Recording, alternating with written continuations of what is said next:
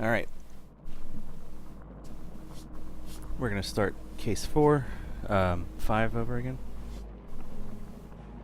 So I can refresh myself. The Kew Gardens drama. Good evening, everyone. Welcome back to Sherlock Holmes, Crimes and Punishments. And a clean shave. Yeah. So smooth. Oh, that flicker. What was that?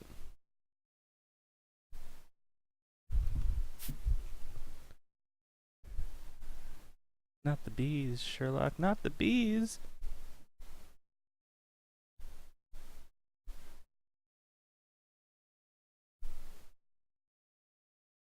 And we're back to the slow loads. It seems to actually speed up the more you play the game, oddly. Like it keeps a lot of the assets in memory. Holmes, for heaven's sake, whatever's going on? Oh, hello, Watson. You're early. Did you kill all of your patients? What? Holmes, where have all these wretched bees come from? I increased the temperature of the room so as to prevent them from hibernating. I needed to take a sample of honey. But it worked, Watson. We will have honey all year round. Ridiculous and dangerous. They're domestic bees, Apis mellifera, such industrious workers. Anyway, Watson, I am sorry, but I must leave you. I'm in rather a hurry. You have a new case? Yes, but nothing as thrilling as this experiment. A theft of plants at the Royal Botanic Gardens in Kew. I'm helping a minister who's an old friend of mine. You can join me if you like. Well, I'll admit that I'd far rather accompany you than remain alone here with these workers of yours. Besides, you'll need a helping hand with the flowers you're intending to bring back. Watson, however did you guess? For the great Sherlock Holmes to bother with the theft of plants. Come on, admit that you're planning to spoil your little bees with some rare pollens. Since when did I become so transparent? Let us go. Alright then. I was gonna say something too. I don't remember what. But we already took our letter yesterday at the beginning when I started this up.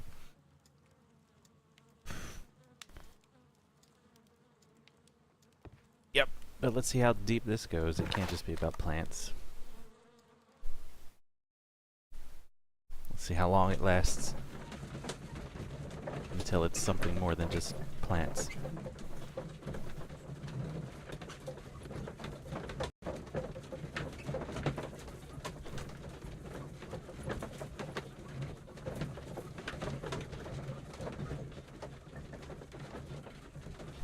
Yep. These first time loads are ridiculous. Oh my goodness.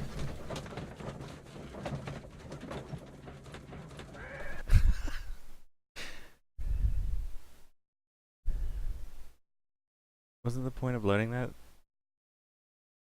So I wouldn't have to... Okay. Never mind. Well, Holmes, here we are at the Royal Botanic Gardens. There's no doubt that this place is beautiful. But are you really intent on investigating the theft of the plants? Yes, of course.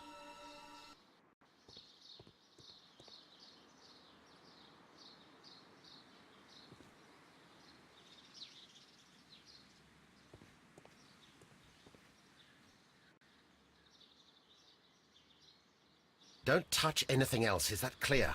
Just go and get a bucket of fertilizer. And without turning it over this time. Good day to you, gentlemen. That was a How look. may I help you? If you are here for a visit, please do come back on Sunday. I am afraid that it cannot wait. My name is Sherlock Holmes, and this is my friend and colleague, Dr. Watson. We are investigating the theft of plants that took place here 5 days ago. A remarkable collection, I believe. So you're the one in charge, eh? A small favor for a friend. Now, to whom do I have the pleasure of speaking? I am Martin Hamish. I am the Deputy Director of Kew Gardens. And that fellow yonder is Albert. He works here. I am delighted to meet you. What can you tell us about the plants? They were rare and exceptional plants. We presented them at our last exhibition. We haven't removed the stand yet, is still in the large glass house. We only learned of their disappearance the evening after the exhibition, and nobody saw anything. No doors were forced? No, but I would imagine that for a thief it would be fairly easy to gain entry, for there are no guards here. Well, if you don't mind, we will take a look. Now, you say that it is in the large glass house.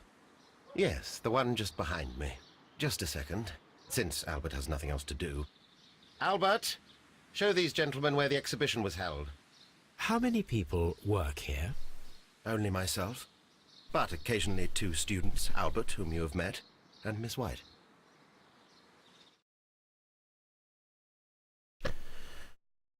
All right. Here it is. This is the place where the stolen plants were exhibited. Thank you. Is there something the matter? Yes, there is. All right, the plants were valuable and rare. but Allergies. It seems to me that the tragedy that took place here only 2 days ago has been entirely forgotten already. What tragedy are you referring to? Murder. The director of Kew Gardens, Oh. Mr. Montague Dunn, he died here just 2 days ago. Okay then. We're very sorry. We were not aware. The two of you were good friends? He was my father. Oh dear. Our condolences. We should not be troubling you. Please do excuse us for the intrusion. You say that he died here, in the large glass house. Holmes? Yes, just here, near the door to the Colonial Collection. He suffered a heart attack. Just like that. So suddenly. It was terrible. Excuse me, gentlemen, but I cannot remain here. If you need me, I'll be in the reserve. That's the room next to the front of the large greenhouse. Of course, we understand. We're gonna forget about the plants really quickly here, it seems.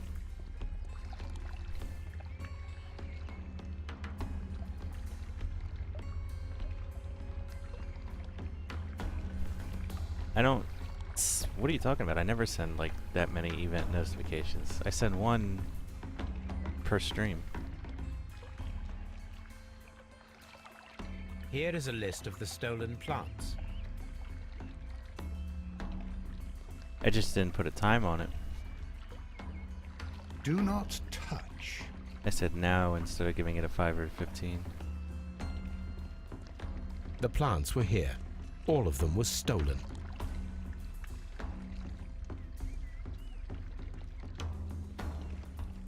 Yeah, it shouldn't alert you that many times. It should only do one for when the event's created, and if it's now, if I select now as a time, you only get the one, and 2, if I set a time for it, you should only see when I create the event and when the timer actually lapses and it's time for the event to begin. So if it's sending you more than that, then that's out of my control.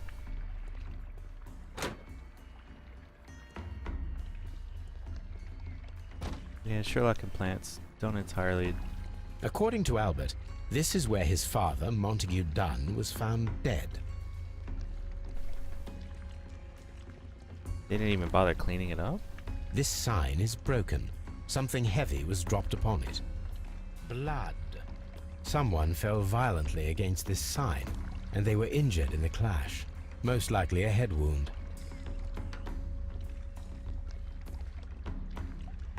These trees, with their roots in water, must originate from Louisiana. Ah, yes, the bayou. I remember our visit in the case of the Awakened. Yes, my face for... what do we got? Footprints, fragments, door, broken, and whoa!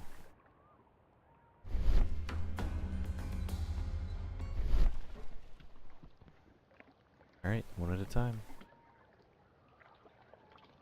Soil. It should have come from a flower pot.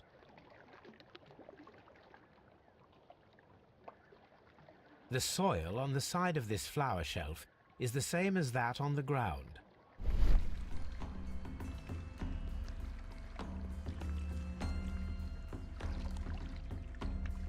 Fragments of a flower pot.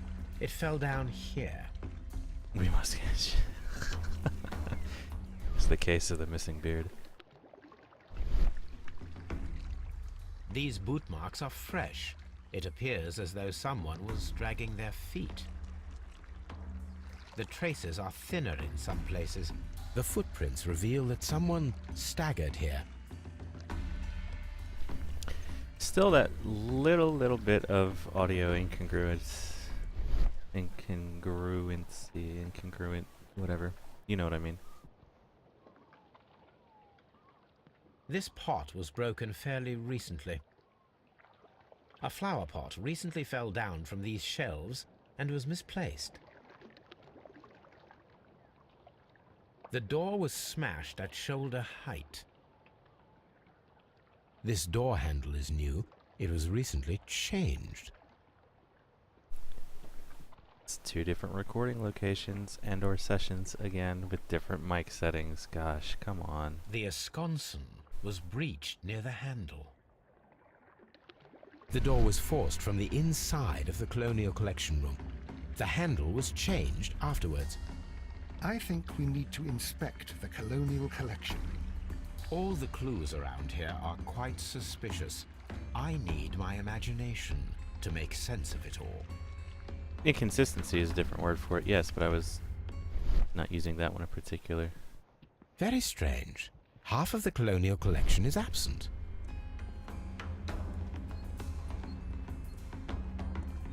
Oh. Yeah, I guess there should be more plants over here. The smell is strong. It is a detergent. Stone chip lying on the floor. This broken fragment was the result of a heavy blow. A fragment of marble, most likely chipped from a statue or sculpture.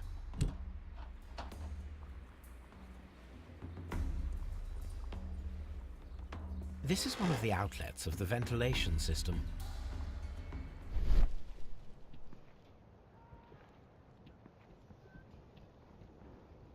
These windows were perfectly cleaned. Part of this greenhouse was emptied and thoroughly cleaned.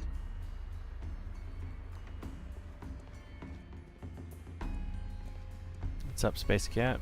How you doing?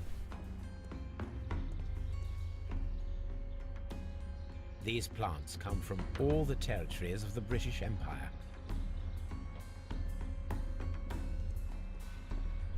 All right.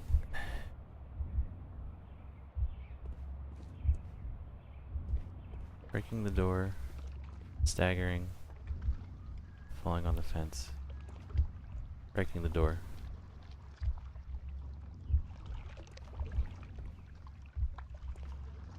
Knocking over the flower pot, falling on the fence.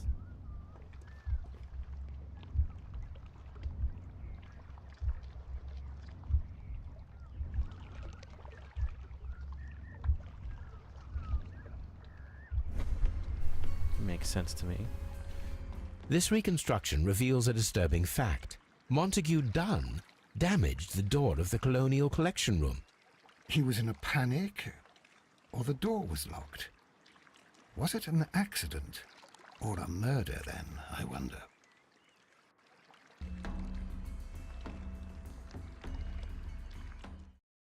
What we got? Someone's trapped. Empty Colonial Collection. Perform an autopsy on Montague Dunn. Death is suspicious. Why had he forced the door of the Colonial Collection room? Why had someone clean up and empty the room? Was it a trap or a simple accident? Alright.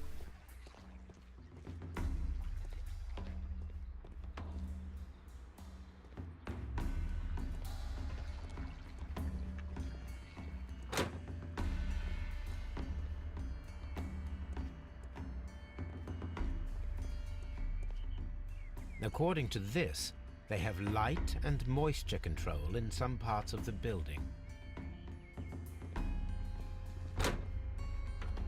Well, that makes sense. It's a greenhouse. A botanical garden at that, so... Very nice looking location as well.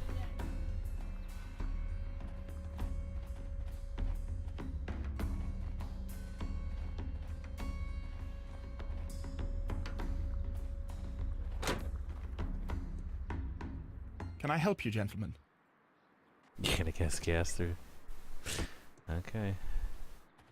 Let's speak with Albert.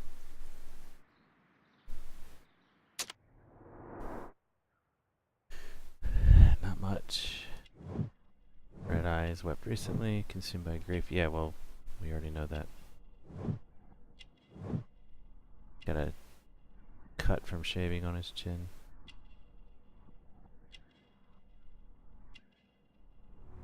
Clean hands.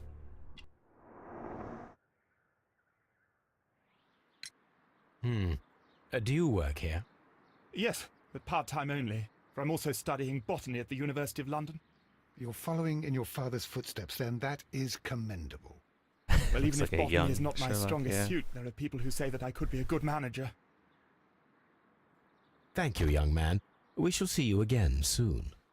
Palm House.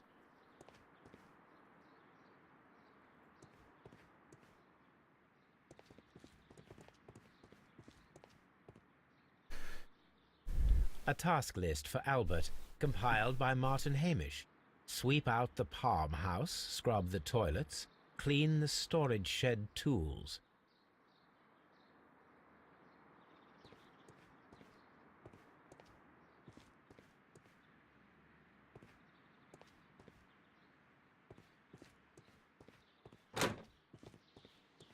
Okay.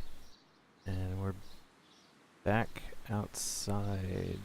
So that was around to the side of it. Come back through here.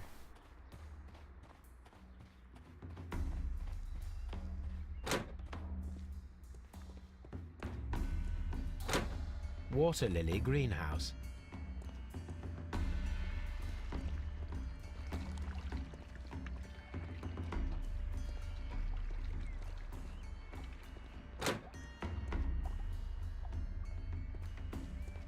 According to this, they have light and moisture control in some parts of the building. Dry tropics.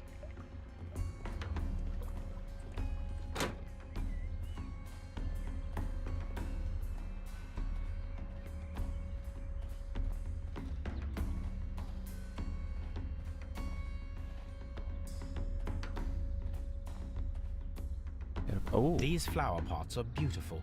They are intended to be used Oh, for yeah, eagle. exhibition purposes. the areas in here are much bigger than the ones in the last two games. The symbol is not from Kew Gardens.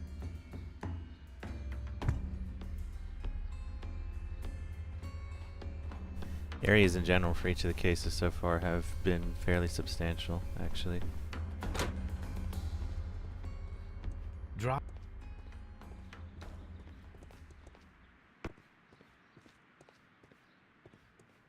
Watson, stop backing up into me.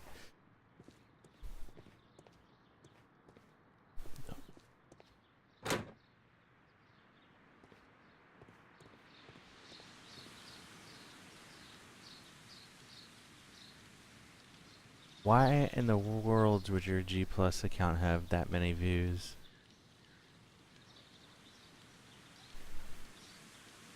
Are you sure it's not linked? There is a smell of burning.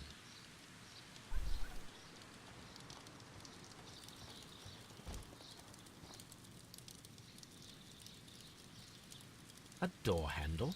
Why would anyone throw such a thing in the fire? Wonder if that's the, The old door handles handle. to the colonial collection and that of the fireplace are made of the same material. Hey, look, a gas mask.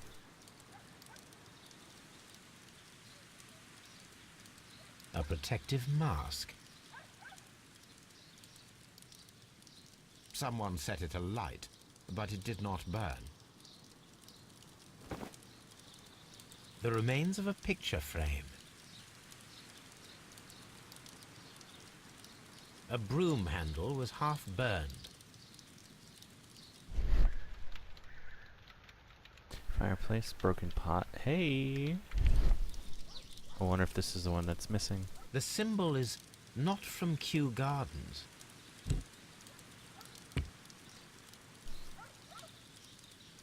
The plants were set alight fairly recently. Some have not completely burned.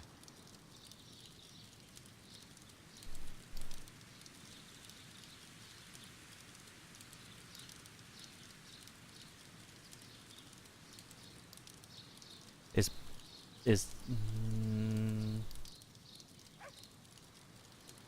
is your pop-up 2 G plus? Is that your pop-up 2 G plus? Is what you're saying?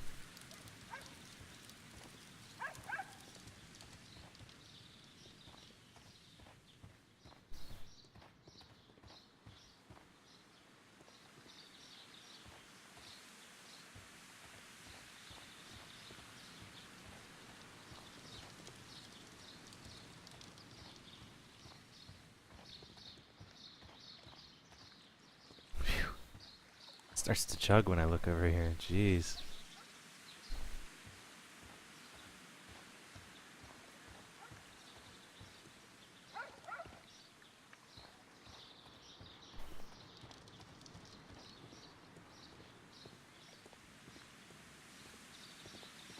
Gotcha.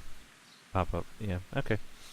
I just didn't know if you meant that the pop up to G plus was just actually yours. Water lily greenhouse. Palm. Director's office, cloakroom, and laboratory. So, yep, we're out here. Ventilation system. Yeah, the scenery is actually very nice in this one right Dry here. tropics. Colonial collection. Nursery. Seed house.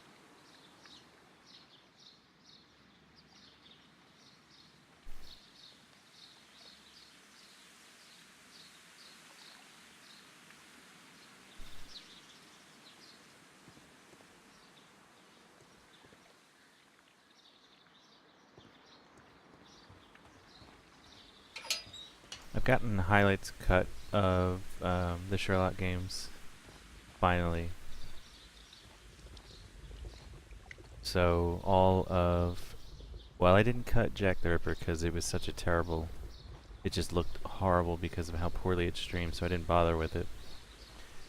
I'll just let it go, it's not that big a deal. But Testament is fully highlighted, A water tank. and everything we've done with Crime and Punishment here has been highlighted. A ventilation system. It should regulate the temperature of the staff buildings.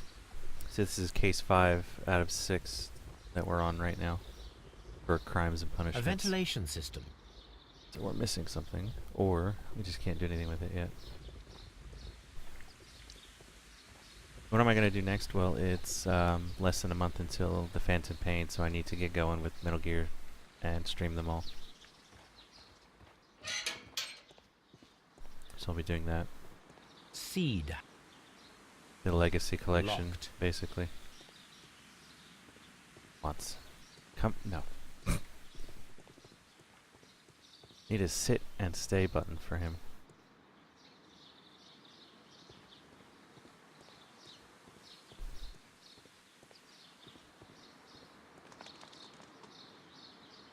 Does this have anything else on it at all?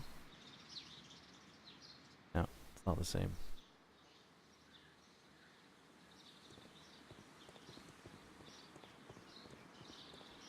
Locked. Okay, so the seed house is still locked. Locked. There's the nursery. We're probably gonna have to go do our autopsy before we can do too much more.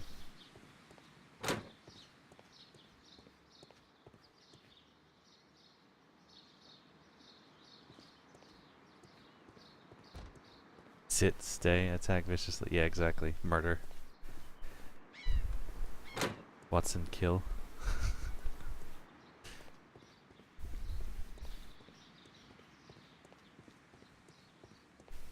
Locked. Watson, hide this evidence.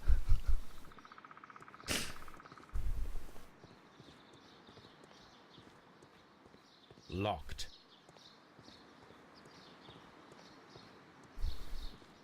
Locked. Okay.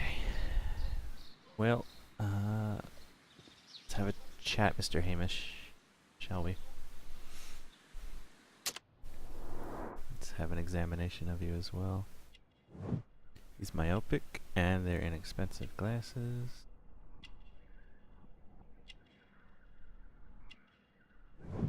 Got a dirty collar.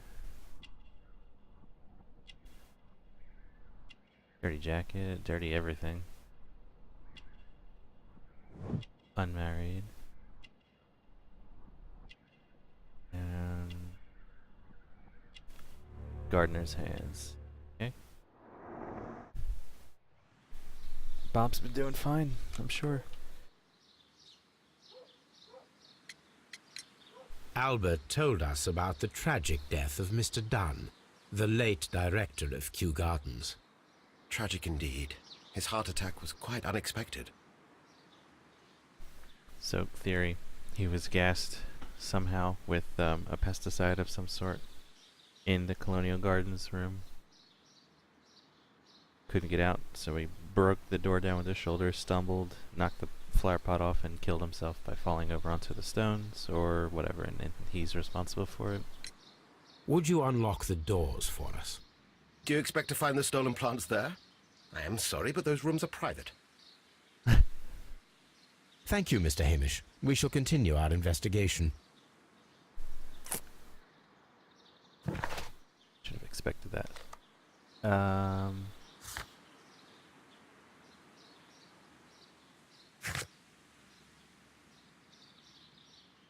So we can go search the archives.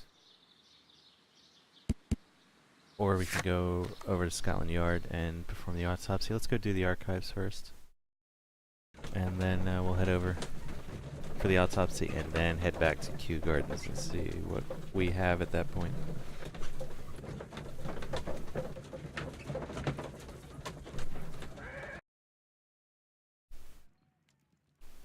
The ever important hand me your handkerchief. Yep, exactly. That too.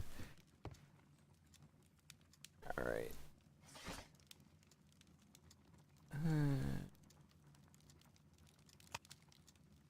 That No.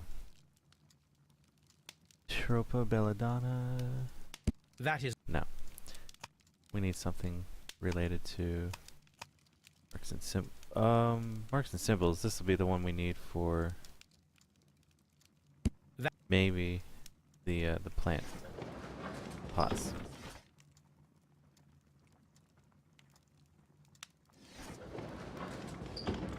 Arts and architecture, yeah. Economics, science, tech, history, medicine. Oh, botany, there we go. Toxic plants. Those are the ones that were stolen. Oh my god, I'm not even gonna try to read these. Diana, carnivorous, Carlina, inebriare, Florum, diabolica, Prunus, serotina, Chromalena, or odorata, Helium forest. Nope. Only the first three could be dangerous to humans, particularly Florum diabolica, but only under very specific conditions. The plant should react to a process of aggression, which it will use to issue deadly spores. here it is. Okay then. Go, we got 3 more things to find. Symbol on a broken pot.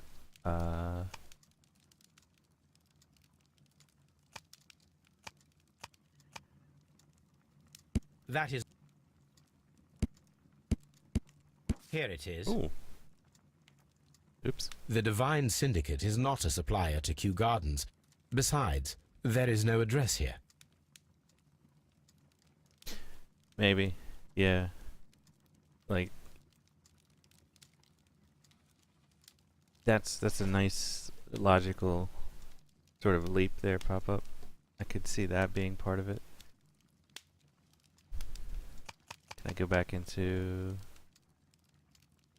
There we go. Seymour Garden equipment supplies. We are a premium supplier for all your landscape gardening and timber requirement. Full range, supply and delivery of sands, soils, mulches, pots, and anything else you need. 3 Blurton Road, London. Okay. Here So it is. we're going to be able to go visit them. Possibly. Got nothing to analyze. A map of London. Nah, that didn't open up yet anyway.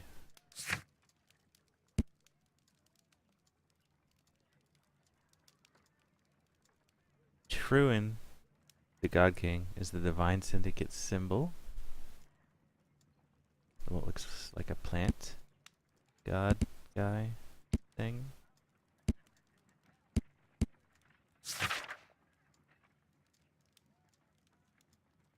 The following 3 plants were proven lethal to humans. The realization of the toxic process is... There's our difference in the word realization, like civilization, with the S or the Z. It requires a particular chemical fertilizer, natural stimulation, and nutrition. The caterpillars should work. What caterpillars? Ryan, what's up, man? How you doing? And you're allowed to lurk, don't worry about it. No worries, man. Let's go do our autopsy. Find out that he's been gassed somehow.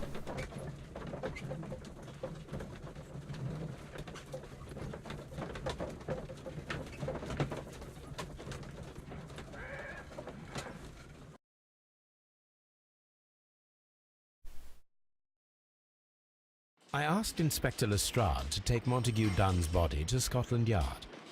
It's ready for autopsy, then. Terrarian, yep. Absolutely. Do we have evidence? Oh, we do. We have his belongings.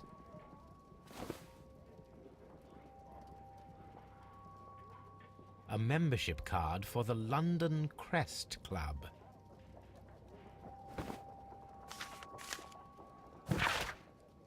To Mr. F. Wayne, director of Wayne & Sons Printing Company. My friend, your posters for the great exhibition at Kew Gardens are very beautiful, but it is surely unnecessary to mention all of the staff. My name alone will be sufficient. Montague Dunn. Ooh. Wonder if he was a bit of an ego. A beautiful feather pen of a good make. This watch is of great value.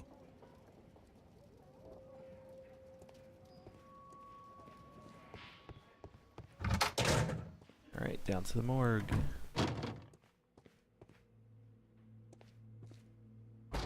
Is there like a haze around him?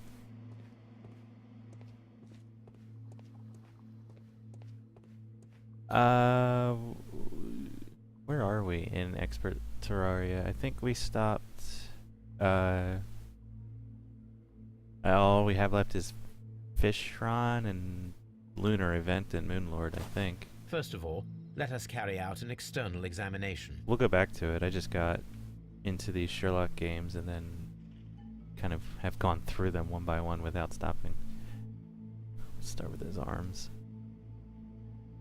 Nothing suspicious here. No redness, stings, or bruises. Mm-mm. And an Expert, after a little while, actually felt much more like it was the normal difficulty curve. Like nothing about it felt Expert anymore. There are no suspicious marks upon the chest. Let us finish our external examination, so that we can proceed with the autopsy.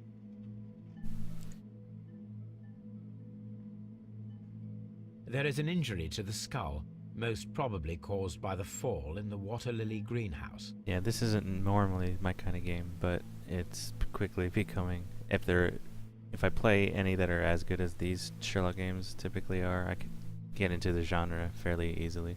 The vessels and the pupil of the eye appear quite normal. The puzzles have been pretty excellent. The air from the lungs carries a faint floral aroma. Now, Alright. let us examine the internal organs. Let's cut them open. Oh, they're not going to let me do it? I got to do it in the last 2 games.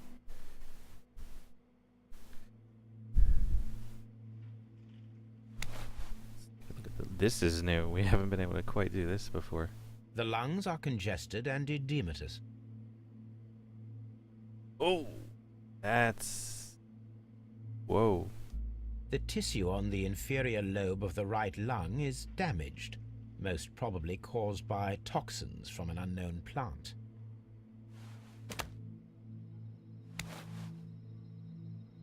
The heart's blood vessels show no pathological signs.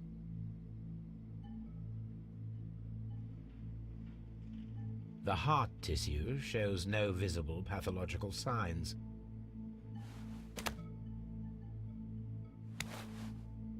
The liver is enlarged. It would seem that he was suffering from an alcohol addiction. The liver tissue is brown. There are no visible pathological signs.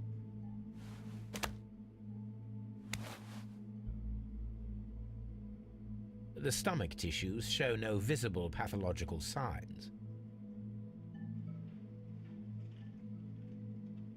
There is a small amount of content. It appears that he breakfasted lightly, only a short while before his death. The plot. Suspicions have been substantiated. Montague Dunn, the director of Kew Gardens, died from poisoning. Plant poisoning, to be more exact. You mean Yes, it is murder. we should inform Lestrade? Yes, but do remember, Watson, that I discovered the murder. The challenge is mine. The challenge, Holmes?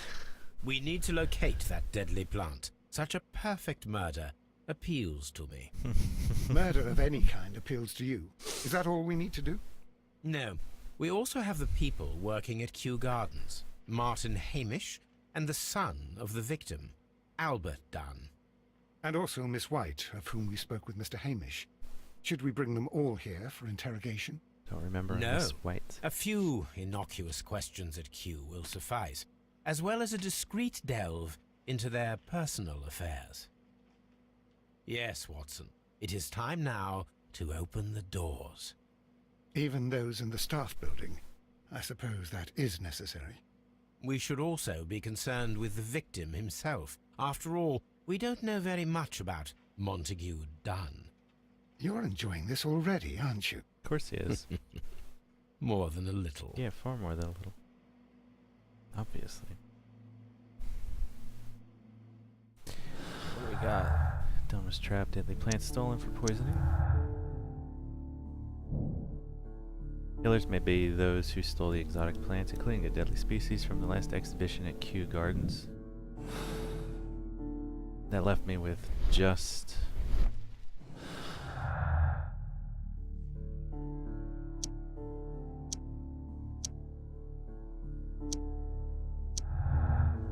and there it is. Dunn was poisoned after being trapped in the Colonial Collection Room by the killer. Montague Dunn was affected by inhaling a virulent vegetable poison. Vegetables killed him. Alright.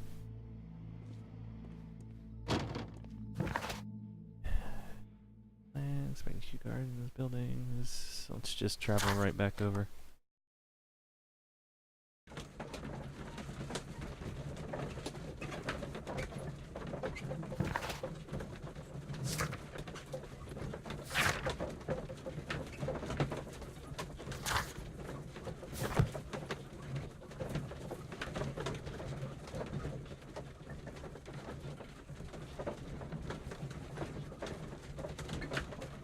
Actually, it seems like it takes a while to load the gardens themselves up. Period. Give me the key.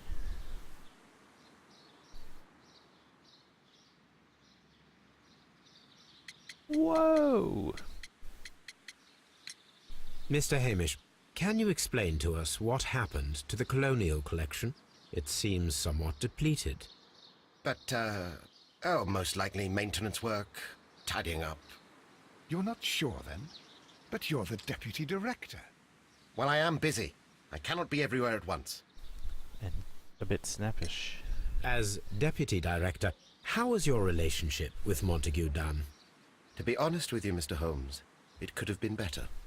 You see, every Tuesday he would carry out his inspection of the gardens, but it was solely to make an impression. Great pretense that he cared at all.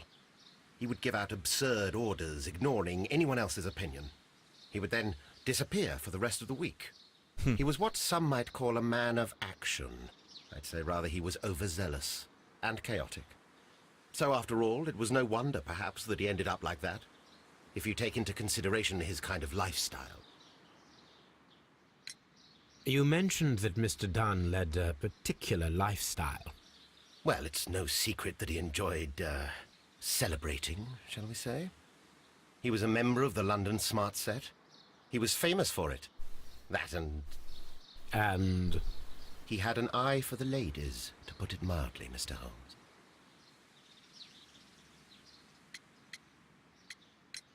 Are you aware of the Divine Syndicate? The Divine what? Is this a joke? No, I am quite serious. What a ridiculous name. Anyway, I have never heard of this syndicate.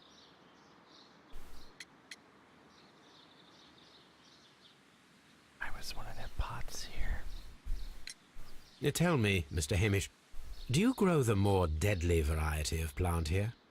You mean insectivorous? Yes, but nothing larger than that. What is your opinion of Albert as a student of botany?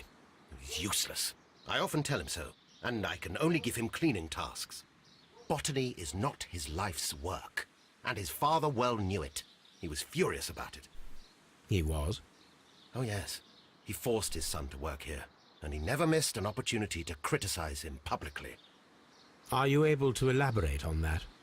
Well, for example, with our last exhibition here, Mr. Dunn had Albert make a presentation speech.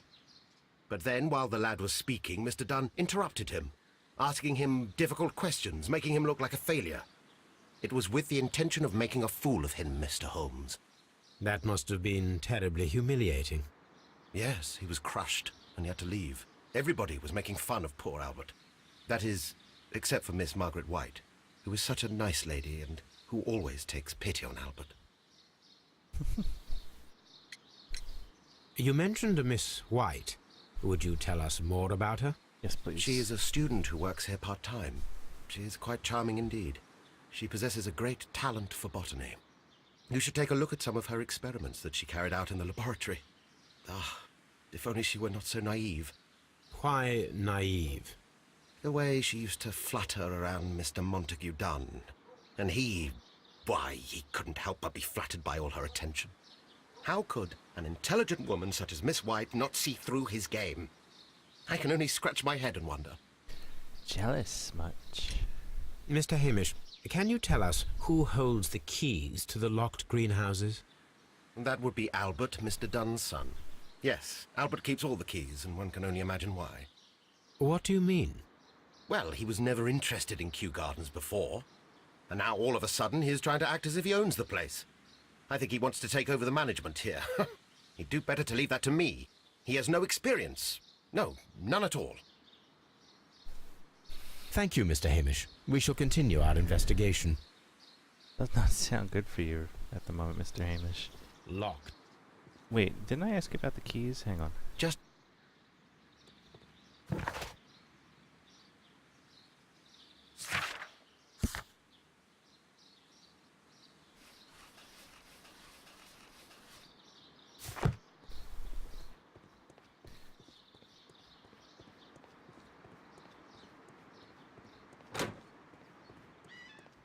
Find Albert.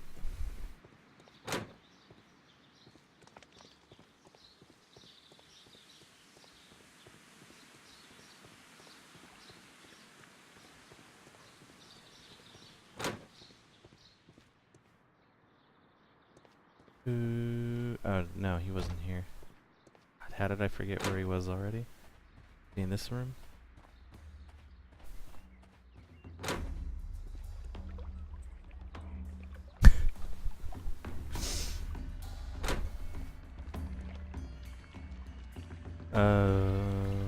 Bother. Forget where he was.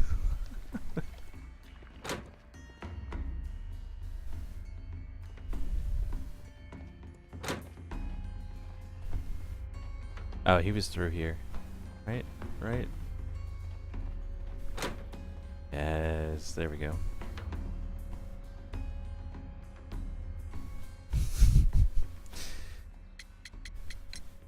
Do you hold the See about those keys to all of keys. these locked doors? Yes, you can have them. but I cannot give you the keys to the cloakroom. The employee's effects are private. I am sure you understand. We're gonna get in there, don't you worry. Who is Miss Margaret White? Ah, she is the young lady who studies with me. She visits here sometimes to help out with the greenhouses. In fact, she should be here today. She wanted to work at the seed house. That's the small greenhouse across from the large glass house. Sounds like that's where we're gonna find her. We noticed that a part of the colonial collection has been cleared.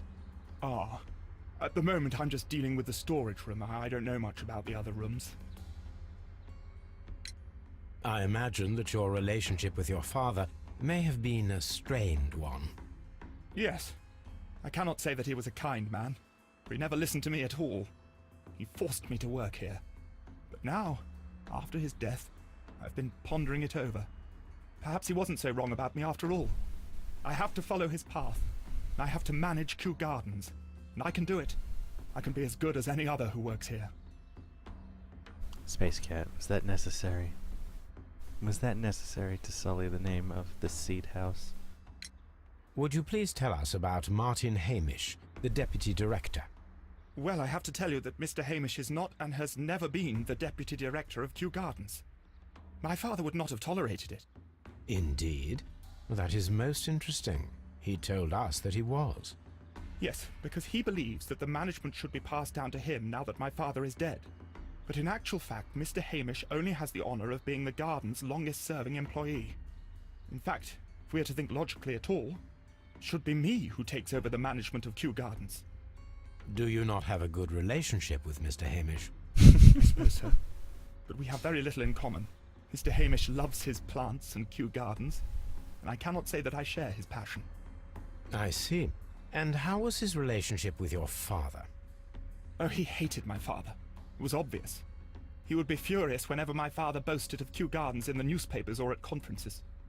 He was convinced that my father was stealing all of the credit for himself. But my father treated Mr. Hamish in the same way as he treated anyone. Dismissively. With indifference. Tell me, have you ever heard of the Divine Syndicate? No, I cannot say that I have. Thank you, young man. We shall see you again soon.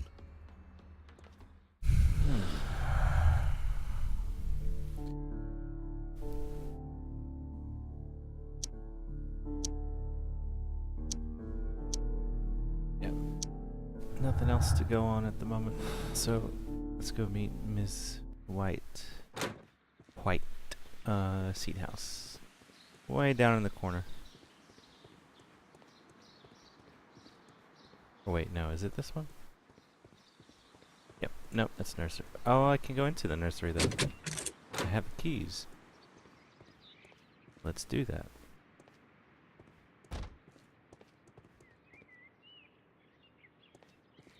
These young plants must be delicate if they are kept in the nursery.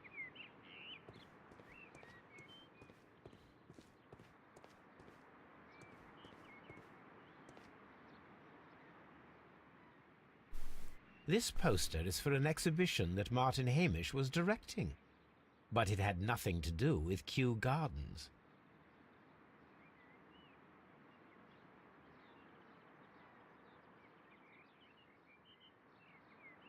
This certificate belongs to Martin Hamish. He won a horticultural competition. So we're getting the picture of Hamish here being the exceptional botanist, and maybe getting a bit of the short shaft from Dunn and resenting him for that.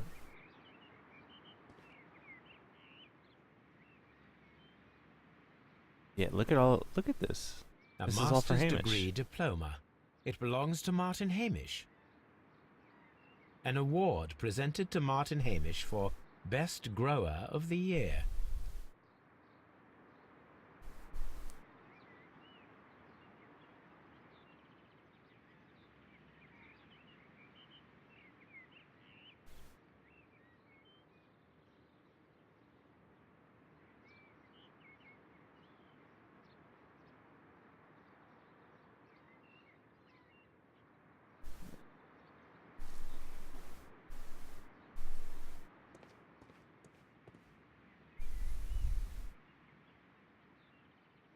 A glasses case. It is empty. It's probably because he's wearing his glasses right now. This is Hamish's desk.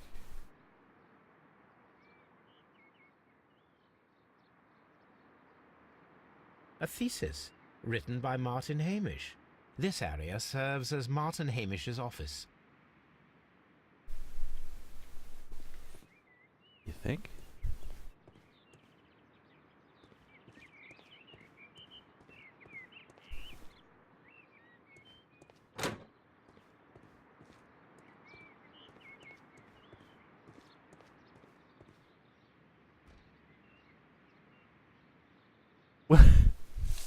Why is this in here? It is a bust of Montague Dunn. When it's... Oh, you know what? I bet you... I am curious if the marble that we found will fit this place. Here it is. Yeah. The marble fragment that we found in the Colonial Collection Room is what they have in common. Huh. That didn't trigger anything? Really?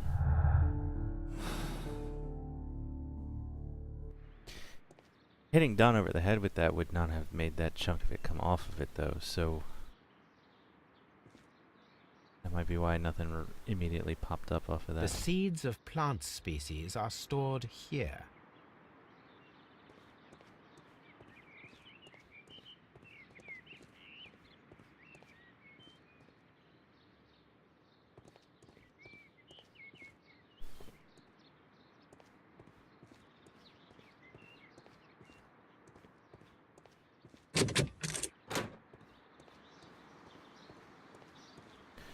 Alright, let's get in that seed house. Open. Open! See, what you don't actually know is that the doors just open and close themselves for Sherlock. He doesn't touch them himself. He just says, open. And the door before him simply... poof! And then... magic. Say hello to Miss White here in just a moment.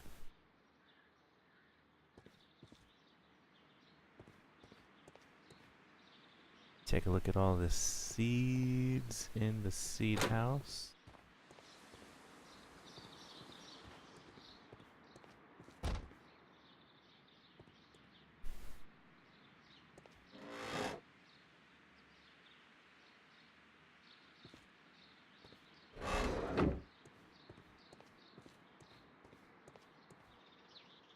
This will be Miss White's desk. A book about ships. Nothing at all to do with plants. Materials for college study. They belong to Albert. Or Albert's desk. And These leather gloves are new and of good quality. They do not appear to have been used. This place serves as Albert's office.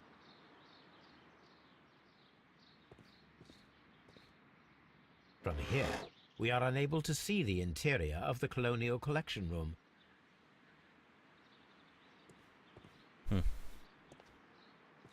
so I wonder if we can see it from somewhere else then.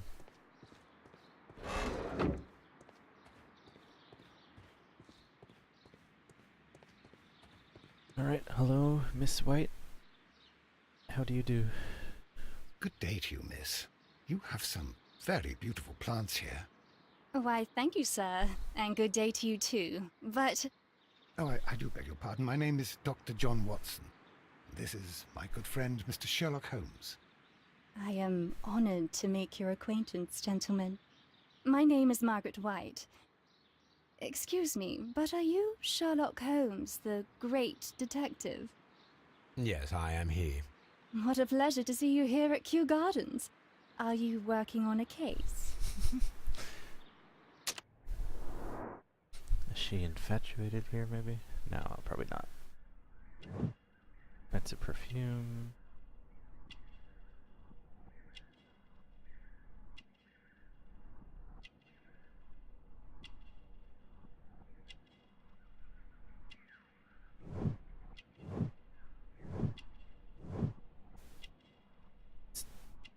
do that again? Hold on. Pink marks.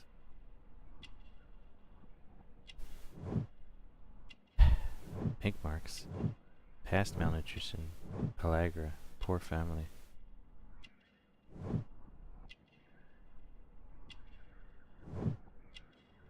And unmarried. Yes, a theft of plants that took place here a few days ago after their most recent exhibition. Oh, yes, of course. I quite forgot about that. Oh, it's quite understandable that you might forget about the theft of the plants, miss, after the tragedy that took place here. Yes. The director was a truly good man. It is such a terrible misfortune.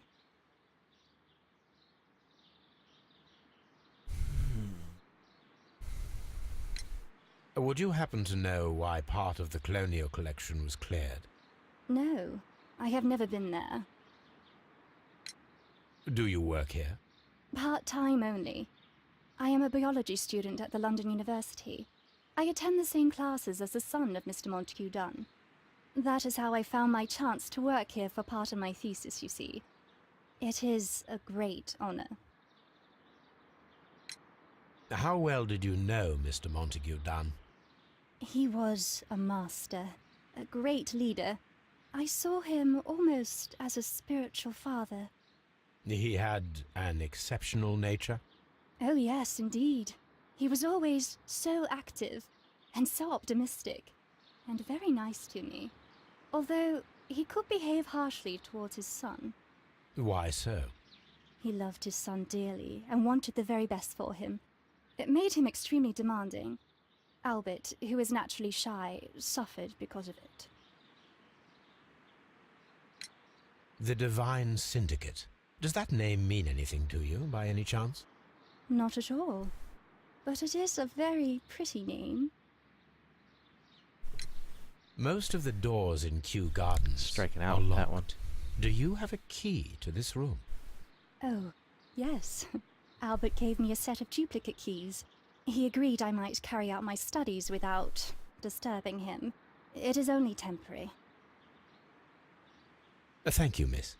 None of the 3 people who work at Kew Gardens know why half of the colonial collection was cleared. So, someone is lying. It is obvious. Thank you. Thank you. Which one?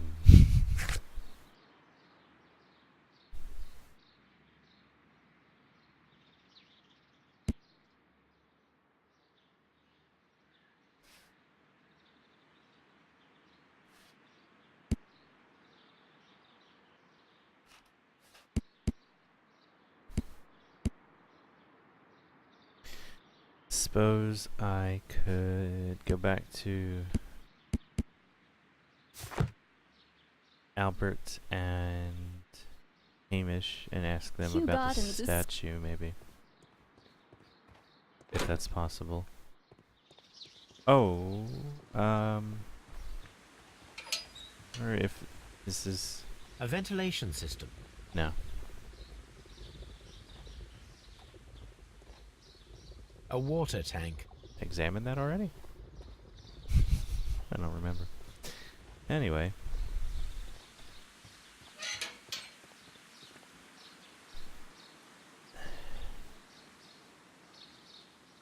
Oh, you know what though? I haven't been up there.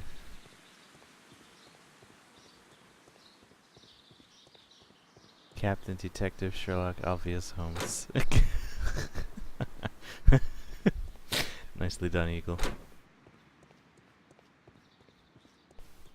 So this one's gonna be locked. No, that's the restroom, so... Which one is this?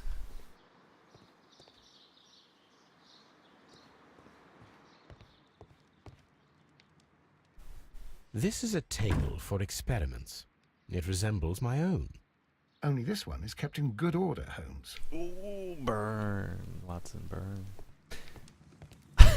Calling him A out. phonograph used for voice recording. Remarkable. Yes, this is quite a modern laboratory. Those are those, like, cylinders. They're made out of, I think, wax.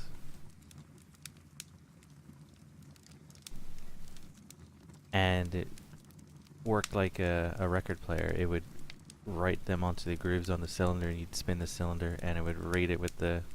Yeah. I can't remember why I know about them. It was in some show. I don't hear anything. It's because it doesn't have a cylinder on it. Put one of the cylinders on and take a listen. And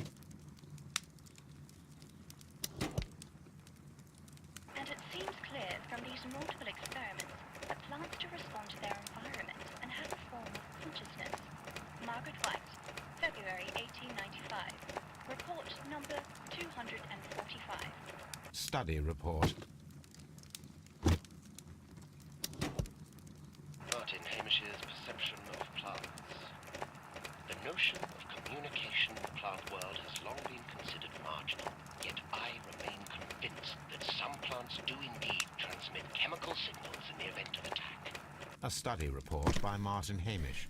So his study report is about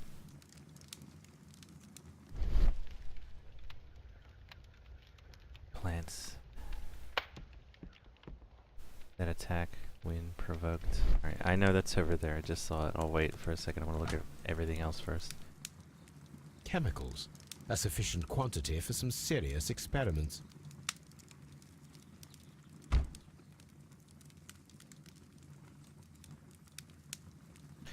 Oh, hey, look. There's a bunch more of the cylinders down there.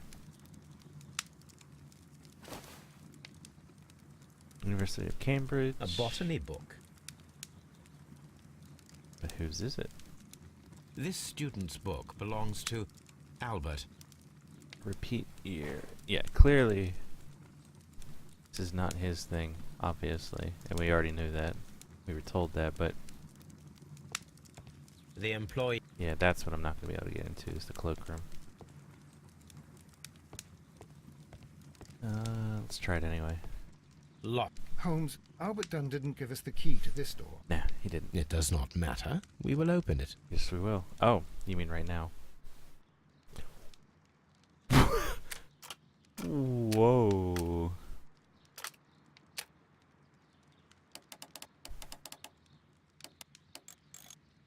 Oh my goodness.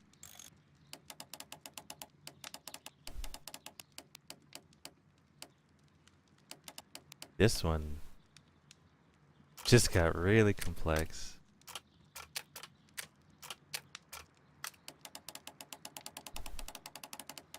Okay. Let's get our single line set. Single line on that is 2, so let's pop that one there. Oh, look at this. This is a treat.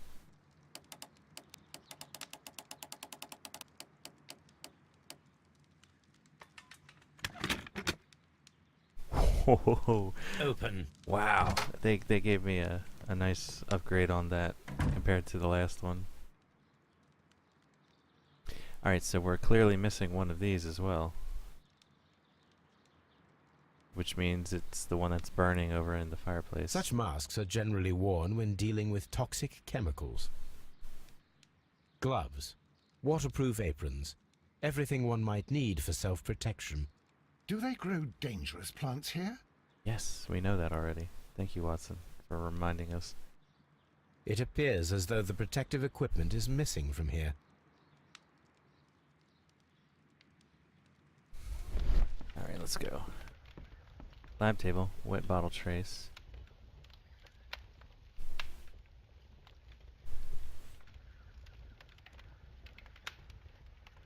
Gold dust. Good heavens. What's it doing here? The gold is almost immune to chemical attacks, so it may be a valuable auxiliary for various experiments. But why would anyone perform such experiments in a botanical garden? Because they were trying to create a poison. There was a bottle here. It left behind a trace of the substance that pervaded the laboratory. Oh, we got Several drops. drops of the substance were spilled. Someone carried this bottle around. What's up, Yost? Going well. How you doing, man? Several drops of the substance. The bottle is no longer here, but it is possible to detect a faint scent. We need a good nose. I need Toby again. Ah! Awesome. Okay. Back over and check. I can get into everything but the cloakroom. Right, that's what they said, so.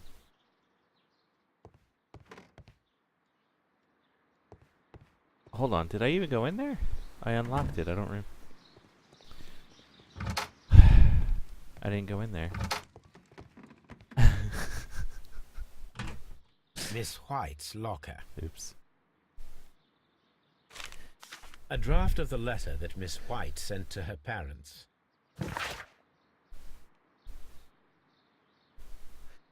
You've been watching True Detective and it's amazing. First season or second season? Because I haven't seen the second one yet, but absolutely first season of True Detective was phenomenal.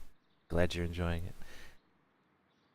You need a game now that's not LA Noire. How is this? This is equally phenomenal. This is Sherlock Holmes Crimes and Punishments. Third out of 3 Sherlock games that I've been playing for the first or the last like 2 weeks, give or take. I have the previous game, Testament of Sherlock Holmes, highlighted on my channel in about 3 parts. So if you're curious, you could check that out. I have this all highlighted up to this point as well. You got 2 episodes left of the first season. Finish it. It's good. Finish it. Stop watching the stream. Just go finish it. It's worth it.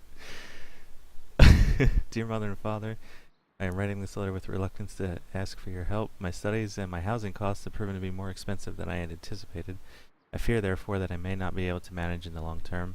I know that we have had our disagreements in the past, but would you be so heartless as to allow your daughter to fail her studies due to lack of money? Margaret. I wonder if she was getting cozy up to the director to maybe get him to pay for it.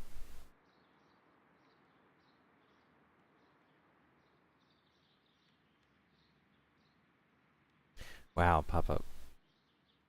Sorry to hear that. Apparently, Miss White is a capable student.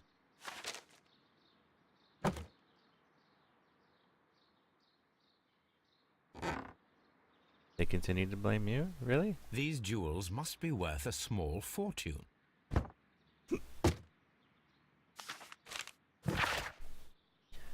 Dear Margaret, I know how your financial troubles are overwhelming you at this present time. Please let me reassure you that I could not permit you to remain in such a dilemma. I was born of a wealthy family. I would consider it an honor if you might accept my help. Your devoted servant, Albert. Aww. A vanity purse. It is of high quality.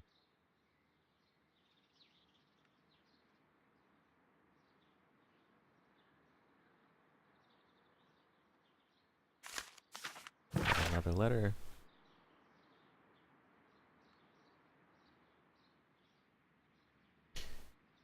Sounds like they might have been just trying to troll, because that's bad play and bad manners. Margaret, we were surprised to receive your letter. How could you think to ask us for money after all these years that have passed since you left and without any thought of us? You've never shared with us any detail of your success at the university, but you choose to do so now? We suppose you must be ashamed of us, for we are not from the same high class as your new friends. Yes, we are modest people, but you should learn to put your family first, as we at home have always done, and none of us ever compromise their reputation, as it appears you have already done with your employer, Mr. Dunn. No, Margaret, it is you who makes us feel ashamed. Your parents. Ouch.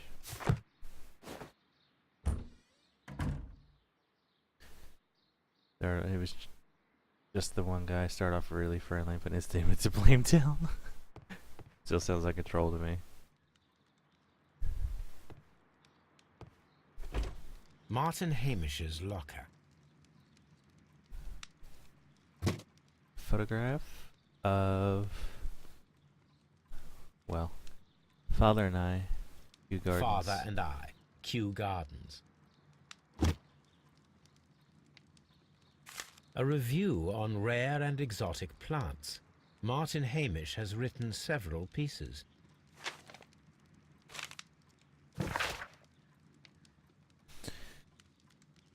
Mr. General Secretary, recent events unfolding at Kew Gardens obliged me to renew my application for the management position. As I have stated already in my previous letters, I believe that no one is better suited for the post. While Mr. Montague Dunn was alive, I understood your reservation to my suggestion. Your reasons were political, and so I was happy to comply, but now the Kew Gardens lie in disorder. How can I stand by and allow it? How can I leave them in the hands of inexperienced people with no motivation? I must urge you to cast your decision as a matter of urgency, so that I may devote myself entirely to the noble task ahead and free my mind from this uncertainty. General Secretary. So it's going up and above. Martin Hamish studied chemistry. Interesting. Albert's locker.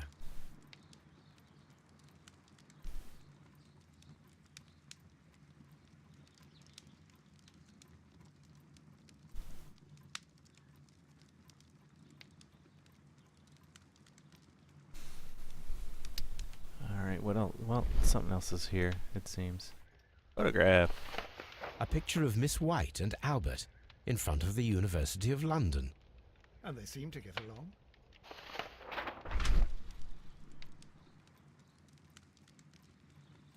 He's absolutely into ships. This is the second time we're seeing this. Specialist articles on shipyards and ship construction. Chemistry Albert is your jam, Dunn has Eagle. a great passion for shipbuilding and the sea. Back on that chalkboard. Hold on. A rejection letter from the British Royal Naval College. Yeah, Yoast Condemned is actually on my list of games. Kent, who's the Sherlock games that I'm playing, those are his games. He's had me try to play Condemned for like 2 years now. And I did actually give an hour to it. Decided that, yeah, I'll play it at some point. Renewed interest once again. Royal Navy School of NCOs, Naval Commanding Officers, I would imagine, Recruitment Center, London. Sir, it is my regret to inform you that despite your excellent results within our entry examinations, we are unable to invite you into the Royal Navy School. Your father, Mr. Montague Dunn, has expressed his intention to entrust to you the directorship of the Royal Botanic Gardens in Kew, and it is clear that he would not release you for an entire year of naval training. Please accept all our best wishes for your future at Kew Gardens. Yours very faithfully, J.M. Lemarchand, the director of the... Can you imagine if you could still go over somebody's head like that right now? Good God. That's infuriating. But yeah, like, Eagle, did you see me looking at the chalkboard over here?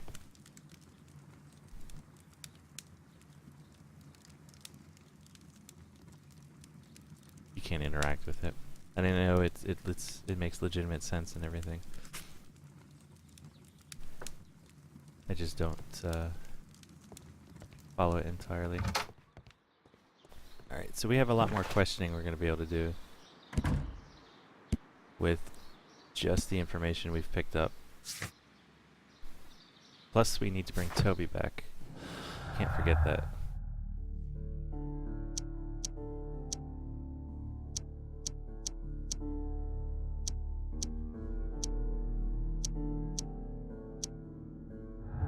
Alright. Knock all those out.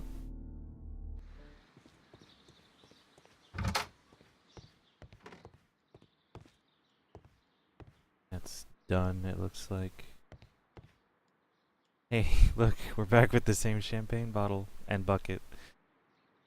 Oh, not again. French wine. A remarkable vintage.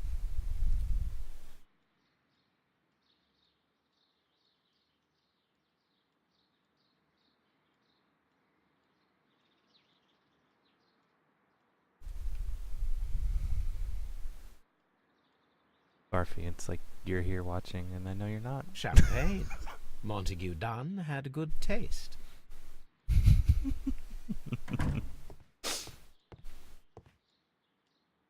Oh, you haven't gone into organic chemistry. Gotcha. Right, I'm ignoring the very obvious safe. A photograph of Montague Dunn and Reynold Hamish.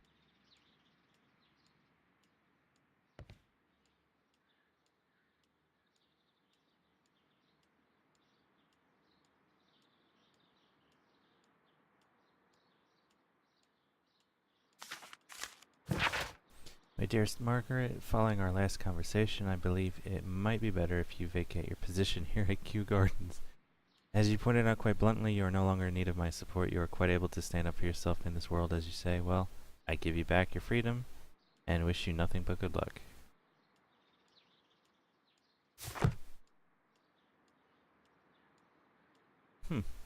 Newspapers discussing Kew Gardens.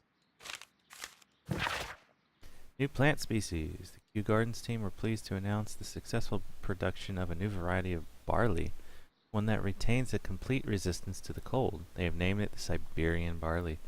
Mr. Martin Hamish, the proud cultivator of the graft, will hold a press conference next Monday morning upon this very subject. Fancy that. XO, what's up, man? Welcome back. Woohoo!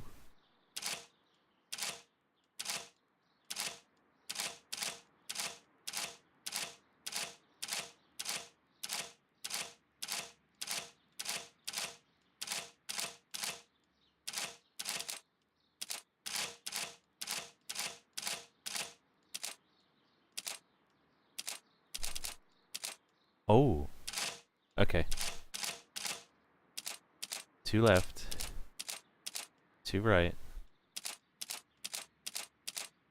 1, 2, 3.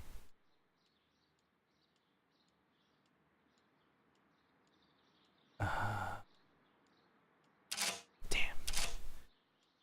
This is gonna be trial and error and a massive game of memory. 2 left, 2 right, 3. I think it was 3. So maybe it's 2, 2, 3, 3, 4, 4. 1, 2, 1, 2, 1, 2, 3. 1, 2, 3.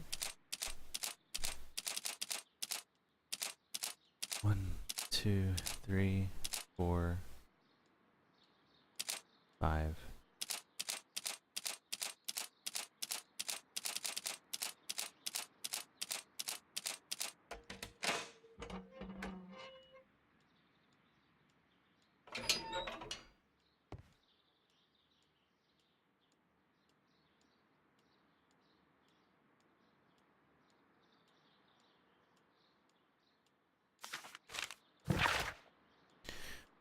My dearest friend, please allow me to express my disappointment upon reading your last letter.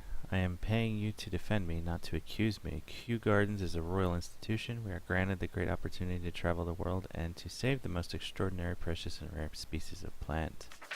Our duty is to protect such species, and from those who might wish to use them for dubious purpose. This divine syndicate of whom you speak have no right to hold such precious plants. Remember the case of June 14th, 1889. I must respectfully ask you once again to notarize the permissions on these plants on behalf of Kew Gardens. Documents were sent to you on Monday. P.S. See you in Boodles on Tuesday, as always. Montague Dunn. Let's go to Boodles and find out who this person is, maybe? Mr. Dunn, we must ask you for the last time for the return of our dear sisters. You do not have any right to hold them in prison. They do not belong to you. Your so-called permissions are wholly false. You are hiding behind lies. The lie, we need not elaborate, that was reported in the press as the case of June 14th, 1889. I'm going back to my archives. What you have done is quite abhorrent. Be very sure that we shall never abandon our family members. We trusted you and regret having done so. The Divine Syndicate. There we go. Oh, Yost, I've picked tons of locks and safes already. This is case 5 out of 6. I suggest that we don't tell Miss Margaret White about this document.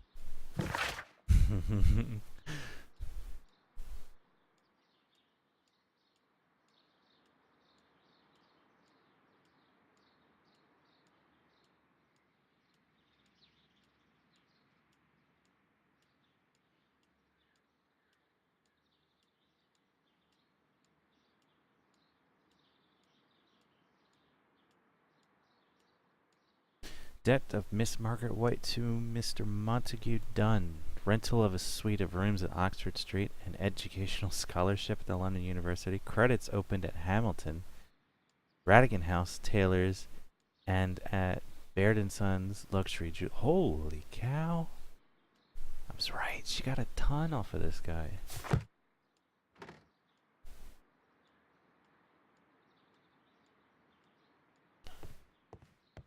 Oh, hold on.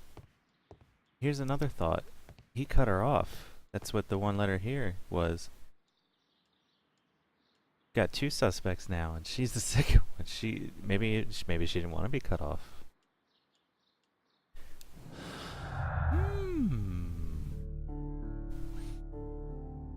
Oh boy. All right. Daily plant stolen. White's expulsion when done. Let's just keep these all up to date. Yep, there we go. Margaret White's studies and social situation were completely dependent upon Montague Dunn's wealth, and he cut her off.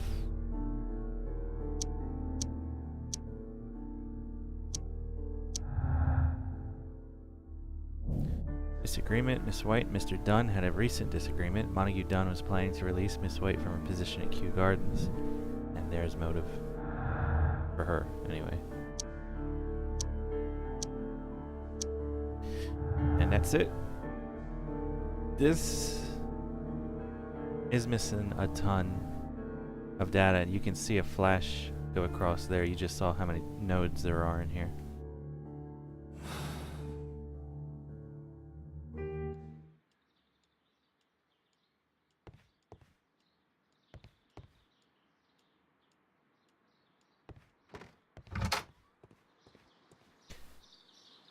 Wow.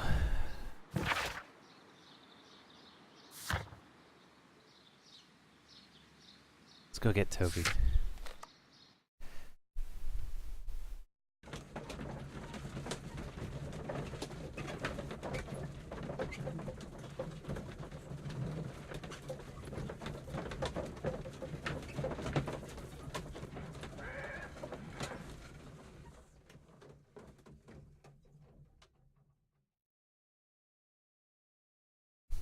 One moment, guys.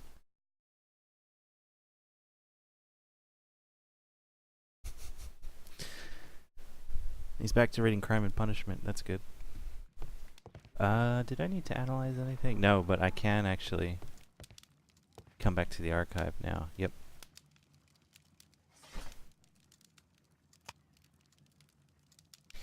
Member of the Divine Syndicate pressed a complaint against the Kew Gardens and mentioned an old case that had been published in newspapers as the case of June 14th, 1889.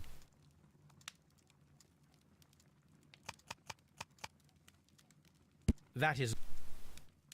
Scandal at the Divine Syndicate. So it's a club. Okay, there we go.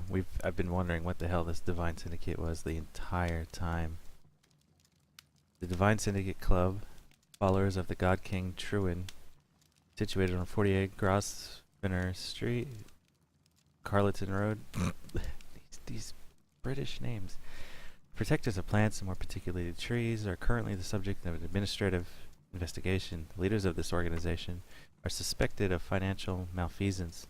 It may be that this investigation will lead to charges of judiciary.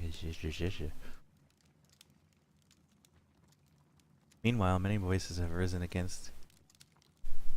high against this inspection, denouncing the state. In fact, this private organization, which has given as its goal the defense and protection of nature, and which incorporates many persons of influence, including political representatives at the opposition party. Here it is. What can we... And here is the Divine Syndicate's address. Perfect. It is time to find out what they have against Montague Dunn. Ooh. Excellent. Okay. No analysis. Hold up. Wow. Okay. So, no. One thing. Wait. Watson, are you standing? Someone should take Toby for a walk. Have you found something interesting? No, but you have. You're staring at Danny. You bloody peeping Tom. See?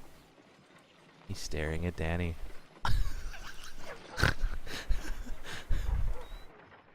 Come on, Toby.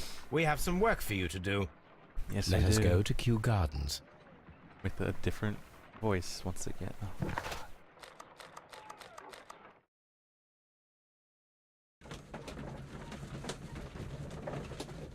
Had a good boy. Yes.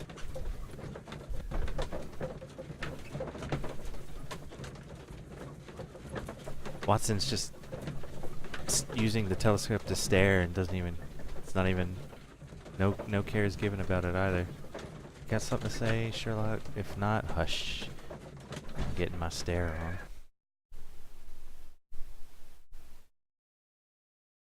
Let us take Toby to the laboratory. He will pick up the scent of this mysterious substance. Search, Toby. Search. Fantastic. Alright, so we're gonna follow the trail of the chemical scent left over by whatever was being produced at the lab, which is probably gonna end up being a poison that was, well, potentially used. You know what? I don't think I've come over here. What was this? Was this the... This is the very first building we started in, never mind.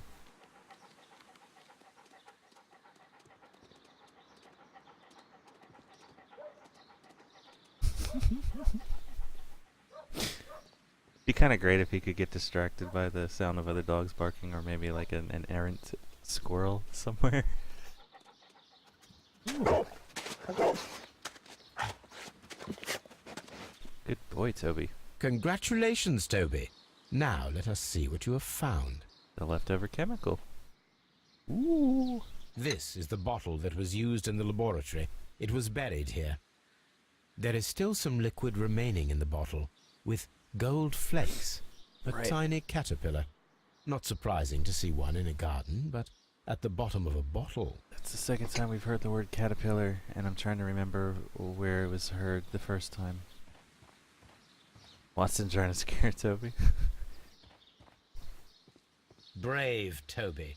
The best nose in the British Empire. Yes, that is right. My own nose. Not so good today. If I don't kill that one. Alright.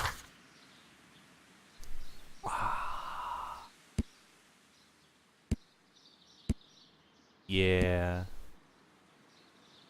I don't feel like talking to these guys. Ugh, I'm here. I want to go do the chemical analysis, but we're here. But I want to go do the chemical analysis. Loading screens be damned.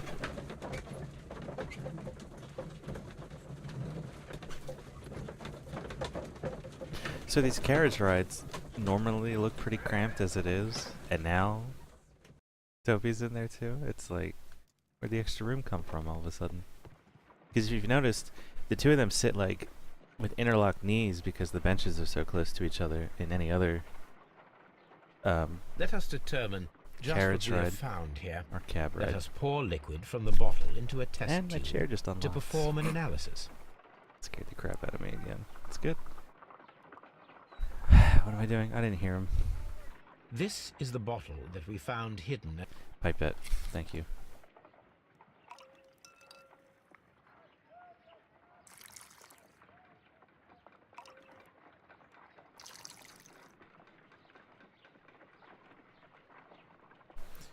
We're gonna cook it, it looks like. a colorless, water-based liquid.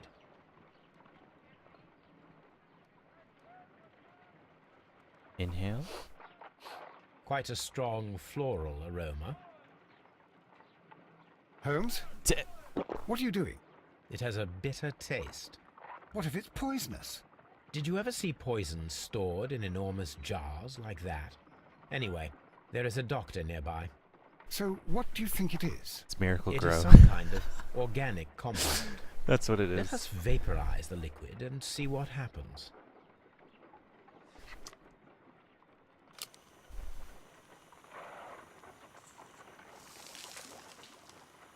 It crystallized.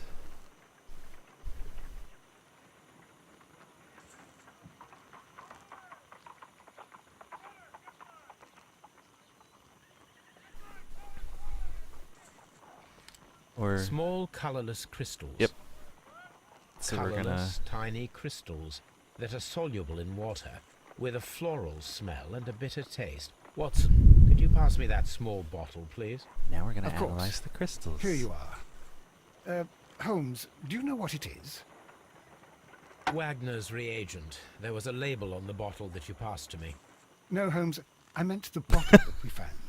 Let me add the reagent and see if there is any sediment, and then I shall tell you. I need to take a... You need a pipette. Yeah, we call them pipettes here. Or do we still say pipette? I don't know, actually. I can't remember.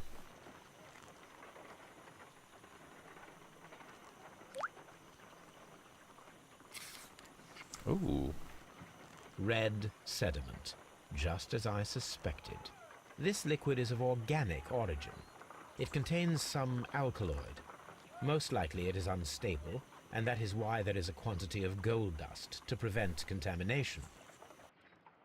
This mixture is probably a fertilizer.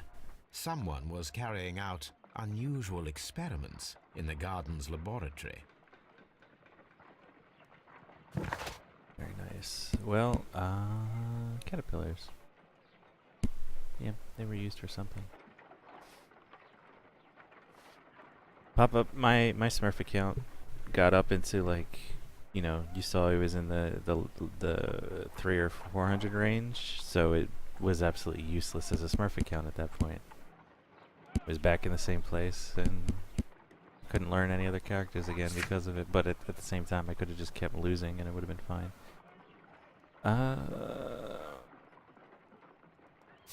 Alright.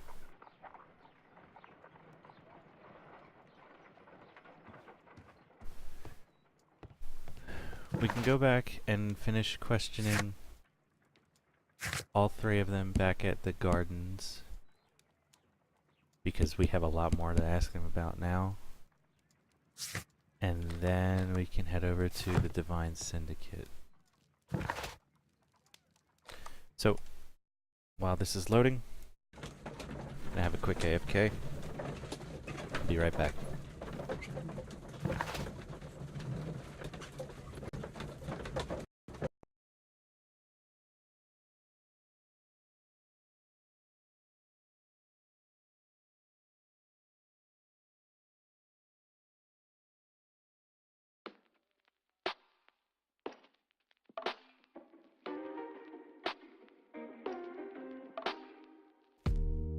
Black dust in orbit,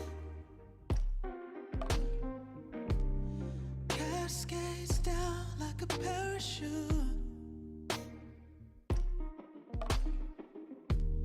Bricks on my shoulders. Oh, this gravity hurts when you know the truth.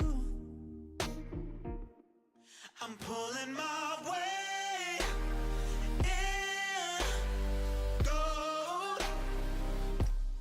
Call me anxious, call me broke, but I can't lift this on my own. Pulling my weight in gold. Call me anxious, call me broke, but I can't lift this on my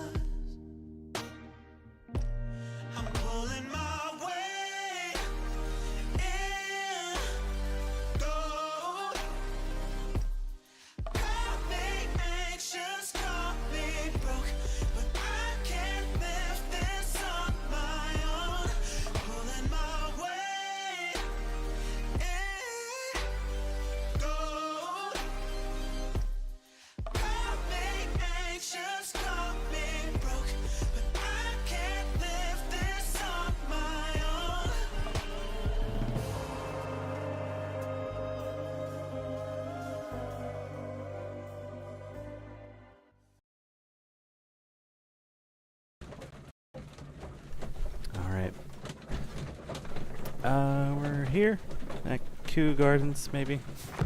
Yeah, we've arrived. You never intended for it as a Smurf account. It just, yeah.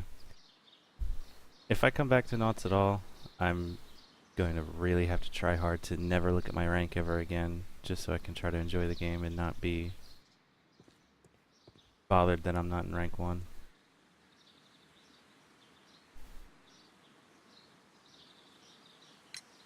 Mr. Hamish, was someone from your family connected with Kew Gardens? Family? No. I'm the only one with a passion for botany. Okay, hold on.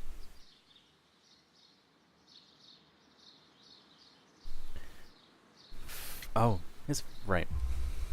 I do not think so. This photograph of you and your father at Kew Gardens suggests the opposite. But you have no right to. Do tell us more about your father. He was, indeed, the greatest botanist of his time in the British Empire. He worked together with Montague Dunn until the end of his life. He brought me in at the age of 12. Did he get on well with Mr. Dunn? No, I couldn't say that. They expanded Kew Gardens together, that was all. And it was all my father's work, for Dunn always lived the high life. So Mr. Dunn was not helping your father? Oh, yes, he provided the financial support. And as far as he was concerned, that fulfilled his role. But the worst of it was, he declared himself as the master of Kew Gardens. Fame meant nothing to my father. So it was easy for Mr. Dunn to take all the credit. There is a bust of Montague Dunn in the nursery. A bust? Oh, that old thing. Further proof of that outrageous ego of his. But why in that room in particular? Oh, I don't know. It has always been there.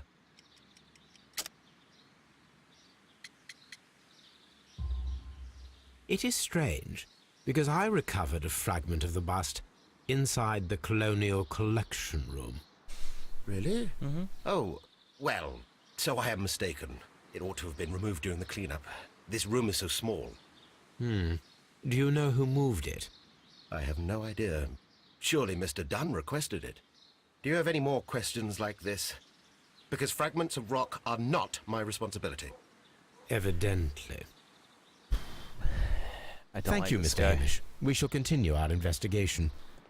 He's annoying. Bit of an ass.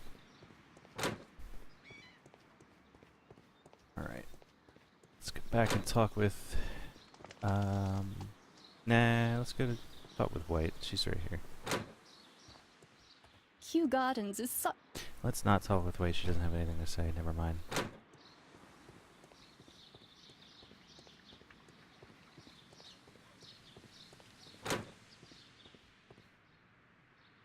I went in the wrong...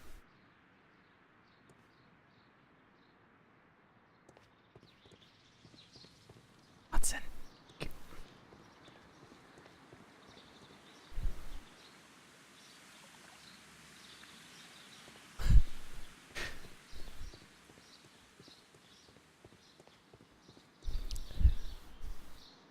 Where is Albert again? He's at the right. Okay, he's at the front. I kept thinking he was at the back for some reason. He's all the way up here in this side room. This garden is lovely, absolutely beautiful. Hello again.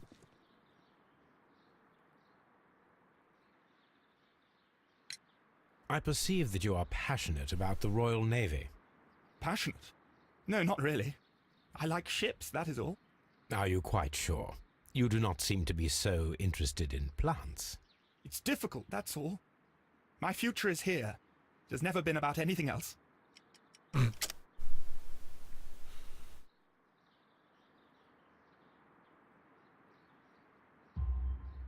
And yet I know that the Royal Naval College rejected your application. Ah, you truly are as clever as they say. Yes, that's correct. And in fact, my father was strongly against the idea. He did his best to ruin my plans, although I almost did succeed. But my dreams were shattered, Mr. Holmes. sure is okay. You Thank broke you, into young my man. stuff. We shall see you But again you're clever. soon.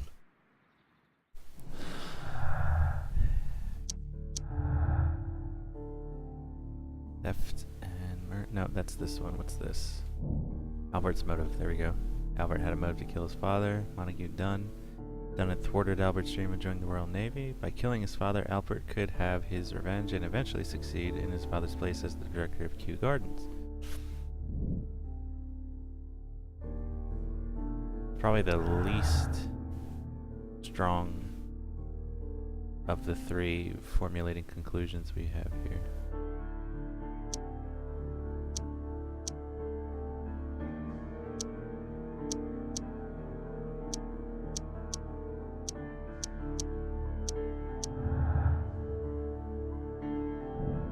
Hamish's motive. Martin Hamish had a motive. He believed that he and his father's lives had been ruined by Dunn, who had taken the credit for all of their work. Hamish wished to take over the directorship of Kew Gardens, but he knew that would not be possible with Dunn still alive. No, Holmes never admits to any of it either. He just weasels out of it. Because they're not written to ask, how did you get my stuff?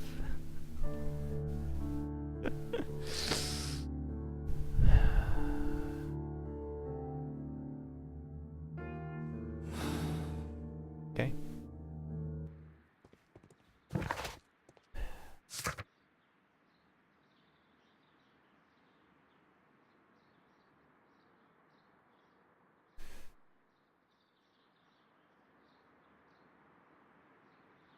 I don't think we're going to be able to do too much else right here, so let's head on over to the Divine Syndicate Club. Give them a fine how do you do.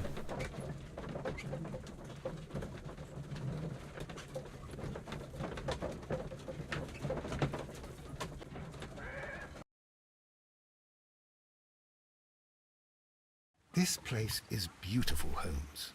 Its atmosphere is remarkably soothing. Let us find someone who could help us. Hey now. Wow. So this is the naturistically beautiful case, apparently. Look at this. You can walk under the damn tree. That's... Wow, this is really neat looking.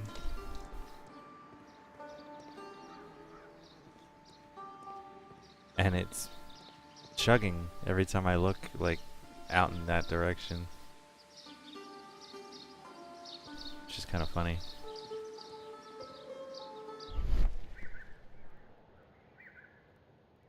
Okay, what am I looking for? Oh. Something hidden back there. Got flower pots with... The Really? Kew Gardens symbol. So is this a bit of a case of... Fragments of a flower pot. It fell down here. We kept theirs, they came back and took ours? A fragment of a flower pot.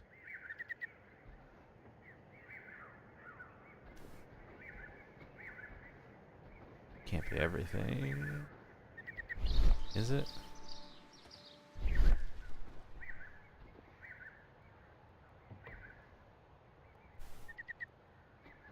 Yeah. Holmes would be like, look, son, I'm the investigator. Hush up.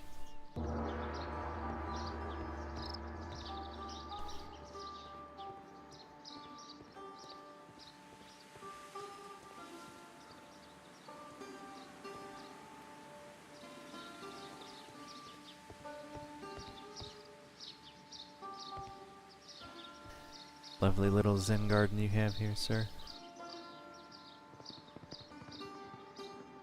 Good day to you, sir. My name is Sherlock.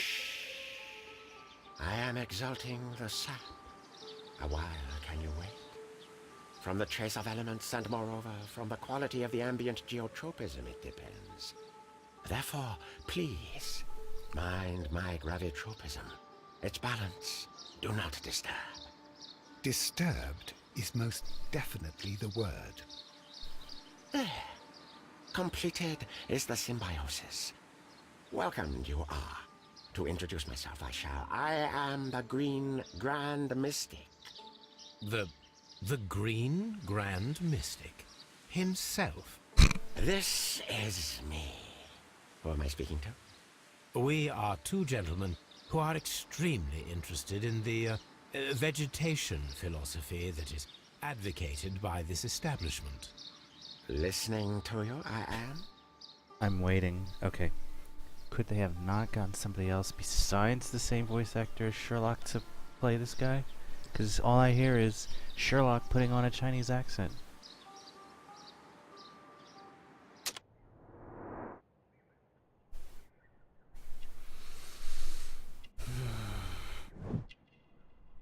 Got a killer dragon tattoo, though.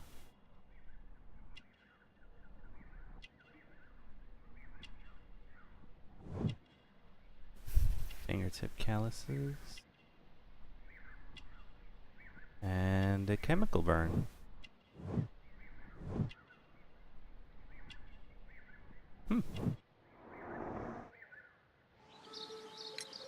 We should like to take a look around, to immerse ourselves in the wisdom that emanates from here. It is a school of anastomosis, the divine scholastic syndicate for vegetation veneration and meditation. You may say, the divine syndicate. Glory to the eukaryotic. Only true devotees, those whose hearts are ready to spermatophize in sharing of knowledge, are permitted to physically enter our vegetable kingdom and its wisdom. And to be permitted, you must earn it. Yes. Crazy pants. Crazy Green pants. Grand Mystic, we are ready to become devotees and gain access to your temple. What is the name of our Lord, our God King? Troan, the God King. Our God King's name is Trewan, Green Trewan. Grand Mystic. Okay, fine. La, good, I like you. Here is the holy key to the wisdom place. Holy donation can you make whenever you so wish. Thank you so much. I pray you to taste our fertilizer substance. From the burdens of life it helps to free. But of course. Raw sap, it is called. It is at the entrance. Holy donation, whenever you wish. I can't take this seriously all of a sudden. Do you have friends at Kew Gardens? None. Not worthy there.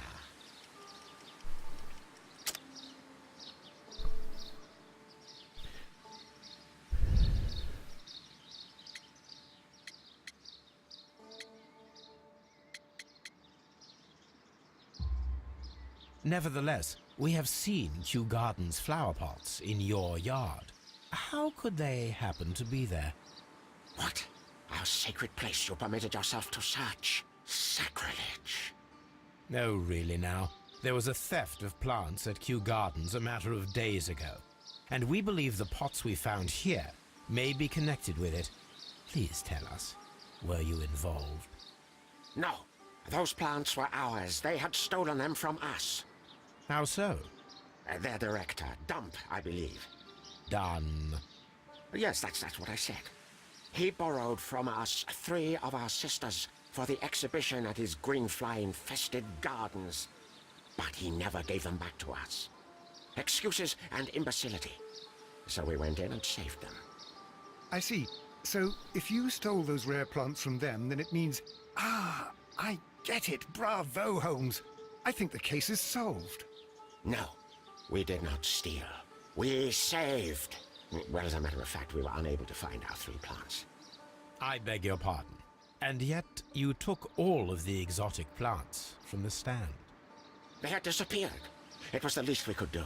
They stole our sisters, and so we stole theirs. Well, we will leave you to your meditation.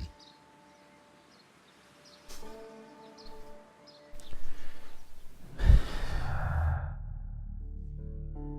mean, it's good still. Aha! The Divine Syndicate stole all plants from the exhibition, including deadly species, or stole all but the deadly plants from the exhibition.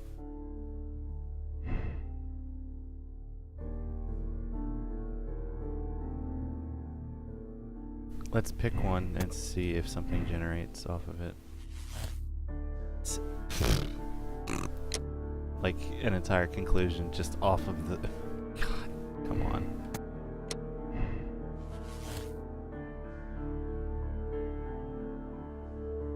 Alright, we're done with case 5. Just... man.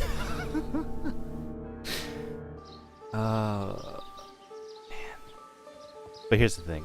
They have to throw you a couple of the conclusions early, some of them later, based on the really, really obvious mental leaps. This we know not. But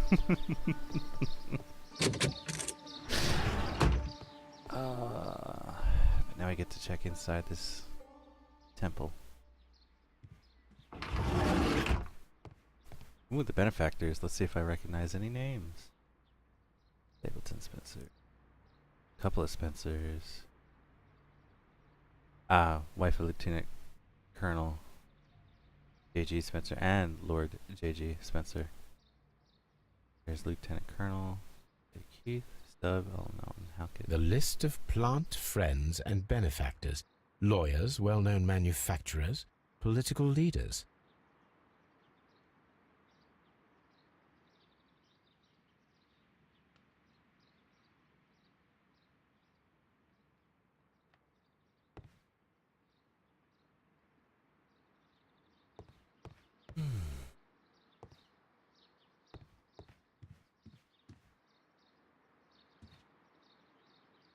I thought that guy was the statue.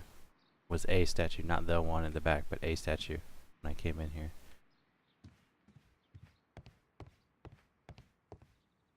This door is locked, but I can try to open it. Music in my ear. Oh, we got another one. With sliding pieces again. Wow, this one's got a lot of pieces. Hang on. Okay, single line. Center that. Single line again.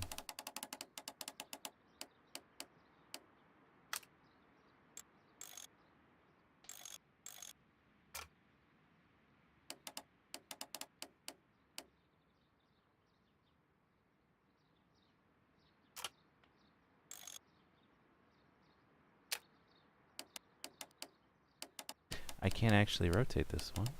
Interesting. There's something that fits nicely there, though. Maybe that one.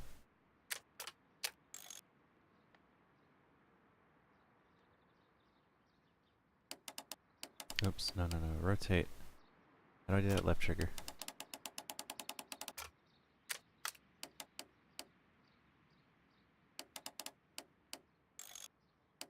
Nope.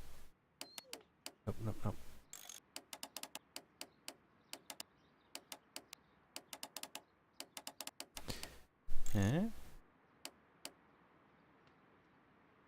Yep, got it.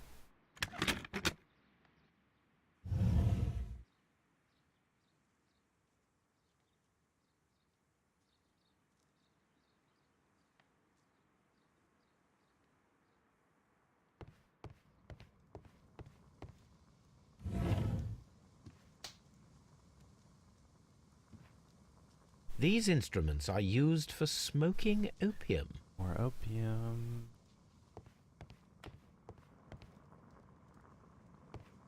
Wow. A vast amount of opium. Yeah, you're kidding. Look, wow, there's a ton of it here. And it's... Well. No wonder this was locked. This Alkaloid? substance is an alkaloid, the same as in the bottle we found in the bushes at Kew Gardens.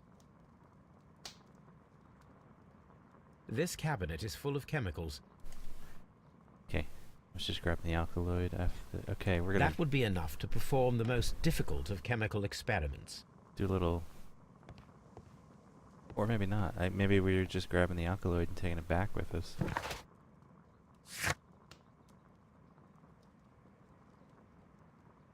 Oh, fertilizer with. Got it. Gotcha.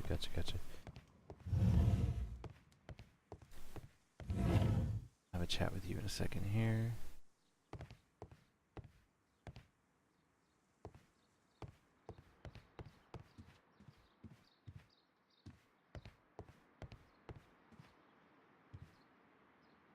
That should be the raw sap that the Green Grand Mystic spoke of.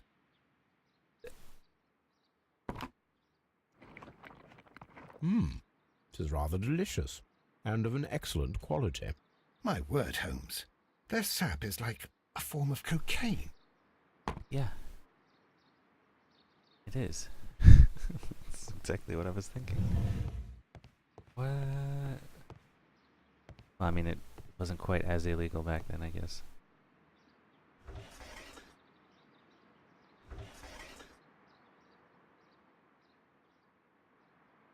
Oh, our little caterpillars. Caterpillars.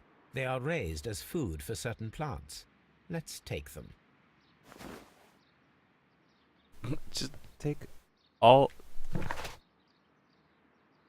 Took all of them. Took all the caterpillars.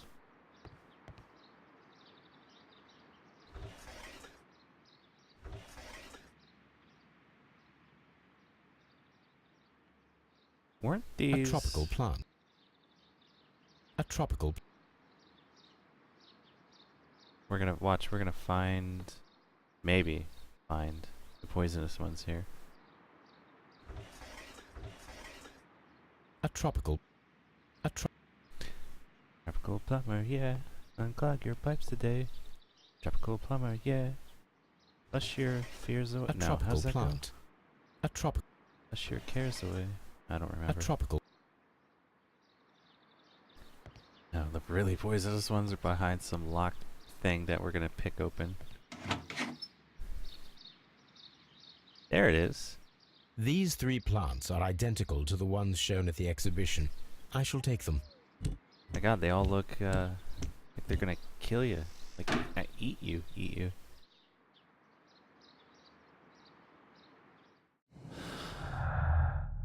So, suspicious ingredients. Bring along with them. No, they're poisoning. Okay.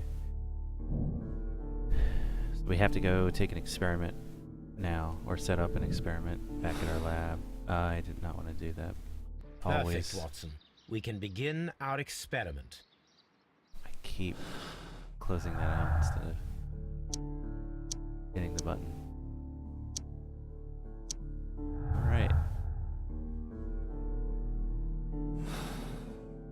Let's go have a chat with our friend over here. You came to make a donation? Glory to Treewan! Don't touch me. This must be Treewan, the Divine Syndicate's god.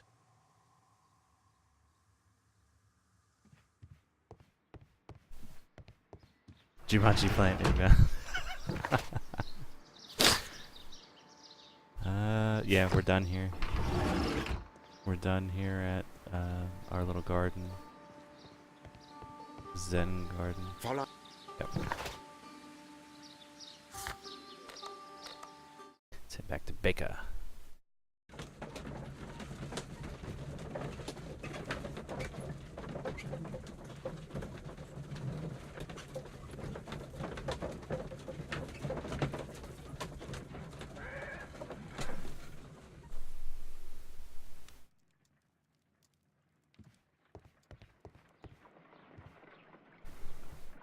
I imagine that one of these plants would be capable of releasing a toxic vapor. I need to find out exactly how it could be done. I shall begin now. Watson, if you are at all optimistic to have dinner this evening, Then I'd recommend that you put on the gas mask. Oh my god. Where do I start?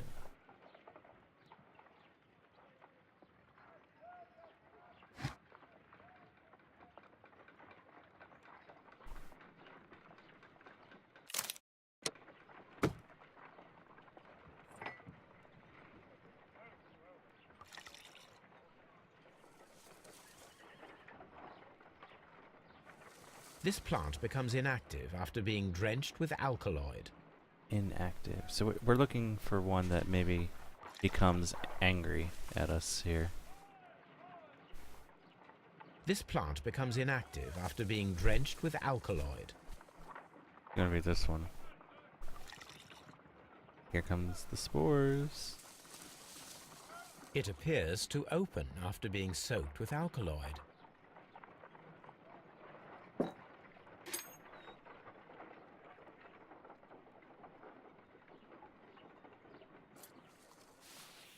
Aha, look at that. It closed again. I believe I saw a small cloud of gas. I wonder what secrets this plant is hiding. Perhaps if we agitate it to a greater extent whilst it is opened, it will reveal a little Why did this just pause on its own? What is my computer doing? more. Tabbed out. Weird. Alright. No reaction. Because it's not open. Sherlock. Pour the alkaloid on it, give it a caterpillar, and then step it. It appears to open after being soaked with alkaloid.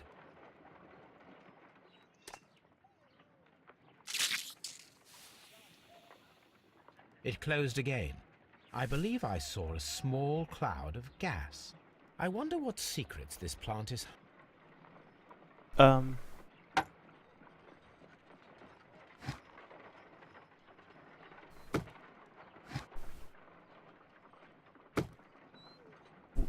Yeah, let's do that.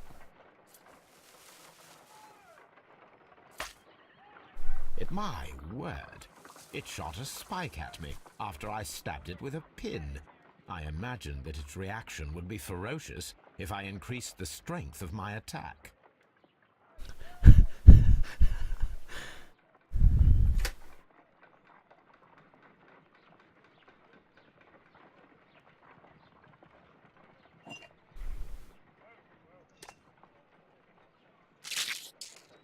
I find the behavior of predators utterly fascinating.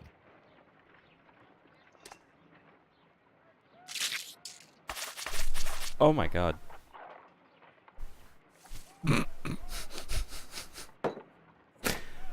So,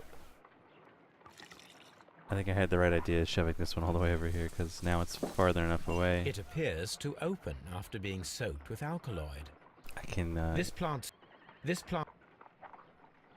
seems to have had no Oh.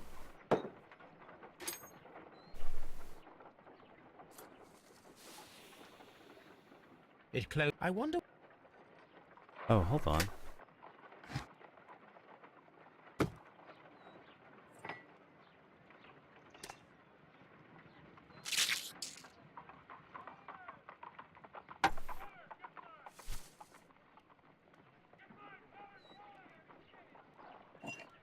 There's just going to be an order to how this goes. It appears to open. No. It appears to have fallen.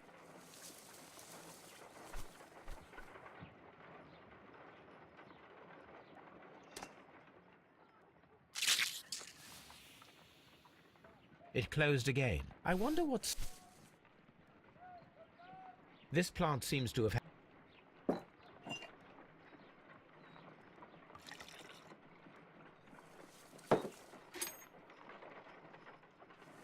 I can't poke it. Okay, so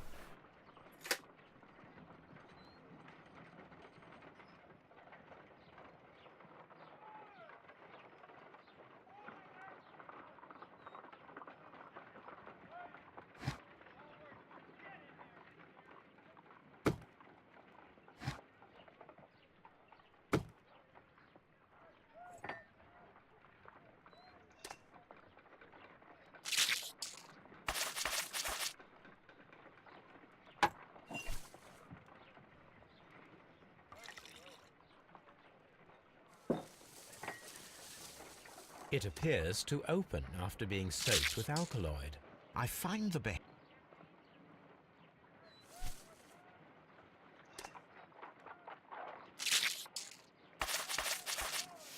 There you go. toxic gas with spores. Extraordinary. The plants would be capable of killing only if they were directly next to the victim and stimulated at precisely the right moment.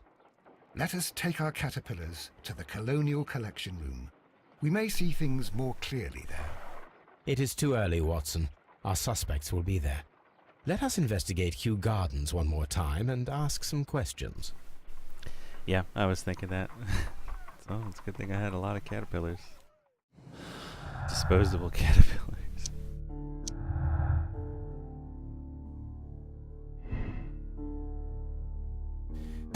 Divine Syndicate left the plants at Kew Gardens in order to murder Montague Dune at a later date. Someone stole the deadly plants before the Divine Syndicate were able to.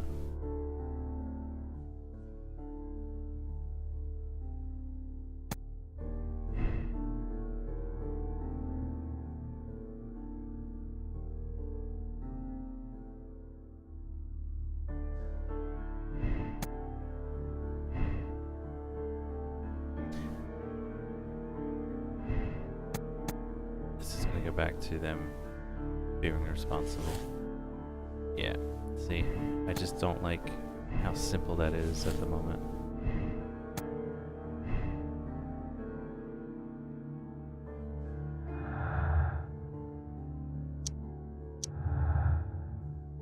Hey, look at that. The knowledge Miss White acquired at the university might not be enough to guarantee the correct direction of the deadly plants. Miss White had a biological knowledge to stimulate the deadly plants. I don't think she did. Buddy Boy Hamish did. I mean, if you listen to the cylinder.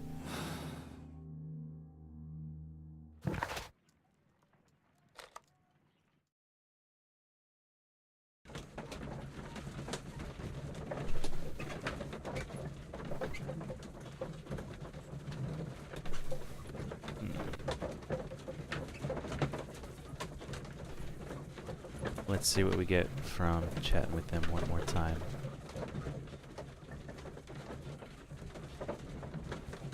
And then I think this case is going to be done pretty soon.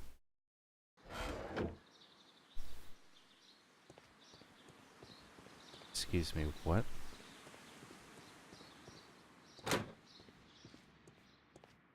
The door magically just closed itself upon loading in. Your father's death does seem highly suspicious. What were your movements here on that day? Suspicious. Well, I was working in the seed house, taking care of Lysa something, or Lear Pontus, or... No, wait. Ah, these Latin names. And I spent so many hours trying to memorize them. Did you see your father that day? Yes. He came here with Mr. Hamish for his weekly visit. There was nothing unusual about that. And then? Nothing. They stepped out to the backyard. It was perhaps 20 minutes before 10 o'clock. Then about 10 minutes later, I saw my father heading for the dry tropics room while Mr. Hamish returned here. And Mr. Hamish and Miss White, what were they both doing that morning? We're going to make a timeline. Mr. Hamish visited me a couple of times. I also saw him returning from talking with Miss White, and that was at 10 minutes past 10. But then he ran back here to me to tell me that my father was feeling unwell. But we hurried across to the water lily room, and I found my father lying dead on the floor. Oh my God. Thank you, young man. We shall see you again soon.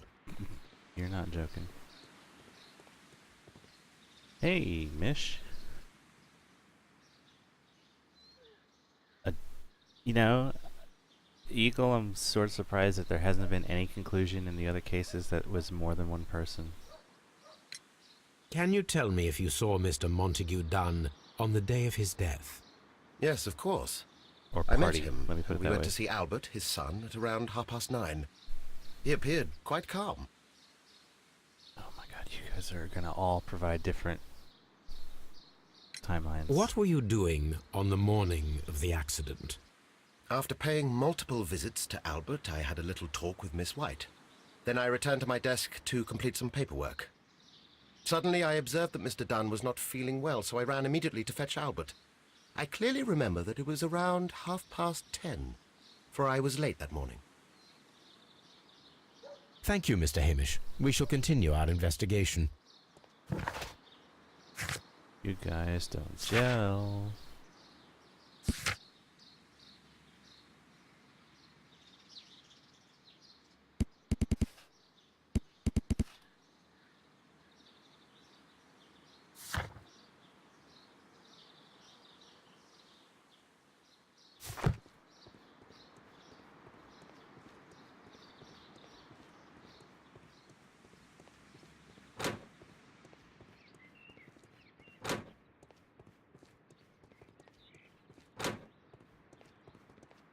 Jeez.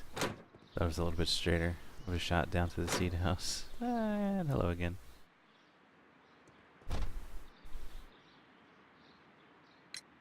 Can you tell me what Mr. Dunn was doing upon the day of his death? I can, but there is nothing very special to say. I was in the laboratory when I saw Mr. Dunn heading towards me. Tuesday is the day of his weekly visit. It was supposed to be at 9, but he was 10 minutes late, as usual. And then? Well, he came in to say good morning. Then I saw him spend 2 or 3 minutes by the plants outside the laboratory.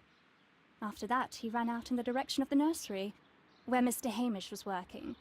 He was always in a rush during the inspection, you see. I would pity anyone who stood in his way. Straight shot to the seed house. Phrasing. And that was the last time you saw him? Yes. I stayed in the laboratory until 20 minutes to 11, when I heard the cries of Albert and Mr. Hamish from the large glass house. I joined them as soon as I could, for I knew that something must be very wrong. What exactly were you doing in the laboratory? I was recording an experiment for my thesis. I only stopped my work once when Mr. Hamish visited me briefly around 10 o'clock. Well, you guys are hot. Like, one, one of you's lying through your teeth, but two, you've all got absurdly mentally accurate images of where you thought you were at exactly what time. You say you were recording an experiment when the tragedy occurred. Might I listen to the roll?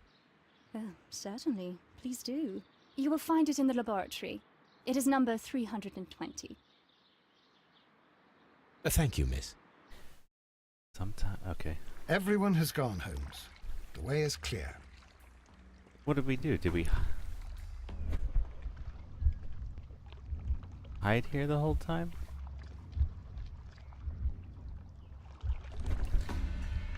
I'll come back to that. We're not ready for that. Again, well, that's the reconstructed one with new data that I'm not ready for. Need to go listen to that roll, and I'm going backwards, aren't I? Oh, there we go.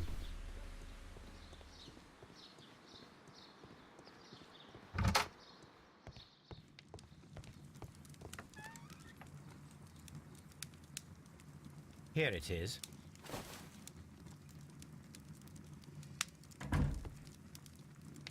Alright, what do we got? With number 320.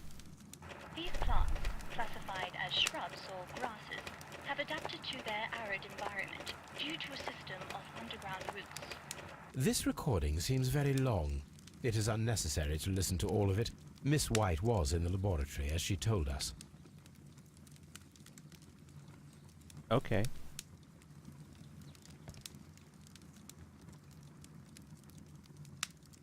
Cylinder records.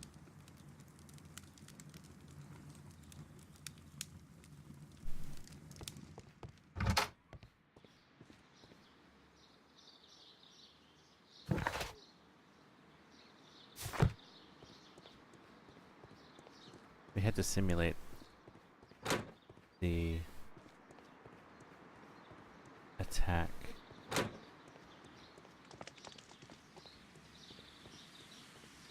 I gotta go back to the colonial room because I need to check the vent in there. But I want to check this first because we haven't been able to do anything else with it yet. First of all, I need to... Okay. Let's see how the caterpillars react and blah blah blah blah.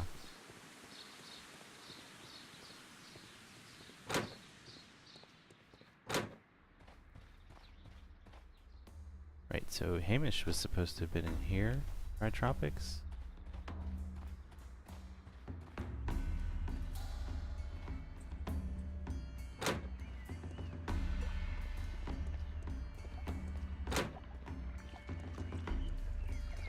Oops, we're here.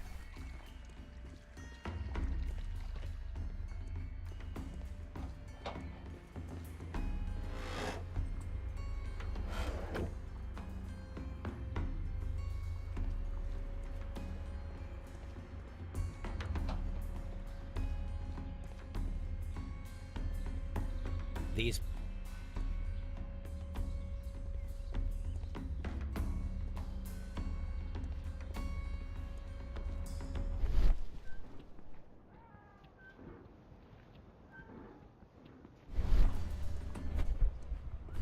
Oh.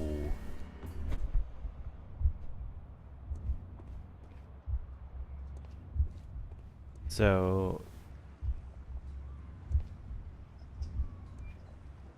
has something to do with the vent.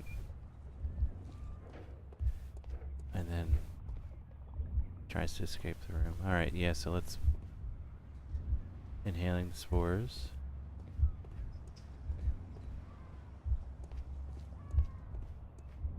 And then he's trying to escape the room.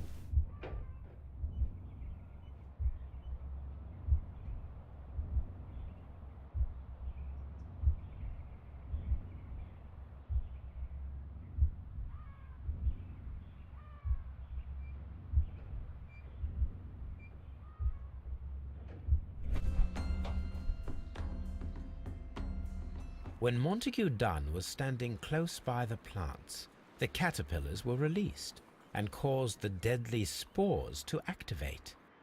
Panicking, and likely already half asphyxiated, Montague Dunn started back and knocked over the bust. He rushed to the door, but it was locked. He had to force it open with his shoulder. We already know the outcome. Montague Dunn collapsed and died not far from the pool. Well, it is time to perform our experiment on the ventilation system.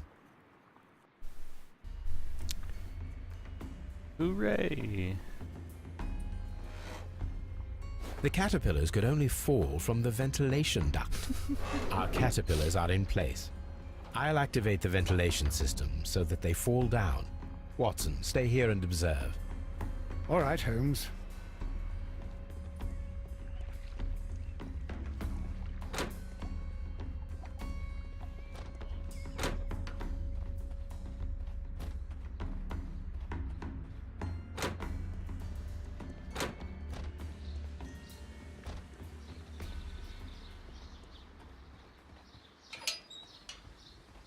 Why is that still?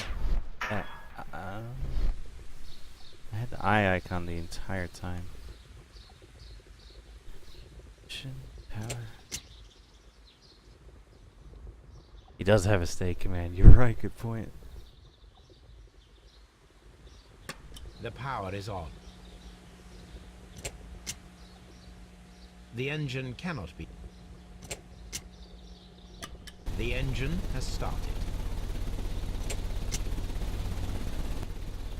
The ventilation system is working.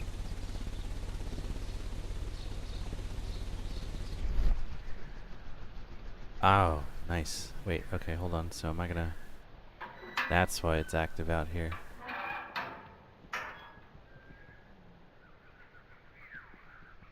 I'm supposed to have examined it over here, though.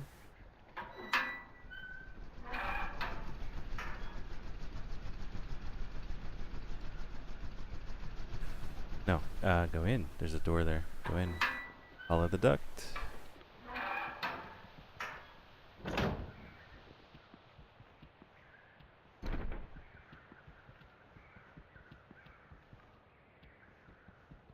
From here, we are unable to see the interior of the Colonial Collection Room.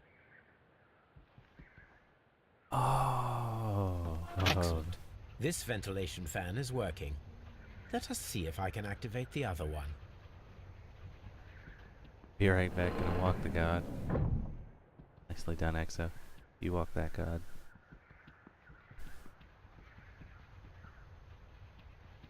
So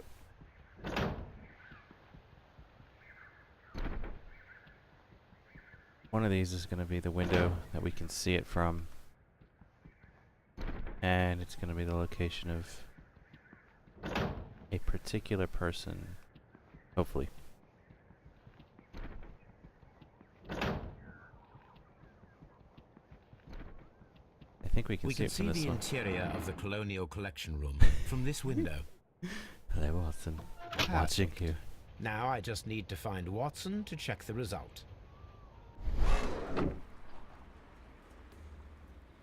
It works perfectly. Bravo. Now, if you could just help me to get rid of these caterpillars. Perfect. Now we know how the murder of Montague Dunn was carried out. By activating both Albert's and Mr. Hamish's fans. But only from Mr. Hamish's workplace would it be possible to see when Montague Dunn entered the Colonial Collection Room. He just looks terrified.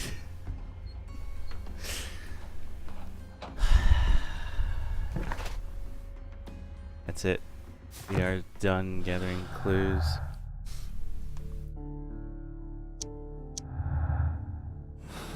Oops, no. Oh, God.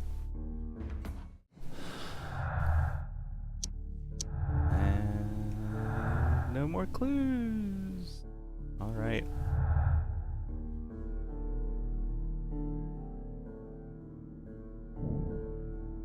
Martin Hamish had the opportunity to stimulate the deadly plants in the colonial. As a biologist, he would have understood the technical of how to do this.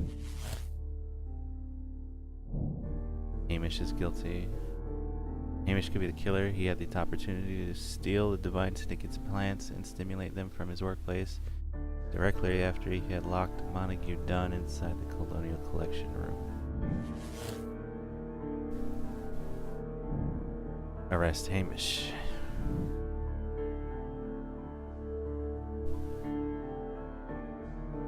This isn't a conclusion, though. What? This is an action? Let's go to Scotland Yard.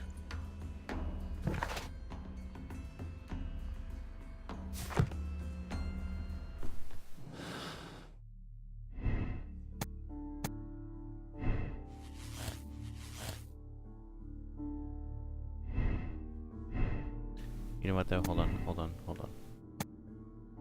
Put that back. Albert is not very good at botany. It is doubtful he could have learned how the plants might release their deadly spores. No, he...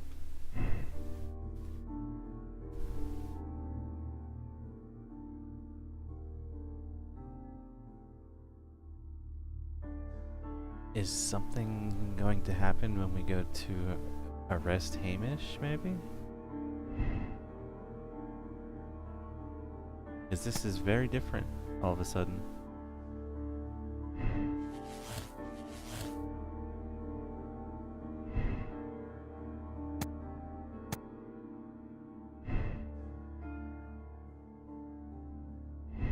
Not only that, can I get something that...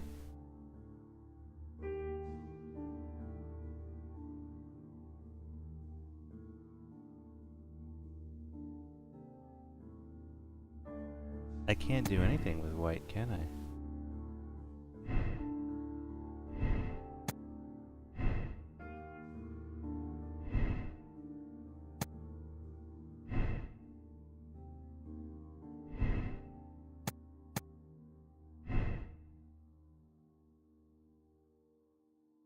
Oh, this one's holding that back as well.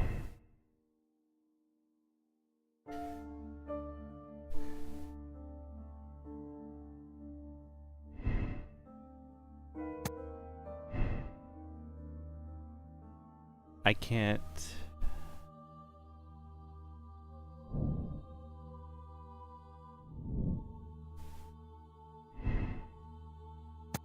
I can't actually get anything. They're forcing me into this. Hold on. You're done, Knots forever? Alright, out. Look, I almost called you Albert because I'm looking at the name Albert. Pop up, join the club, take a breath, relax. Just say goodbye to it, uninstall it, move on, and be better for it.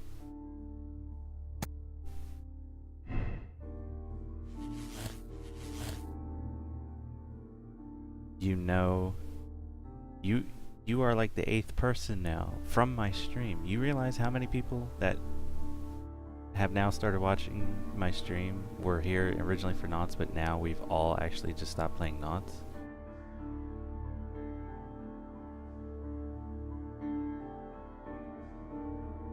Yeah, okay, look, so I have this single conclusion here. I can't get any other conclusions except for the one where I'm trying to indicate Hamish. All this is generating for me is to go over to Scotland Yard.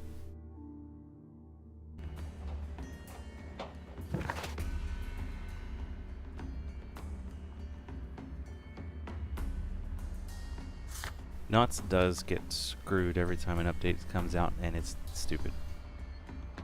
It's ridiculous. The devs, God bless them, they're an indie group, just are not handling it the way it needs to be. They're too small, maybe. It's just unfortunate, because 1,000 hours from most of us on average, and suddenly we can't play it anymore. It's kind of sucks.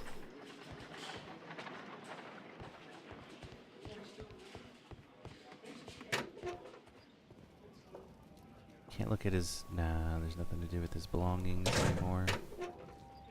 Alright, where's Lestrade? Inspector, I believe that Martin Hamish is guilty of the murder of Montague. Watch, Hamish is dead. Aha! I knew it. I'll send the lads around to arrest him. Very good. I shall wait to hear from you. Sometime later. Hang on. Come on. Throw me a curveball. We're in for it. I know it. Come on.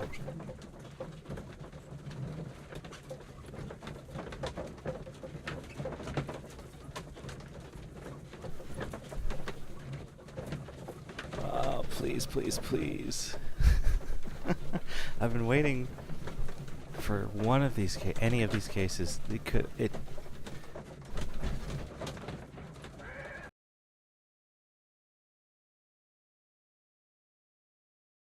Inspector, I came here as quickly as I could.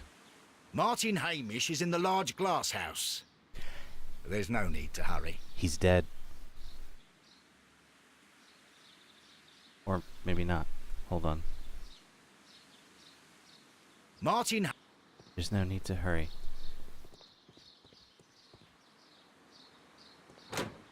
Because we're gonna... This is the large glass house, right? F to F. Holmes, my God! Yes. Not what I We thought. found him like that. Our messing around with the But I was ventilation right. system didn't go unnoticed. Mr. Hamish realized that we knew. Inspector, could you arrange the body, please? I should like to examine it. He's been poisoned, and then they hung him up there to try to... Oh my god. That's why it looked like it was done. It's not. Holmes, his left shoe is unique. This anomaly is often a characteristic of... A prosthetic. club foot. Oh, okay. Bravo, Watson. That is the key element of this case.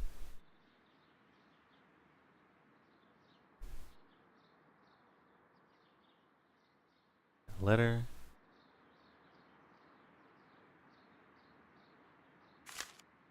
That's supposed to be a suicide note. Life is becoming living hell. I find it unbearable. Dunn deserved to die, but I cannot forgive myself for having his blood upon my hands. We Hamishes seem to have always fallen victim to our circumstance, and I find myself to be no exception. I must atone, and I shall do so here and now. Farewell. I'm getting more clues. The mark around the neck is very visible. He died instantly.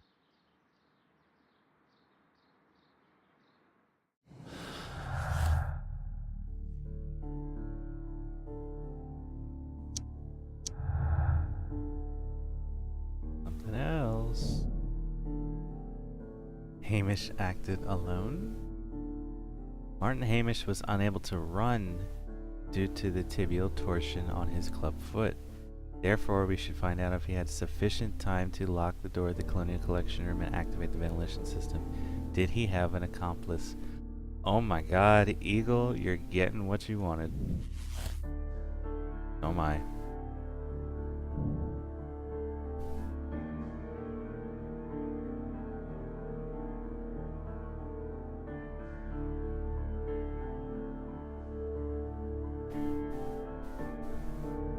Discuss with Lestrade the possible impact of new clues found on the body of Martin Hamish.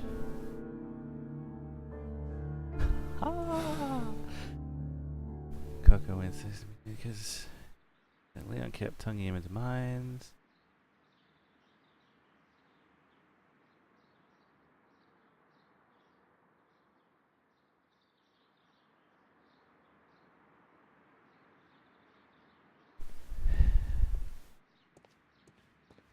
Buddy, we got some things to talk about. Something about this rings very oddly. Why do you say that, Mr. Holmes? Why? Because of Mr. Hamish's club foot. Oh, I deserve to be kicked from here to Charing Cross. I should have noticed it. But, Mr. Holmes, I can't see why. No, I don't suppose you do. You must recall that Mr. Dunn was locked inside the Colonial Collection Room by the murderer. If it was Mr. Hamish, he would have had to run up to his workplace to trigger the fan situated above it, taking into consideration the condition of his foot. Well, it is still possible. Perhaps, but it is rather strange that such a person as Mr. Hamish decided to base his plan on the speed of his gait. You mean to say that somebody helped him? So the suicide is questionable? Correct. Mr. Hamish accuses only himself in his letter, and so the investigation stops. Possibly an accomplice, then? That idea had not occurred to me, Mr. Holmes. I have another idea, Inspector. I wonder if the letter Thanks wasn't to even the written by testimony him. that we have collected, we are able to rebuild the events as they took place that day. Oh my god. With a timeline, such as we did in the Jack the Ripper case. I said it. Precisely. The map at the entrance of Kew Gardens should help us with our timeline. Yee! Let us analyze the facts and statements so that we may recreate the events of that morning.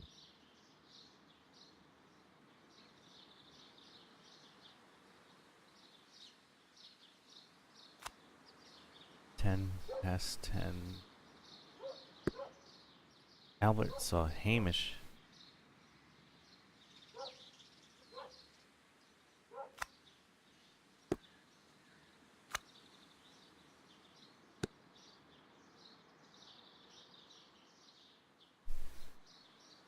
Hamish ran to Albert's.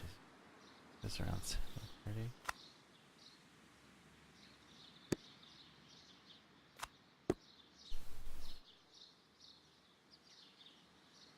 Yeah, we all actually got something right with this one, but in a joint communal effort. This is really good.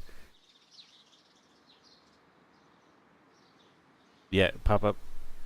This is what I said, man. Take a breath.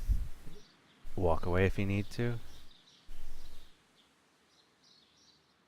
Don't break your keyboard. It's not worth it.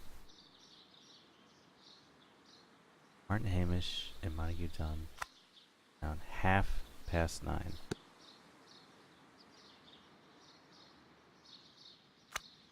20 minutes to 10. Hamish then went out to the backyard after 10 minutes.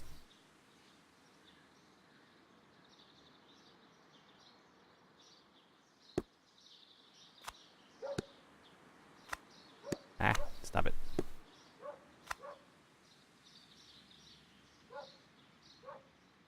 Hamish returned to the seed house at 9:50.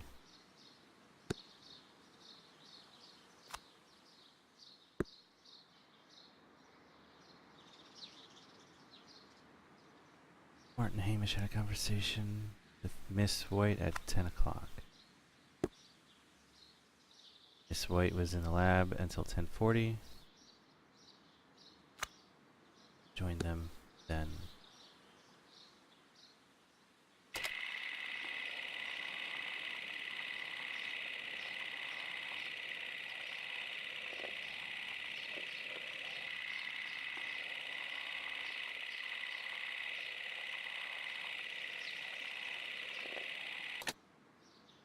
Let us summarize. Montague Dunn was poisoned inside the Colonial Collection Room. He forced open the door, which means that someone locked him inside there at 10:20. Martin Hamish was last seen at 10:10. This means that he has approximately 10 minutes to lock the door of the Colonial Collection Room. Given that he was club-footed, it is doubtful. Albert also has 10 minutes to lock the door of the Colonial Collection Room, which is quite enough time. Miss White was last seen at 10 o'clock, which means that she had approximately 20 minutes to lock the door. More than enough time. Perfect, Watson. Now, let us ascertain who assisted Martin Hamish in killing Montague Dunn. Wow.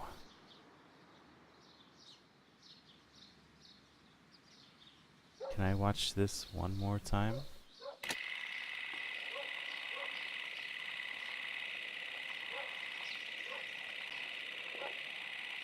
Okay, right there.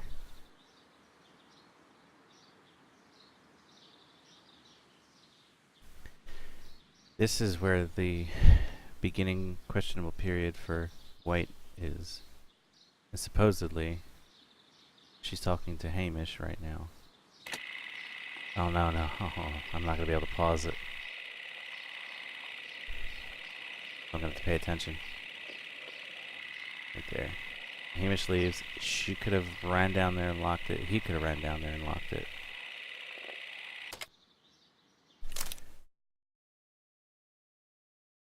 Let us summarize. Yeah, I don't need to. Martin, Albert, Miss... She's got the Perfect most one. time, but it could still be Albert, maybe.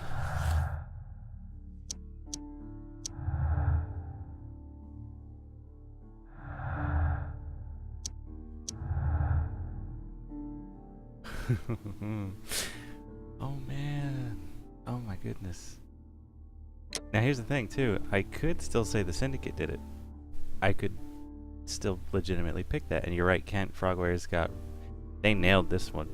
This game is leagues ahead of even Testament. Kinda hope they make another one. Albert is not involved. Martin Hamish and Albert are not accomplices. It is unlikely that Albert would have had the opportunity, and 10 minutes would have been not enough to lock the door of the Colonial Collection Room. Albert was Martin Hamish's accomplice. 10 minutes would have been enough for him to follow Montague down and lock the door in order that Martin might act. I don't think it's Albert, though.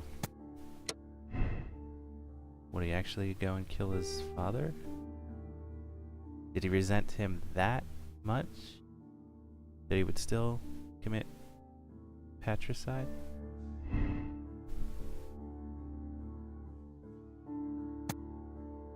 White had plenty of time, so let's... White is an accomplice. Okay.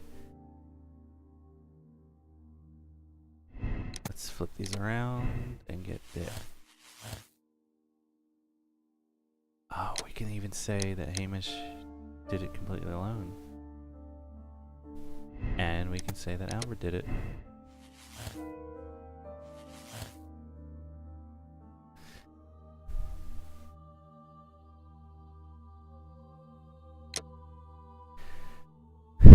There we go.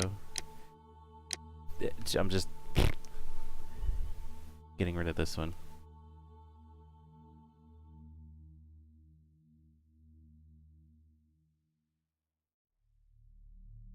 You kind of want the perp to run so that Watson can shoot him. That's the mood that you're in. Oh, goodness.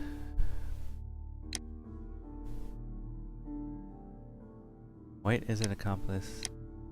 Albert is an accomplice. Hamish did it alone.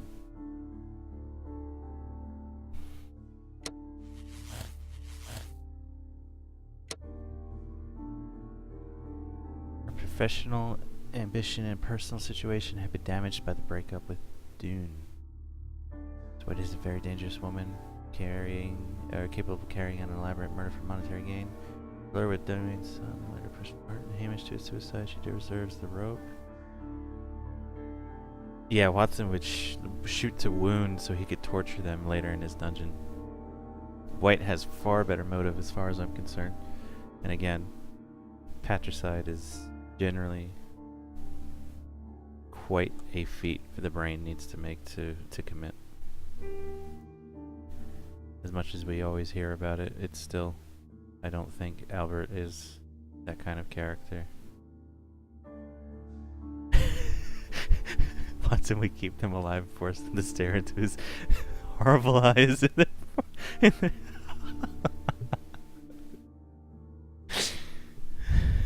Can't.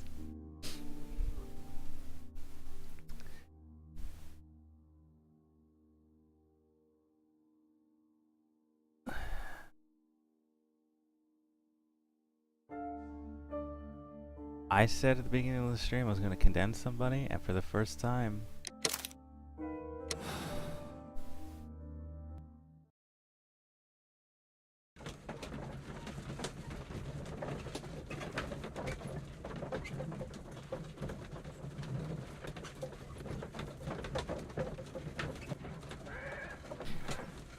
tell you what, too, those of you that are curious here, before I continue, I remember I have the option of checking if I picked at least the correct conclusion at the end of this. Give me a yes or no answer. Do you want me to check to see if I took the correct conclusion? Yes or no? Do I look and see that I was right or wrong? Or I just continue and accept the one that I've chosen and move along with it? You'll have a couple minutes here, I'm sure, once we start rolling through the conclusion to answer. You're indifferent? Yeah. But Holmes, how can you be certain that we'll find Miss White here? You can be indifferent. It is obvious, Watson. Just use your brain. I am using it. I do use it. Which one? Now that the rope has tightened around Martin Hamish, Miss White must act to erase all traces of her implication. Torturing After me the suicide of her accomplice, there is one final trace remaining. would be not The looking. deadly plants of the Divine Syndicate. She will be there. Very good. Shall we go? Just one moment. Now listen to me, Watson. I shall see her alone. You will conceal yourself behind her, quietly. Whatever are you planning? Nothing spectacular. The impulses of women have always been a mystery to me. But she is a bold one, and so we must be cautious. All right. You can count on me, Holmes. I should probably keep my hands somewhere near the controller so I can hit something in case it pops up. Mr. Holmes, good day to you. You do not seem surprised, Miss White. Well, I was expecting you. Not for too long, I believe. So please tell me, as it is still unclear, who planned the murder? Was it you? You were wrong, Mr. Holmes. It was Martin Hamish, then. You managed to convince him to take on a more prominent role. You could not be further from the truth. You think that you can fool me? You don't care what I think. It is difficult to care about someone who is capable of pushing a man to his suicide. It is over, Miss White. The police will be here any minute. Over, perhaps. One moment you were here, and the next, you were on the other side. The other side? No! Stop! I'm gonna shoot something out of her hand again. I beg you not to do this, Miss White. Oh. Don't come any closer.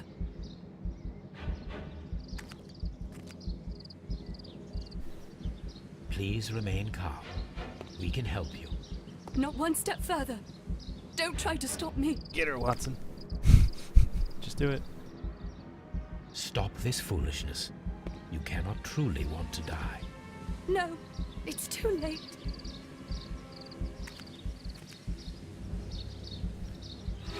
No.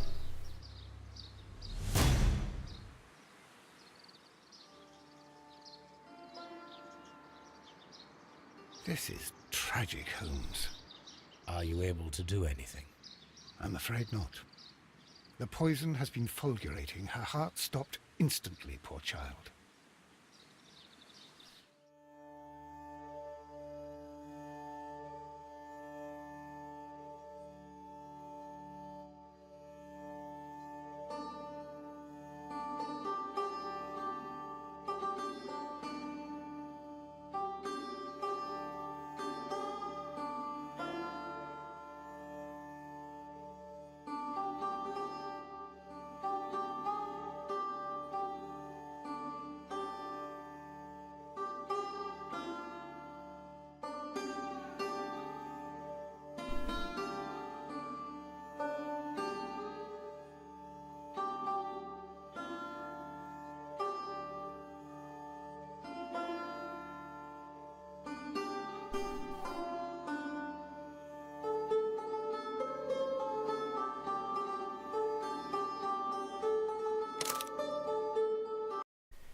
I'm picking the same ending, but I'm knocking the damn poison out of her hand.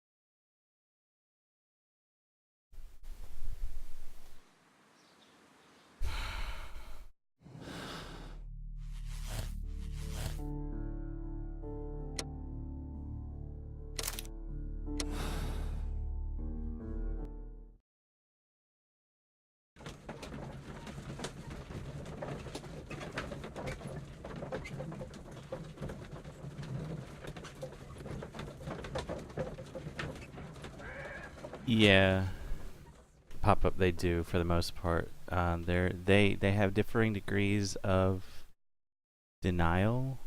But Holmes, It is...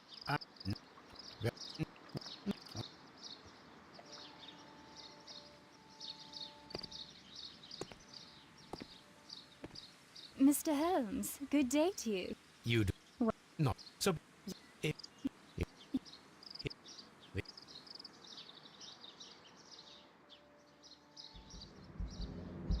I beg you not to do this, Miss White. Don't come any closer.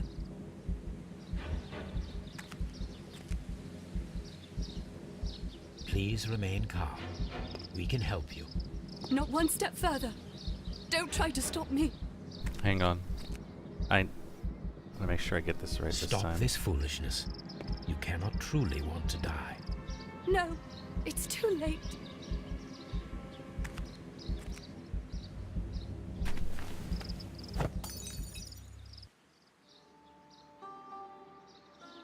Well achievement done, for that. Watson. She was not faking. Miss White, you have no right to take your own life. Dr. Watson? Did you just save me? Or worse?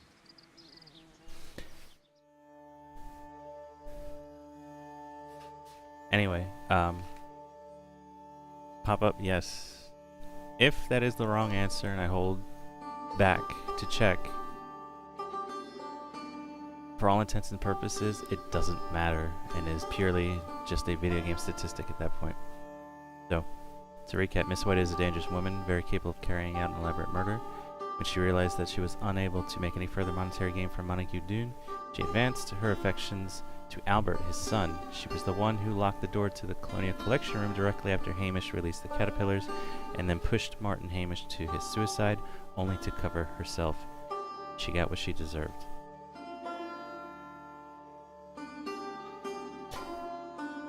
Yes, you always are made to seem like you picked the right choice when you do these. So,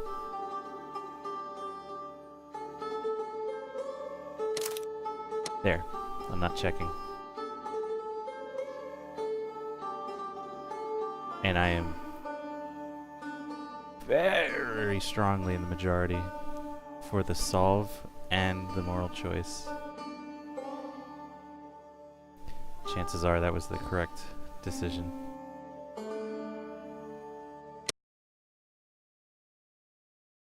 A half-moon walk. This is the final case.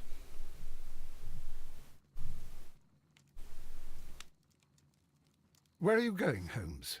Have you been invited somewhere? We have been invited, Watson, We have. Where to? to the Baker Street Irregulars' annual dinner. They sent us an invitation. It is on the table. A dinner? How could those street urchins afford anything like that? I can't understand your interest in them, Holmes. They're dirty. They wouldn't hesitate to steal your wallet. Watson, you should be excited. It is a secret dinner. Its location changes every year. Read the menu. Sounds mouth-watering. All right. We, the secret police of Baker Street, invite you, Sherlock Holmes, and Dr. Watson to our annual dinner. Menu, entree, frozen rat-head salad. Is this a joke? Not at all. Pray continue. Main course, sow's udder in Danny Nutcracker's way. Sounds disgusting, Holmes. Hedgehog goulash. Street turnips in homemade juice. And it goes on. Ah, I can hear them on the stairs now. Oh, No. we can't go there. We can't eat that. Pop-up there has Watson, not been. You'll hurt the feelings of those poor children. We have to go. Oh, Mr. Holmes. It is fine, Mrs. Hudson. Mr. Holmes! Wiggins, Dr. Watson is getting ready. He will be delighted to join us. You don't look well, my young man. Is there something wrong? Don't tell me the dinner is cancelled. Mr. Holmes, it's my brother Leighton. He's in a prison cell.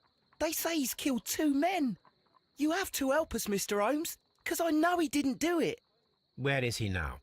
From what I've heard, they took him to the yard, and they gave him a good beating already. You know what they're like. They'll hang him. They won't look any further. Holmes, we have to help him. Well, and forget about the dinner. Wiggins, I'll take the case. You're fantastic, Mr. Holmes. I'll be waiting for you at the crime scene. You'll be there, right? It's on Half Moon Street in Whitechapel. Very well. We're going back. We're going back.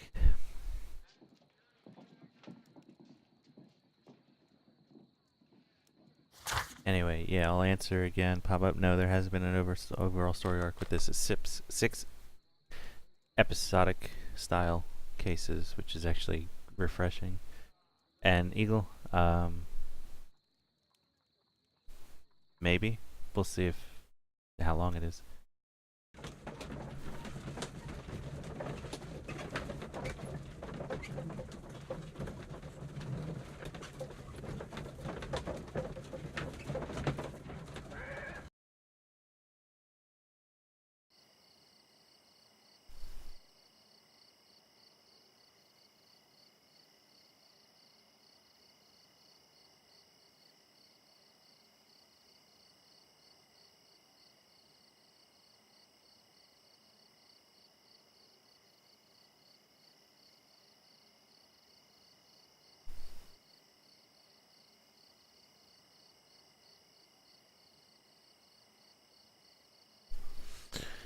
Yep, Jack did it.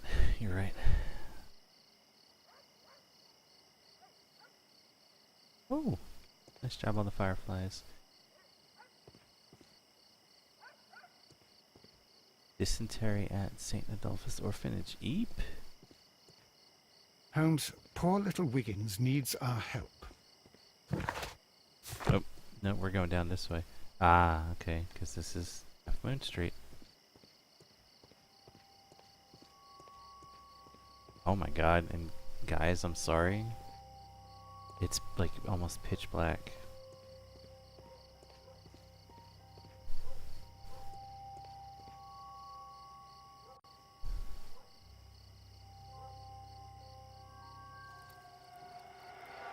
Please, gentlemen, leave the scene now. Oh, Mr. Holmes, is that you? Good evening, Constable... Constable Marrow. I was here with Inspector Aberline during the Ripper case, Mr. Holmes, back in '88. But then this is nothing like that case. I wonder... With this one, we've got the murderer, the weapon, and the statements, which speak for themselves. Of course, Marrow. But you know that appearances can sometimes be deceiving. I'm tempted to try to find out if Marrow was actually in the other one, like they're saying he was. Who were the victims? That would be kind of The awesome. 2 men here, both shot. The stabbed fellow was Brian Vercotti, a well-known ruffian. The other, Kenneth Butler, a jeweller by trade. You spoke of statements. You have witnesses? Well, I was there, so I gave my own statement. And then there were 2 other witnesses who said they saw the killer Chapman. Mr. Turner, a gentleman who lives in that flat over there. And Polly Powell, a flower seller, who was over at the far side of the street. I have a feeling they're gonna throw the kitchen sink at me with this one. Like, pull out all the stops and have a grand finale. Does it feel like that is coming to you guys? So, Constable Marrow, I should be delighted to hear your testimony. I was standing at the north side of Half Moon Street. That was the side that you came from. But you would have been unable to observe this part of the street, where we are standing now. That is correct. But I saw the 2 victims slowly enter Half Moon Street, and then shortly after, the fireworks started. A few minutes after that, the fellow Chapman rushed towards me and ran into Half Moon Street. Please continue. I didn't pay attention, but suddenly I heard a woman's cries and police whistles on the other side of Half Moon Street. I rushed over there and I saw the 2 dead bodies on the ground. When I reached Whitechapel Street, I saw Leighton Chapman. He'd been caught by 2 police constables. Yeah, this last one is gonna be... He just looked at the game stats. I'm only 45% in. No. Pop up. Turns out to be the resurrected corpse of Jack the Ripper, and you have to break up a dark magic clan ring. I would love that. Truly. Did you hear the shots? I didn't hear any shots. The fireworks were all over the sky. They were so loud I couldn't hear anything else. I wonder if they were... What were the fireworks in honor of, Constable? On purpose. Well, today's Queen Victoria's birthday, Mr. Holmes. Yes, I appear to have lost track of the days. It is May now, of course. Whoops. Constable Marrow, what else caught your attention while you were running through Half Moon Street? I saw nothing but rats. You had to and ride I took the Toby time to to Mel. light every corner with my lamp. Did you happen to look up at Mr. Turner's window when you were on Half Moon Street at that time? Yes, I saw that the window was open, but no one was there. It was dark in the room. Constable, your statements have been of great value to me.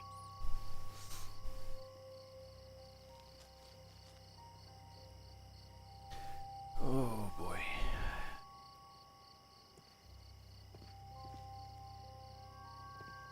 Take a look at Brian here.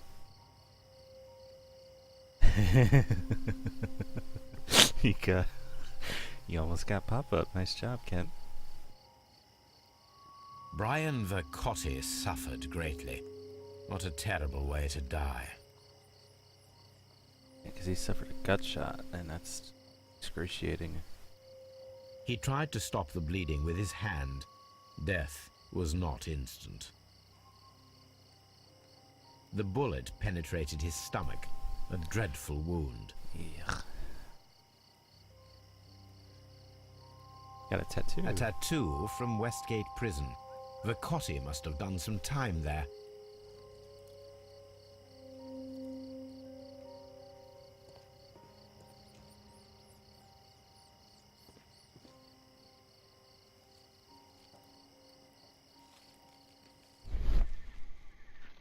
Plates, stuck object, piece of wood. A piece of wood that has stuck between the cobblestones. Let us take a closer look.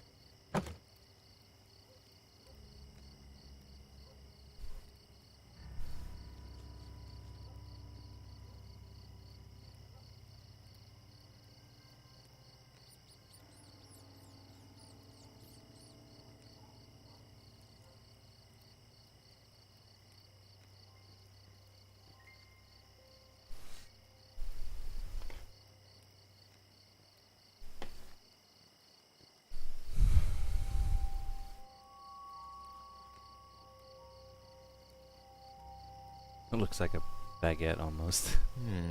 This shard of wood is quite new.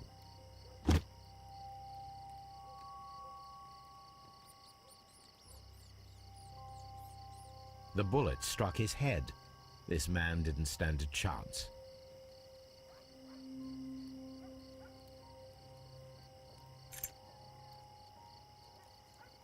This is an ordinary key. I wonder what kind of door it opens. We'll have that, thank you.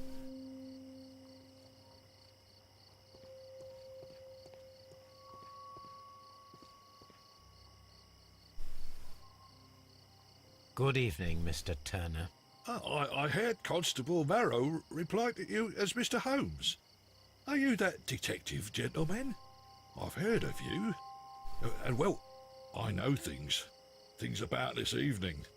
Excellent. Might we hear your story? Just a moment, please.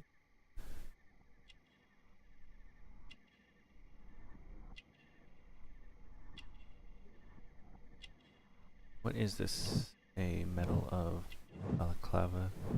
He's a war veteran. Okay, yep. Missing button. Poor. Requires support. Weak leg. Limping.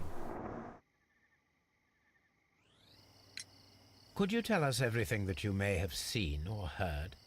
I was already in bed when the fireworks started. A few moments after, I clearly heard 2 gunshots from outside. Please continue. I quickly got up and I grabbed the lamp from my nightstand and I rushed towards the window. I looked down and I saw 2 bodies. And there was a man with a gun who was standing nearby. Where exactly? Well, near this body. Did he notice you? I don't think so. He rushed towards Whitechapel Street without looking around. Yeah, he stops scolding him. Basically gives up. Mr. Turner, did you see anyone else in the street? No, I saw no one but that man, the murderer, the fellow they caught.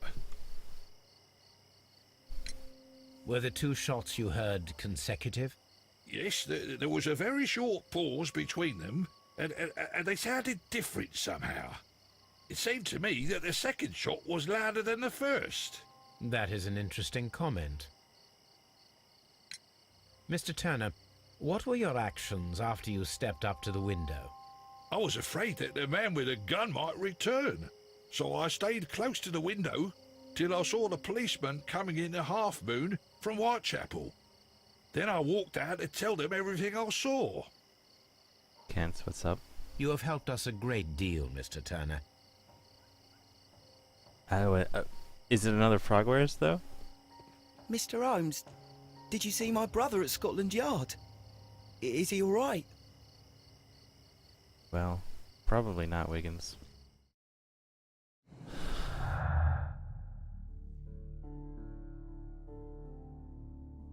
Sounds like they're using a bigger budget, bigger city, and stepping things up again. Oh!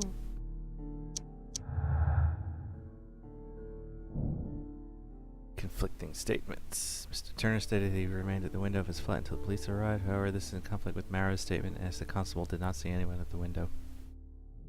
It is still through Frogwares. Fantastic. Because if they look, this is so close to being what we could consider feasibly a 9.5, right? Imagine if they got out like a fabled 10.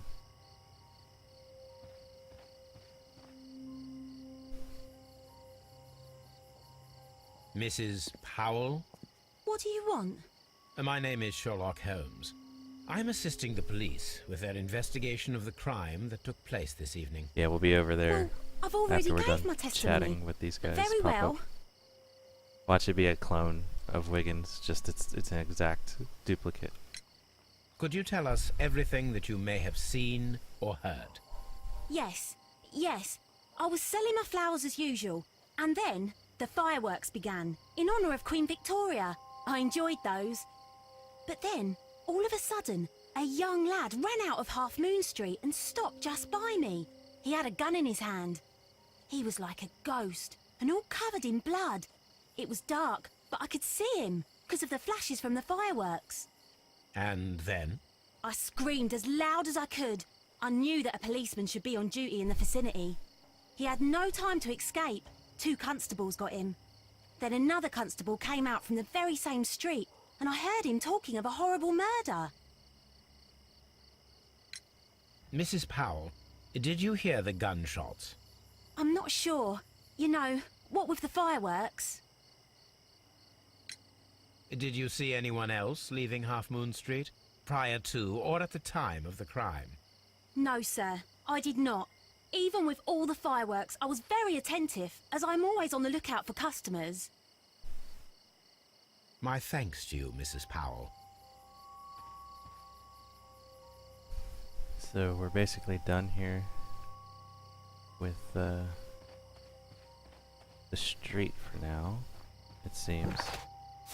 Yeah, I can't go down that way.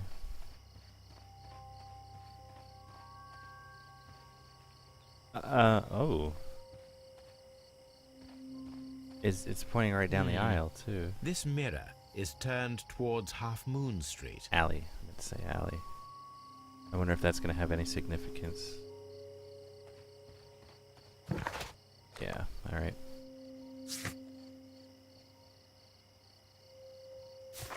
Oh.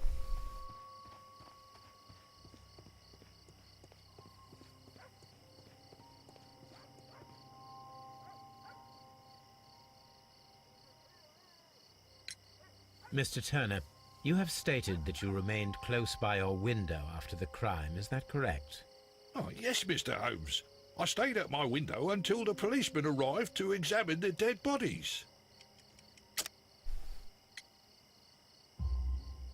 That is very interesting, Mr. Turner. Constable Marrow stated that he did not see anyone at the window when he was running through Half Moon Street. Well, I think Constable Marrow and me, we might have been distracted by the whistles and shouts coming from Whitechapel. We could have missed each other somehow. You understand what I mean? It was a bit of a stressful moment, to tell you the truth, sir. Allow me to form my own theories, Mr. Turner. Would you mind showing me the view that you had from your window? Not at all, Mr. Holmes. Please, follow me. Yeah, he does have the limp. Mr. Turner appears to live very modestly. Well, thank you, Mr. Turner. Now I'm going to check all your things.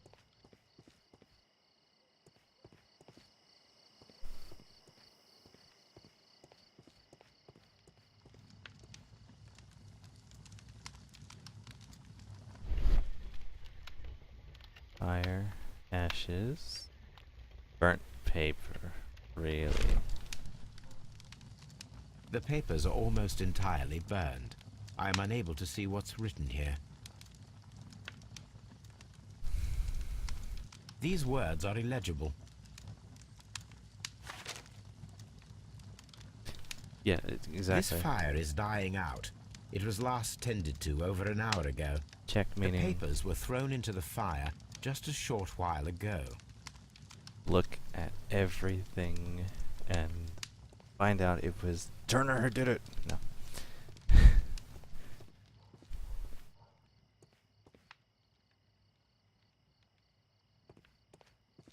Mr. Turner was roused from his bed by the sound of gunshots.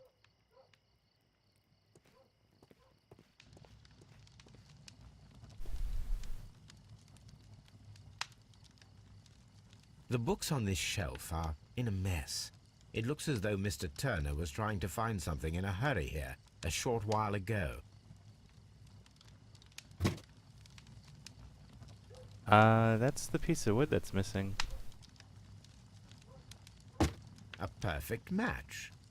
So, Mr. Turner broke his stick when it became stuck between the cobblestones. He did not mention that he was so near to the victims.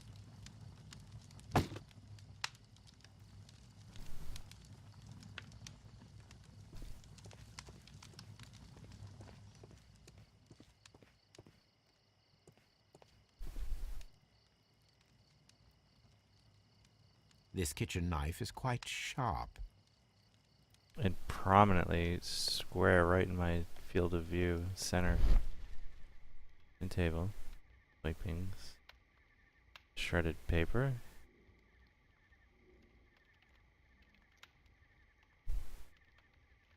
There are pieces of shredded paper scattered over the table. This kitchen knife was used to cut the paper.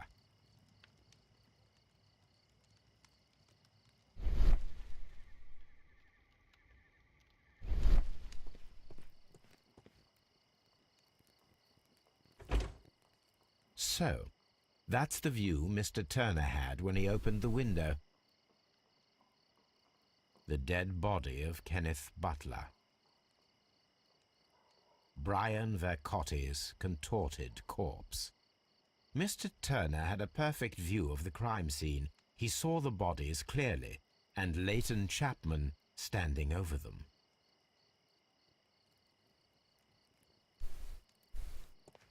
Anything else you would like to know, Mr. Holmes?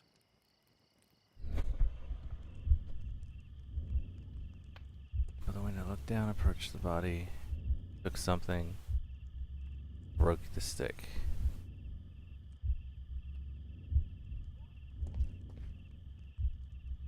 Whoa.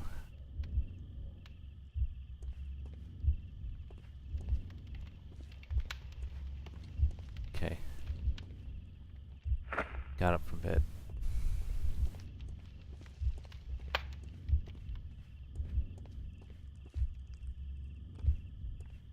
Opened the window. Looked down. Approached the body. Took something.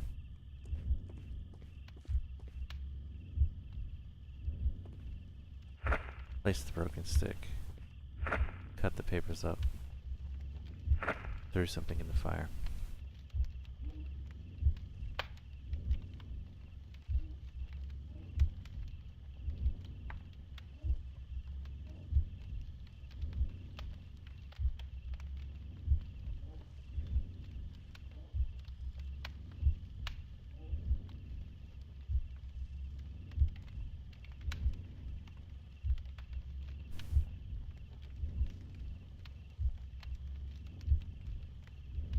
His window. Saw everything. Oh my god. Fast forward. Comes all the way down here. Grabs something. Snapped cane. Came back up here. Put it down. Came over here to shred the paper up. And then burn it. So Mr. Turner used a book to hide an object that he found on Kenneth Butler's body. The question is, what did he find?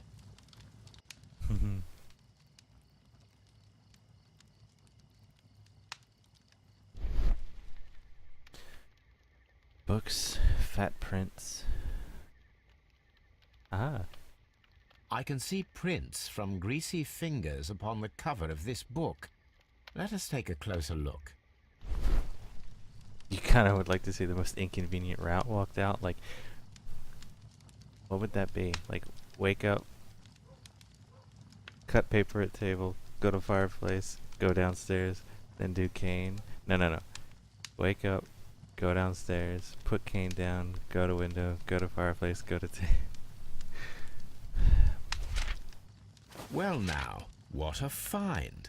A precious jewel, concealed inside a book. So he cut the papers out of that book to be able to hide this in it. A bracelet with a unique ram's head design. A distinctive feature of ancient Grecian artifacts, probably of the Hellenistic era. Mr. Turner.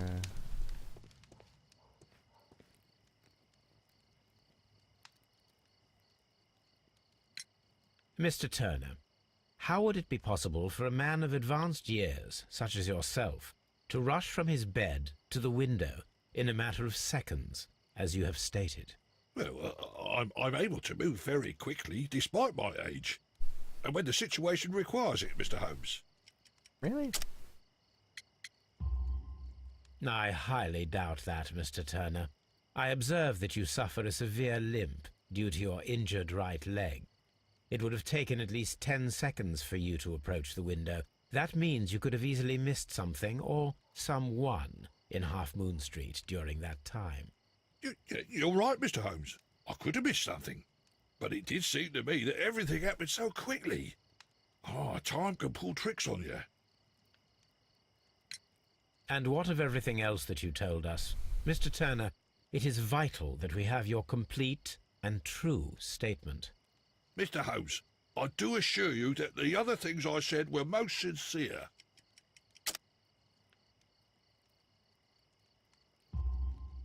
Mr. Turner, you were not sincere with me. Not then, and not now. But Mr. Holmes... This, Mr. Turner, does not look like anything that a poor man might possess. It is worth more than the home that you live in. I can explain. No, merely correct me if I am wrong. You saw Leighton Chapman through the window, but you also noticed a glittering object on the ground, this precious jewel. You walked down and took the bracelet from the body of Kenneth Butler, and when you heard the whistles, you hurried away. That broke your walking stick. It caught fast between the cobbles. Constable Marrow was unable to see you in the window as you were climbing up the stairs on your way back to your flat. Upon returning home, you hid the precious jewel inside a book. Mr. Holmes, please don't send me to prison. I didn't do anything bad. I'm just a poor man. When I chanced upon the bracelet, I saw it as an opportunity to make a little money. I was desperate. I only took the bracelet, that's all, I swear. You made a mistake by lying to me. But you are not a criminal. I believe that. Although I must return this bracelet to its rightful owner. It's way up there, Kent. Absolutely. L.A. Noire actually does a really good job at being a solid detective game. It just has that Rockstar spin on it, so, you know, it's got the open world and everything along with it, which you clearly don't need to do a detective game justice. Like, rightful owner being Holmes. Yeah, exactly. Right. I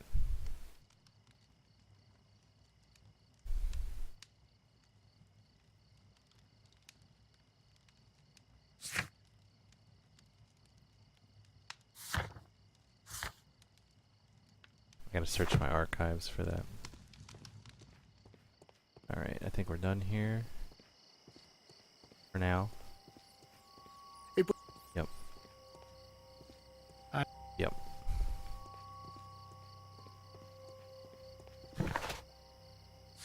Alright, let's head on over to Scotland Yard.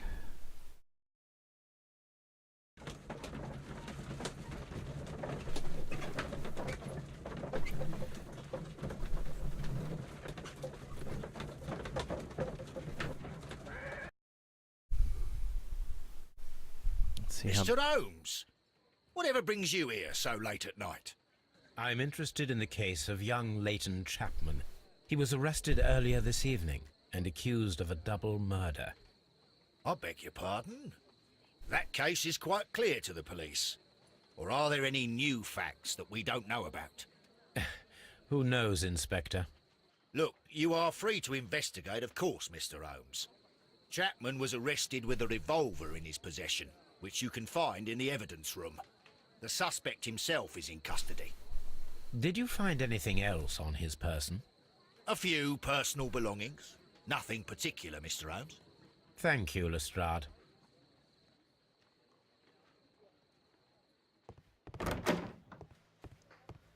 Not the morgue. Evidence. Alright, you got some cigarettes. These cigarettes are filled with cheap tobacco. Nothing interesting. A cheap Apple. watch. Just got a watch. Bought with his own money, no doubt. So this is the gun that Leighton was holding when he was caught by the police. It is a Webley revolver, a reliable weapon. It seems as though the shells were not removed from the cylinder.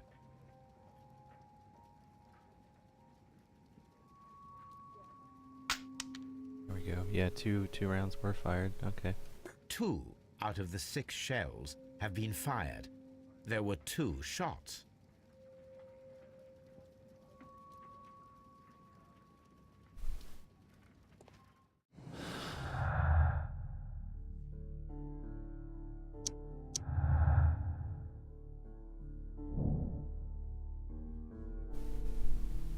Butler and Vercotti were the victims of a double murder carried out by one person.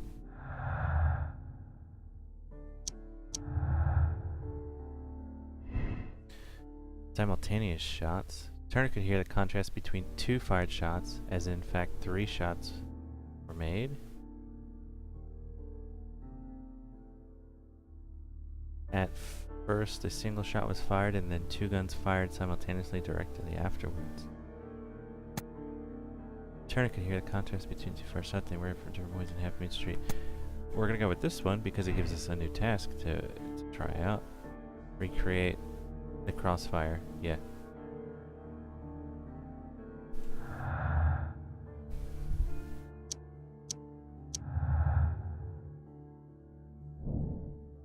Compelling evidence. The witness testimonies and the crime weapon clearly point to one possible culprit.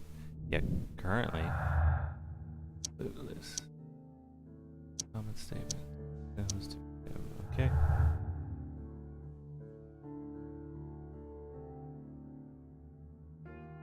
Ooh.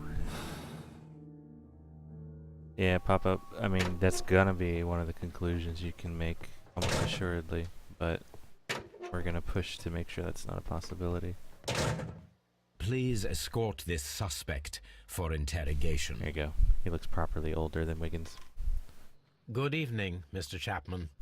Who are you? I've got nothing to say. It's all a mistake. Calm down, Leighton. I have come here to help you. To find out if you truly are innocent, as your younger brother Wiggins has told me. My brother? You know him? Then that means you're... Sherlock Holmes. Oh, blimey. All right, Mr. Holmes. I'll tell you everything.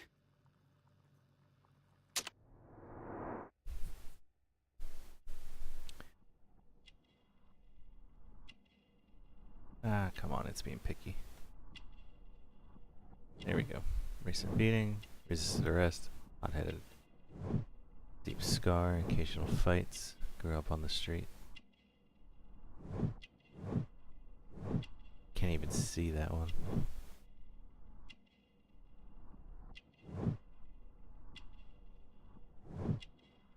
Fancy scarf, downtown fashion, office clerk. He's also got the same tattoo.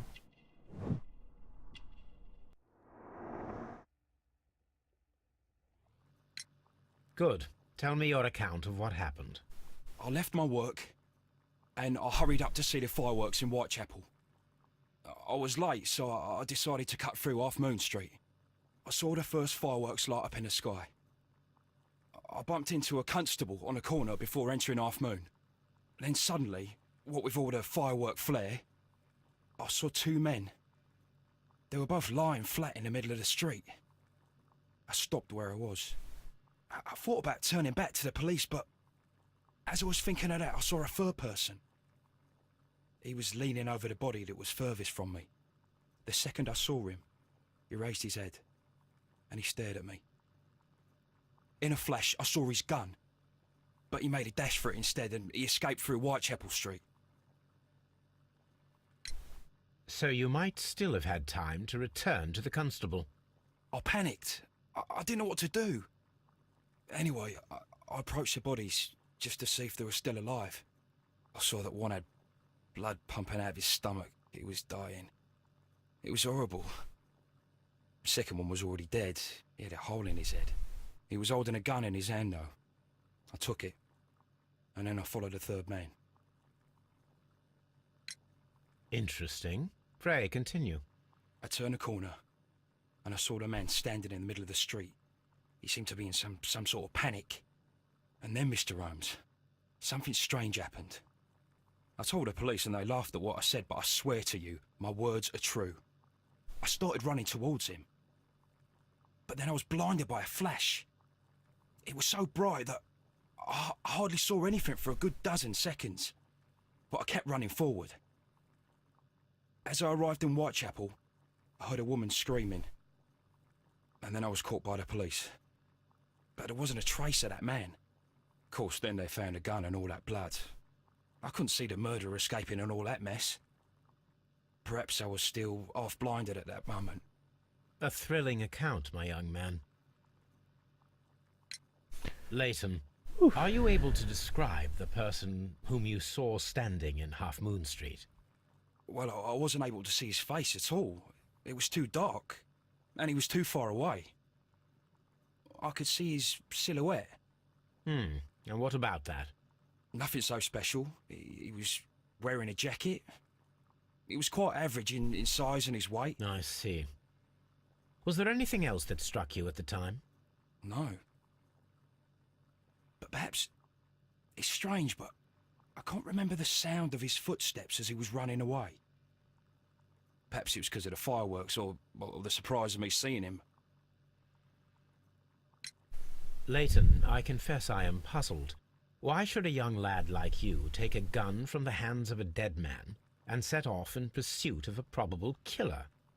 I know. I keep wondering that, but at the time it was like a reflex. A criminal ought to be arrested, and he was armed. You were willing to risk your life. That was a little foolish, unless you wanted revenge. No, Mr. Holmes. I was just being brave and stupid.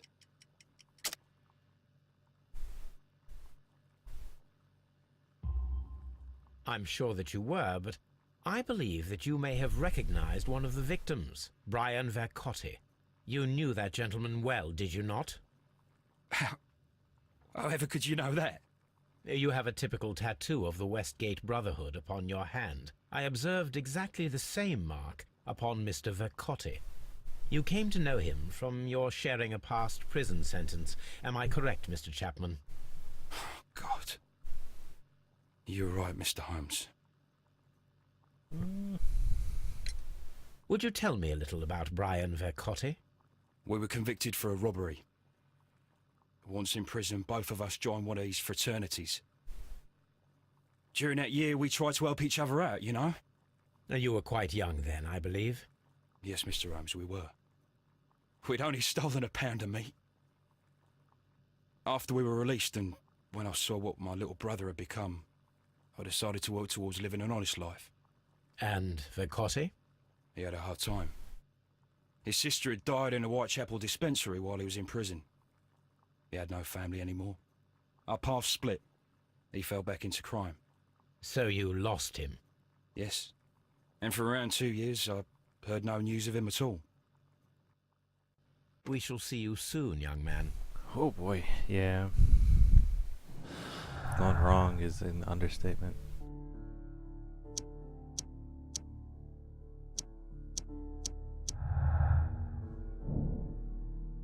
person whom Leighton Chapman describes in his statements as a figment of his own imagination and created to vindicate himself.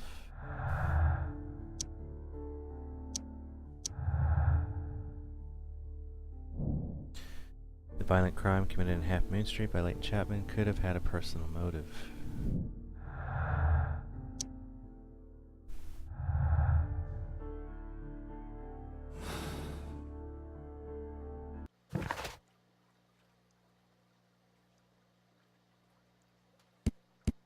Oh, we're down to just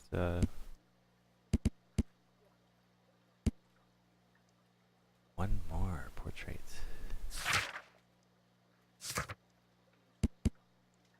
I got the plant as my souvenir.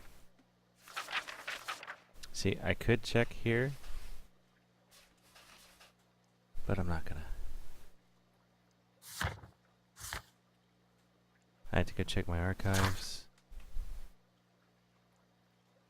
And I had to do a reenactment of the bodies.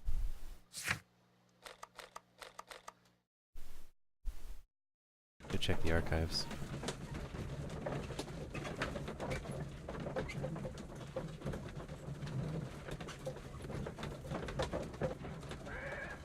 I can grab the letter off of my nightstand, or the mantle, rather.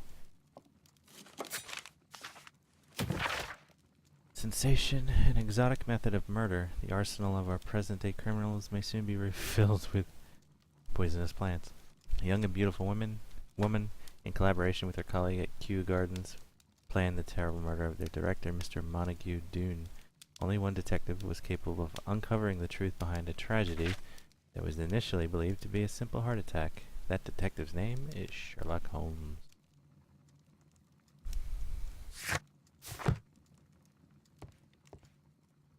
Alright, find out about this bracelet.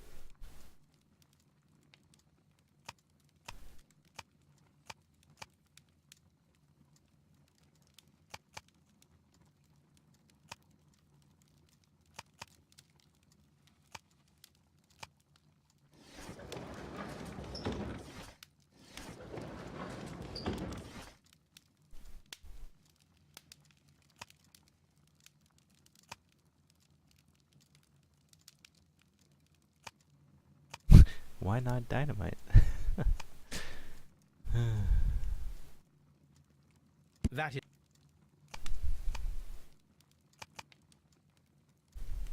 That...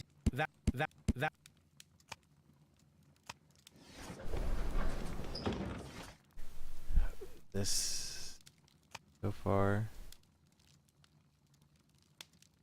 Why make a tricky murder when Holmes is around? Take a chance with police, yeah. He did say something about Roman history, but I think didn't I just go through? That is not the one I need. Yeah, see, that's why I was looking at that.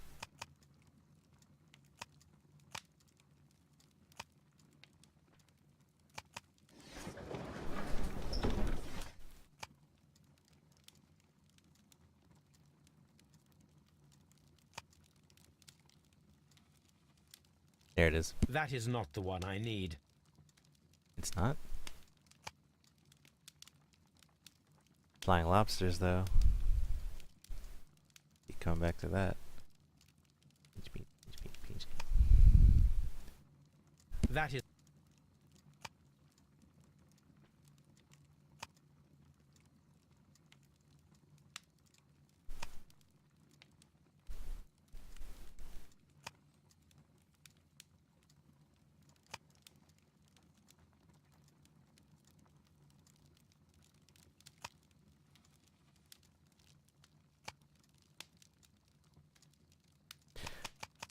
Oh boy.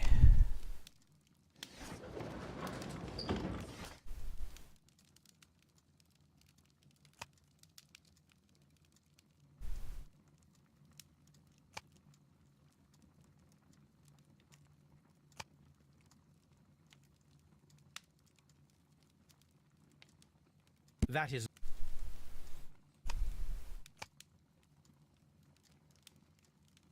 That is... That is... I don't want to have to just blindly click every single one of them, you know? But none of these are really sticking out.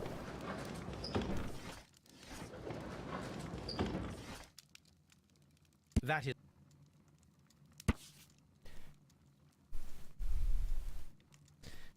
These beautiful antique jewels represent a part of the Hellenistic treasure collection. That's why I would try the Hellenistic one on the middle section of the dates. Depicted are the 5 heads of mountain rams upon a bracelet, necklace, and ring, each made of pure gold. So apparently we're missing 2 of the items here. The 5 rams of mightily... Now I'm going to go back over and check that. Oh my god, this is a multi-page one. I need to continue my research in my archives. Neat, okay. Yep. Early relay. That was one that I, first time I saw it, like maybe the first night I was streaming this, I pointed that out. Early relay. Yeah. Cthulhu was mentioned in here. Yep. Was it 85? Yep, there it is. The Hellenistic treasures were stolen yesterday evening while being transported by cab on their way from the British Museum to the Glassford Fine Art Exhibition. Pawn shop owner Kenneth Butler contacted Scotland Yard that night and provided information regarding a gentleman who had attempted to sell him a collection of historical art at his pawn shop in Church Street. The police have captured the described man, a professional thief by the name of Vincent Foley, who had been in the process of escaping London via the port. He was recognized by the surviving driver of the cab that had transported the collection of Hellenistic treasures. Vincent Foley refused to confess as to where the remainder of the treasures were hidden. He was eventually imprisoned. The lost treasures are still to be found. Here it is. Ooh. One of the victims, Kenneth Butler, was involved in the story of the stolen Hellenistic treasures. A visit to his pawn shop should tell me more. Fantastic.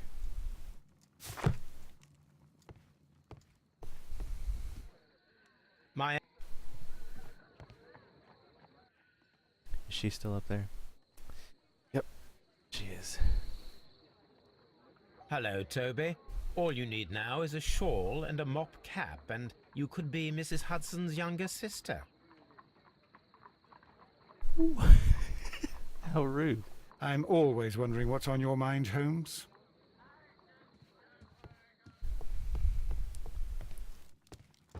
Wonder if I've opened up more of my hats.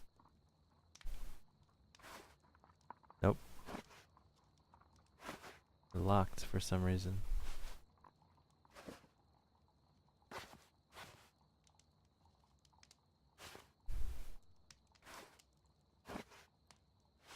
Yeah, I wonder why they're all locked like that.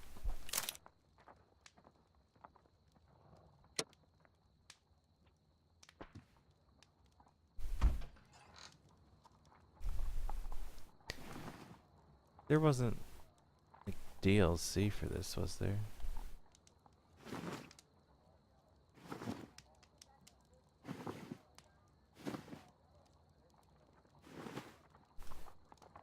Just stick with our light suit.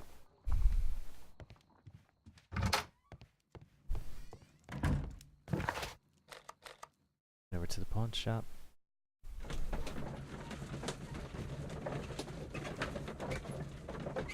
Oh, what eagle?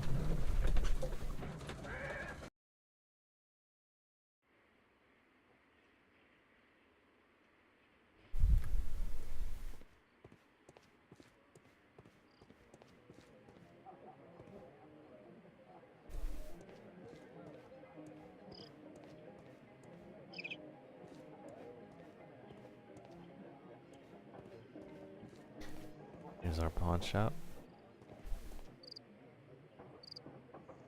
Ah, yeah, the sick Toby burn. Or Mrs. Hudson burn. Via Toby.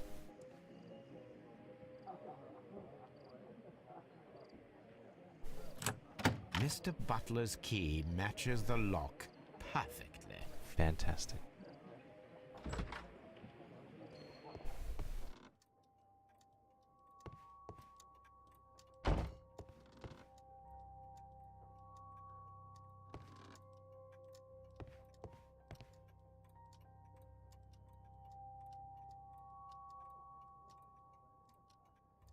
crampons and a sharp ice axe would only be brought here by a mountaineer.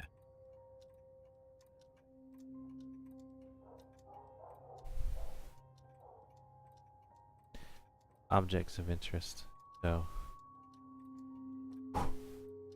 could the killer have climbed up the buildings and gotten away?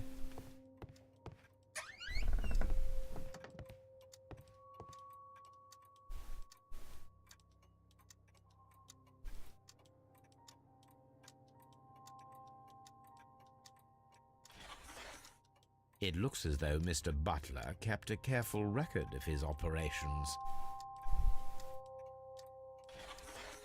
Hey! The ram's heads. This necklace belongs to the 5 Rams of Mittelin collection. Interesting. That means that Kenneth Butler owned a part of this collection all this time, 10 years after the theft. Neat. So what do we got here too? Yeah, firework powered jetpack.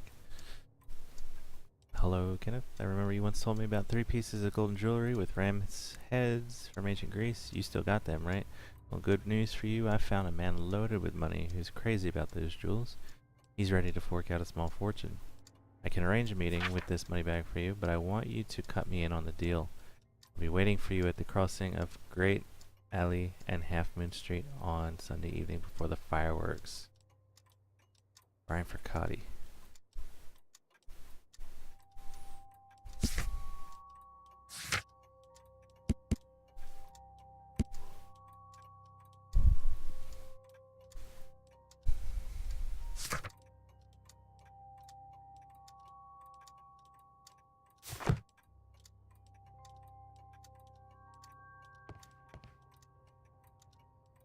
Got a clue for that?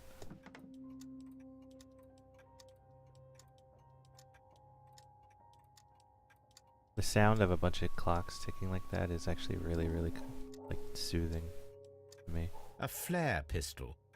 Perhaps it was pawned by a destitute sailor. Object of interest. Okay, we're gonna come back to these, possibly.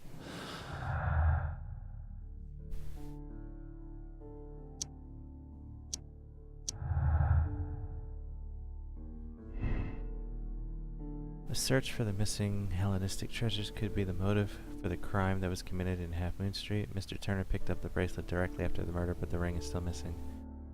The violent crime committed in Half Moon Street could have had a personal motive. Start with a burglary motive. The flare, yep.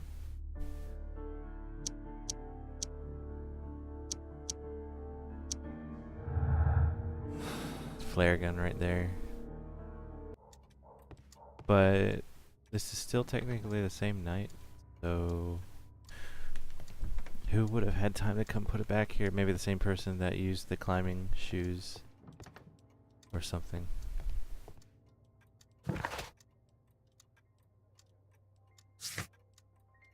Head back to Half Moon and go set up the reenactment.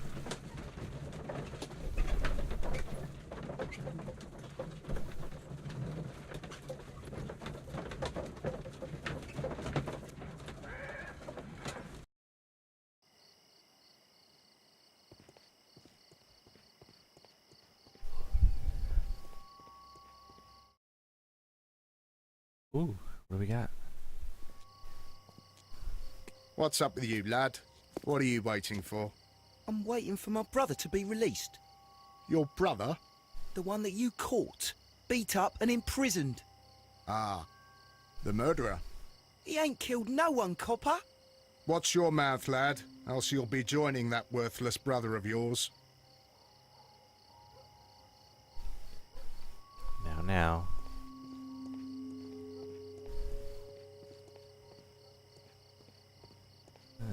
Here we go.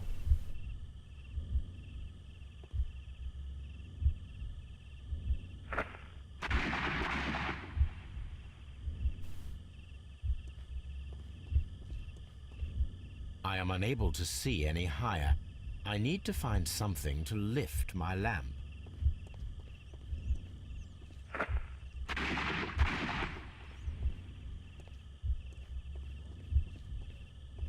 I am a...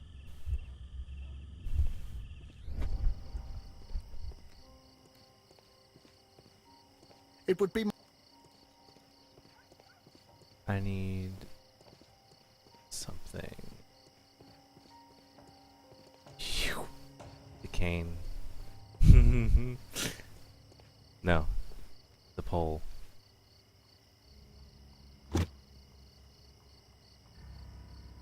This should be useful. You know it will be, Sherlock. Watson, come stand on my shoulders. Oh, hey, look. This is most definitely a bullet hole. The brick cracks are fresh. Ta-da! Watson, there was a third shot fired in this street.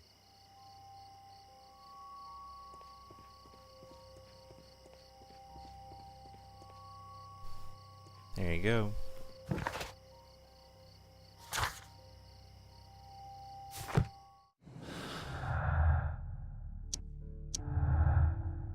Two victims, a third shot.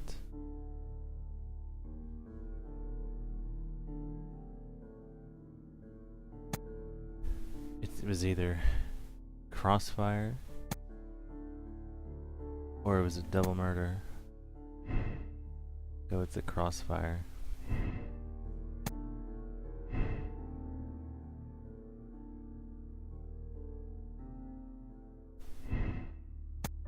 Can I get these to... Whoa! Yeah, no. It's...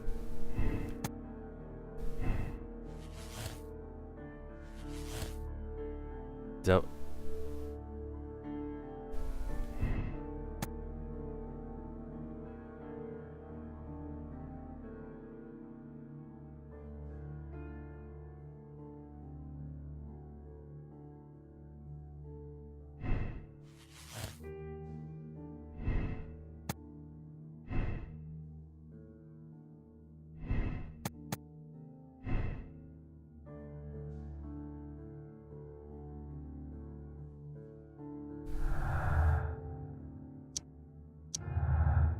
No wonder this was not doing anything.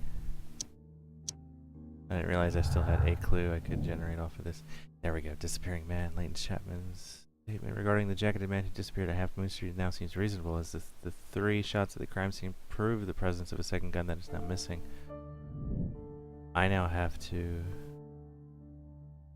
reenact the pursuit.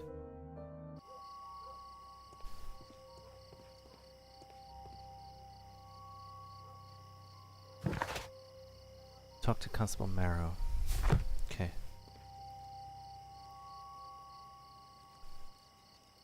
Constable Marrow, I would value your assistance in this investigation.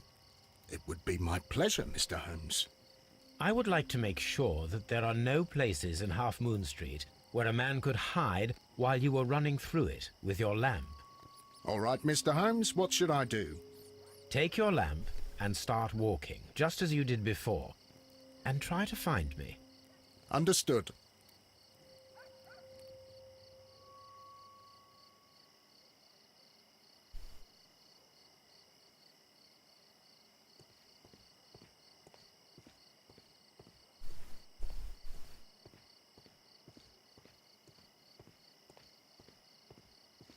Oh.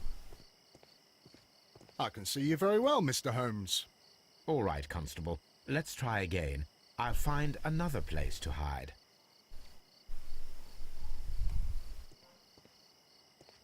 I like this little game of hide and seek.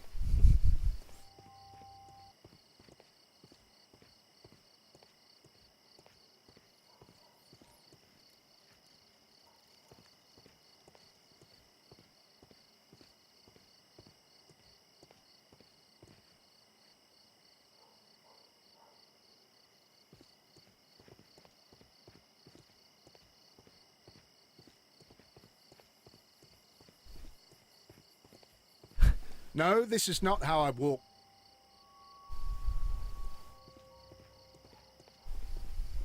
Oh. Here you are, Mr. Holmes. All right, Constable. Let's try again. I'll find another place to hide.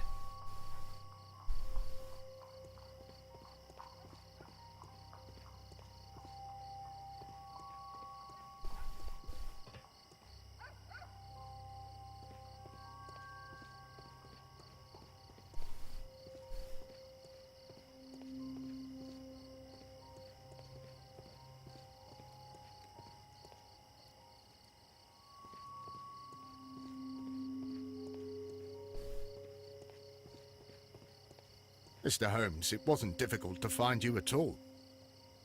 It is obvious now. No one could escape Constable Marrow's lamp while hiding in the street. Alright.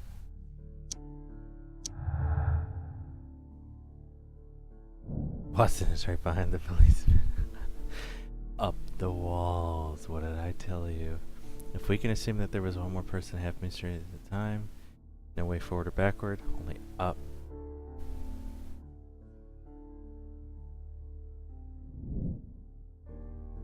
Find the flare gun.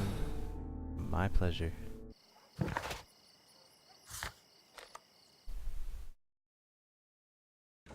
Should have gone to the pawn shop afterwards. I wouldn't have had to backtrack.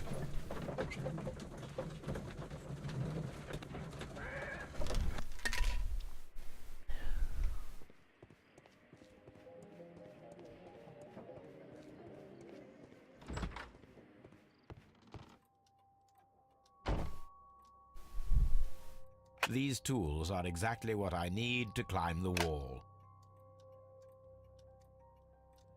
Hello, Serene.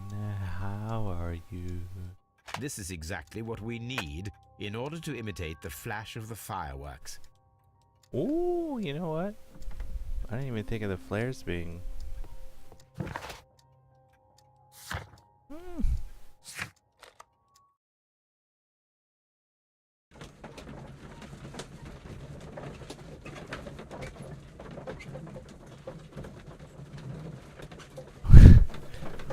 Holmes did have the full-on creep you out department, hiding around in corners like that. Actually, probably easier for you to at least see the lamp on stream like that. I have no idea how Why dark are you it is looking for at you me all the guys. time like that? I'm just watching you, lad. I never know what to expect from people like you. People like me? Yes, street beggars and thieves. I ain't a thief. Oh no? Then where did you get whatever it is that you're gnawing on? I very much doubt that you bought it. What ain't seen can't hardly be stolen. That's the second time we've had interaction between these two. I wonder if something's going to happen. Constable Marrow, Watson, I would like to perform another kind of reenactment with your help. I'm listening, Mr. Holmes. I want to check if Leighton's testimony can be trusted. If someone could vanish into thin air at a specific moment. But Holmes, I don't see how. I am going to be the mysterious gentleman whom Leighton followed. I will stand exactly where he saw him before he was blinded by the flash. Watson, you will be Leighton. When I fire the signal flare, you should start to chase me. I understand, Holmes. You, Constable Marrow, just play your part and do exactly as you did. Just, please, wait 5 seconds after the signal flare. I doubt that Polly Powell would have screamed any earlier. As you say, Mr. Holmes. Let us begin then. Catch me if you can. Oh man. Climb the wall there. There. Let's try this one. The moon illuminates this wall. No. Anyone trying to climb it would be easily spotted by Constable Marrow. Okay, so it's not that one at all. It could be this This one. wall is Yeah. cast in shadow. It would be difficult to see anyone scaling it. Marrow very well could be a suspect here, now that you mention it.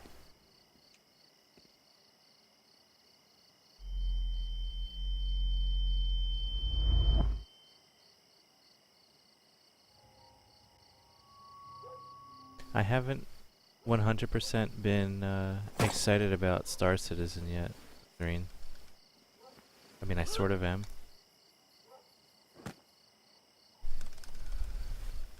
I can barely see anything. I can't believe I'm doing this. Holmes? Are you there?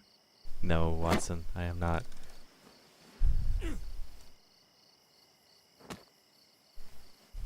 should try climbing faster.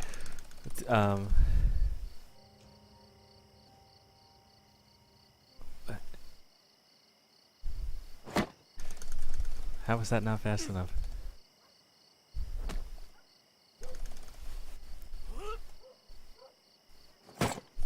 I can barely see anything.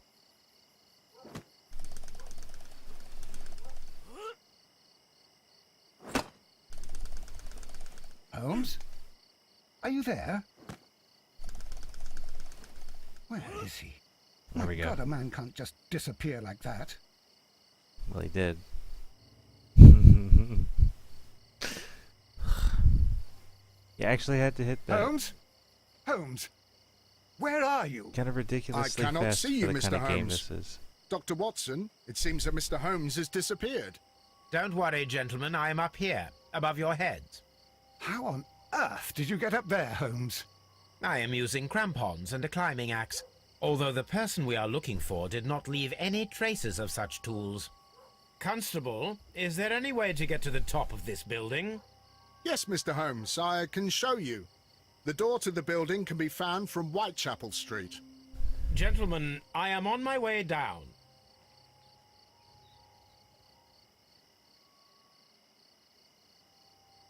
Yes, Serene, if you don't mind, go ahead and link it.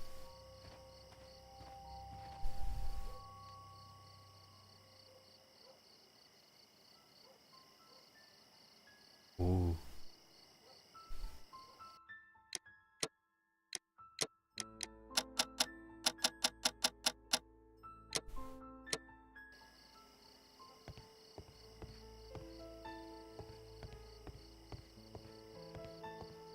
Thank you, Serene.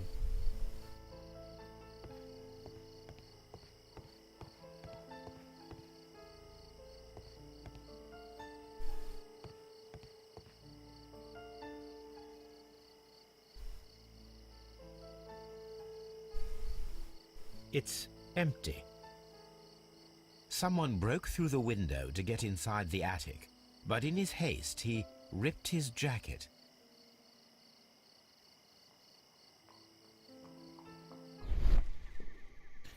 Jacket, shabby fabric, black threads. A cluster of thick black threads. They're unusually strong. I should examine them under the microscope. These shards of glass are from the window above. We can conclude that the person whom Leighton saw climbed up the wall, broke into the attic window, and escaped through the hatch.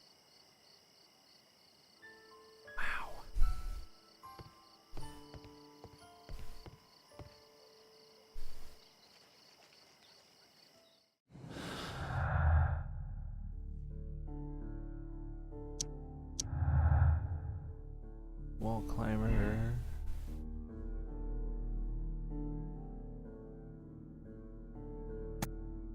Go with Leighton's innocence here.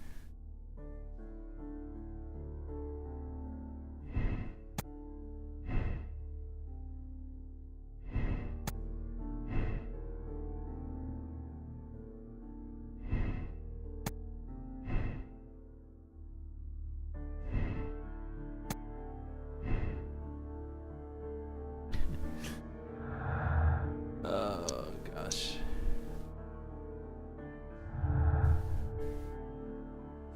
Still quite a ways to go with this one, it seems.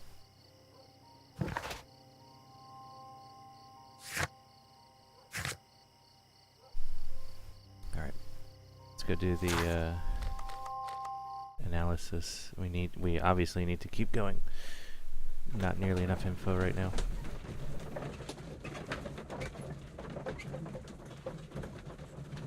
Yeah, I mean, Serene, I knew the tech behind it was substantially large for the scope of the game. But yeah, it's going to be a hell of a beast to be able to run. Let us take a closer look. And run well. Put it that way. It is not a thread, but a hair. I very much doubt that it is human. Animal I hair? need to compare this sample with a human hair and Horse a hair. horse hair. A shaving brush is usually made from horsehair. Watson, could you please pass me your shaving brush? Here you are. Watson, look, what's outside the window? Where? I don't see anything. Ouch! Holmes! Oh, don't make such a fuss. One little hair. Human hair is significantly thinner than the black sample. So is the horse hair is thinner than the hair that we found. So, this black hair belongs to an animal, and it is larger than a horse. A hair from a large and exotic animal. What? Look at circus acrobat? True. Yeah.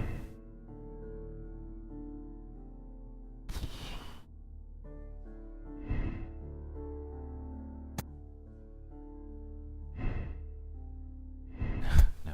Go back to Leighton's innocence. We're gonna just keep that one there like that. It's a burglary motive.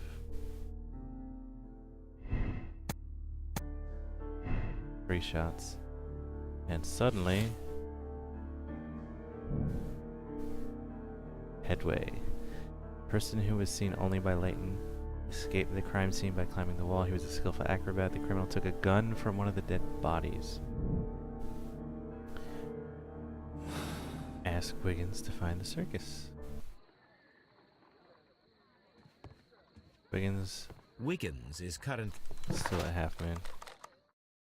Okay.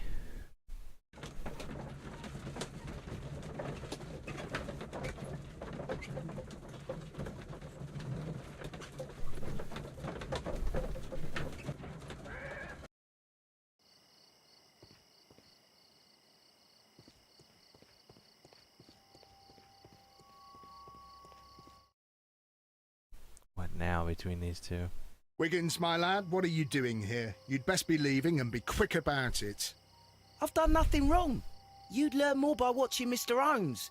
He knows exactly what he's doing. Not like you. Oi, watch your tongue. This is not gonna end well between these two. I could just sort of feel it. Wiggins, thank you. Mr. Holmes? We have good news for you, Wiggins. The investigation has proven very interesting so far. We found facts and details that confirm your brother's innocence. I knew it, Mr. Holmes. But for now, Wiggins, we need your help. Anything you like, Gov. I need you to locate a circus that has stopped over in London. It needs to have disposed of at least one exotic animal. A very large one. You can count on me, Mr. Holmes.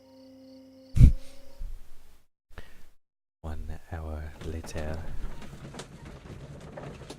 You got through a couple more in Mel. Yeah, I saw you were streaming that earlier, Serene. I'll have to grab it and dust off my portal skills next morning, early. I do hope that those children don't get into trouble, Holmes. Don't worry, Watson. I predict some news in 7 seconds. Mr. Holmes, we found it. Not Here quite it is. 7. Clearly, it's a mammoth. It's pretty close. And this is a young Indian elephant, the highlight of the show. Duval Brothers, a well-known traveling circus that is currently stopped in London. I believe that is exactly the type of circus we are looking for. I'll pay it a visit.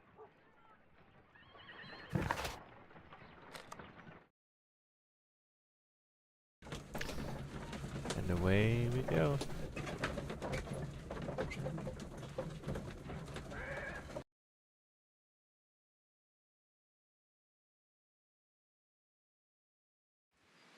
Aye, you! Stop right there! Good morning, sir. Pardon me, but why am I not allowed to walk around here? Because it's private. Well, I only wanted to meet the artistes. Hmm? You're wanting to apply for... Nah. You don't look like the type of, artistic lockpicker that we're looking for. You might be surprised. What? Nah. I don't think so. Clear off.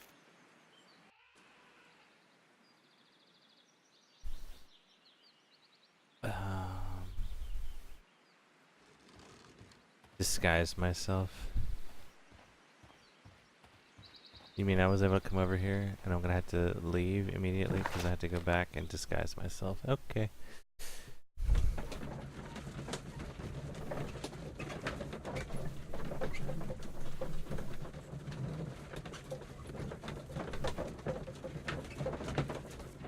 I'll take a second loading screen because of something semi-silly. Alright, what do we got? Sherlock in a leotard. Casual, it's not the button, it's not this morning. Farmer, bandit.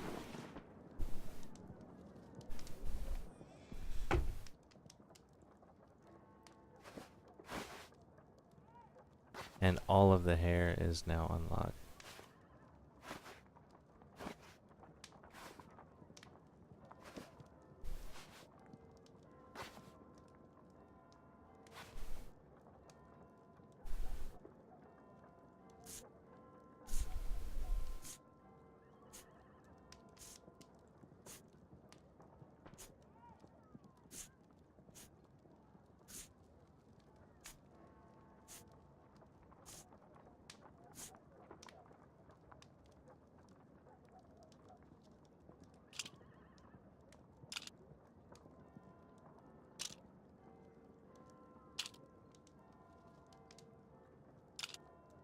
Go full ridiculous.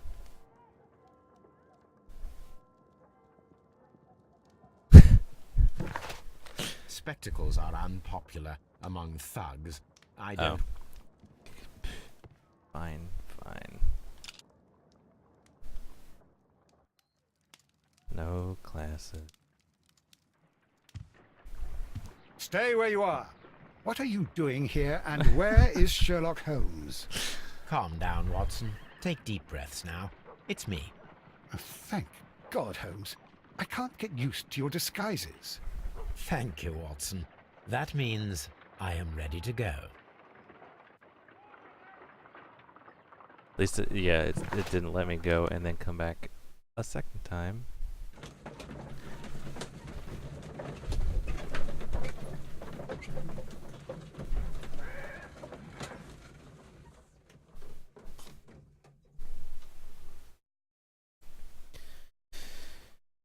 Who are you? What's your name? My name is Nigel. I'm here to open the locks. Talented, eh? Let's see. Go inside the marquee and show yourself to Charles Foley. And I'd highly advise you not to Foley. trick him. Got that? I've got it. Foley. I know that name.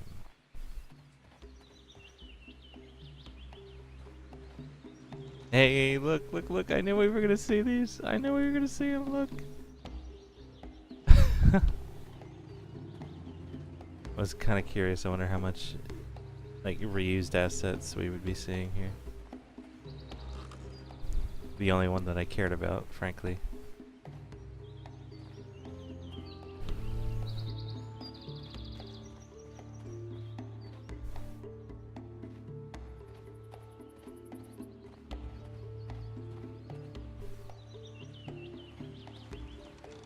It's hard to tell. That might even be the same wagon type back there. I don't know.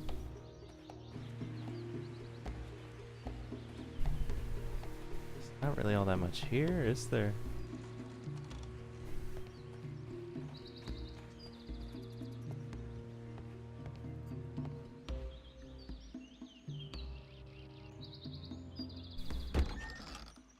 So, everything is here just as you asked. And what about the money? Some of the barrels are wet. Transportation issues, it couldn't be helped. Whatever. We'll be here after midnight to pick up the supplies. I want to be paid first. No. You'll be paid after we make the transfer, as I said. Right? I hope that no one saw you. The police are on the lookout. Of course not. I'm a professional. Glad to hear it. Be ready for tonight, then.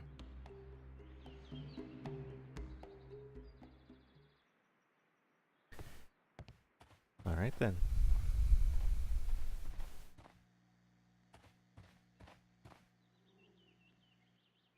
Printing press. Rise up and keep rising from lambs into lambs. That's a picture of a contemporary gentleman wearing a Robin Hood hat. Interesting.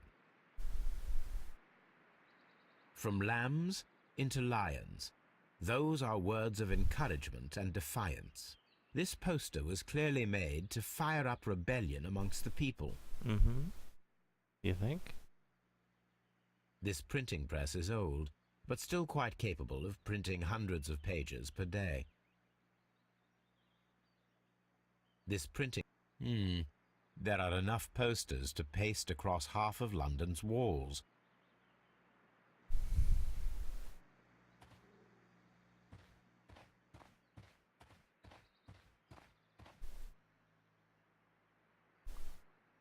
What's in the barrel? This wooden barrel is damaged. It is difficult to say what is inside.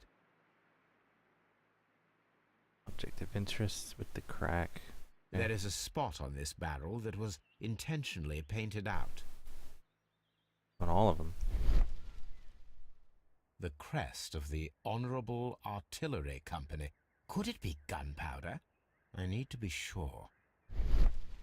Well, I mean, that's why they would be concerned if it got wet. Judging by the fractions and the scent, I can confirm that it is, in fact, gunpowder. The barrels are roughly clustered. It seems as though they were brought here in a hurry. Powder kegs, a printing press, and a great many blank papers. All of this was stolen by the Merry Men quite recently. And these poster samples. I am quite sure it is not a coincidence. The Merry Men are planning some sort of sabotage. Stop right there. Who are you? Are you Charles Foley? Maybe. They say that I can open any door. Do they now? We'll see that lock near the chains on the table over there. Open that.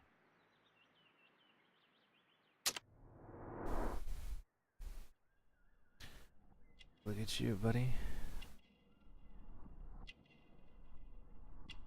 Nothing to do with the face. That's interesting.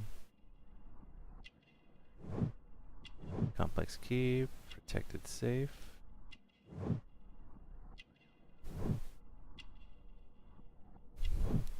Bloody bandages, recent trauma.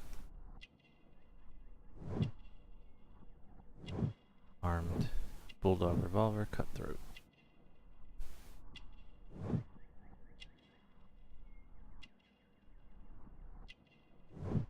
Ring with ram head.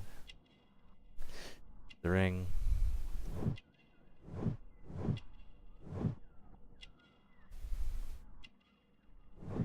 Taped fingers. Ability practice of acrobat.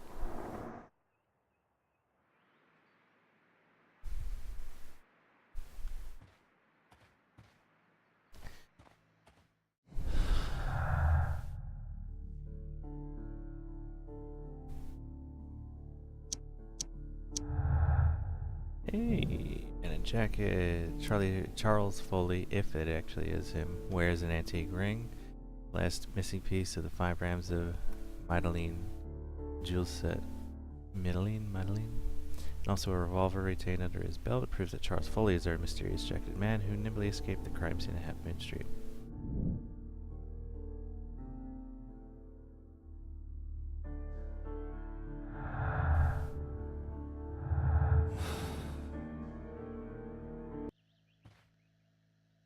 Let's have fun with this one's gonna be fun. Oh my goodness, watched.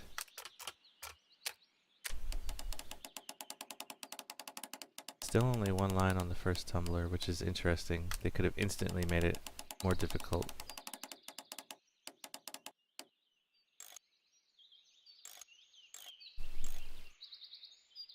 And I think they have simply by being able to do that.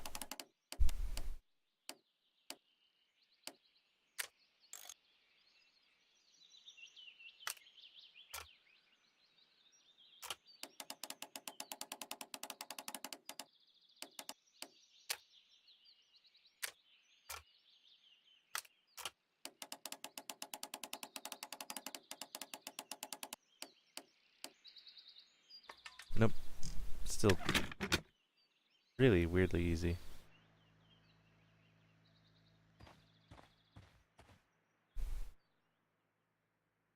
Ah, well, they're right. What's your name?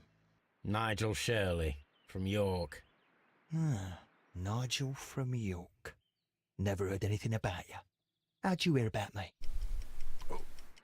Arcades are...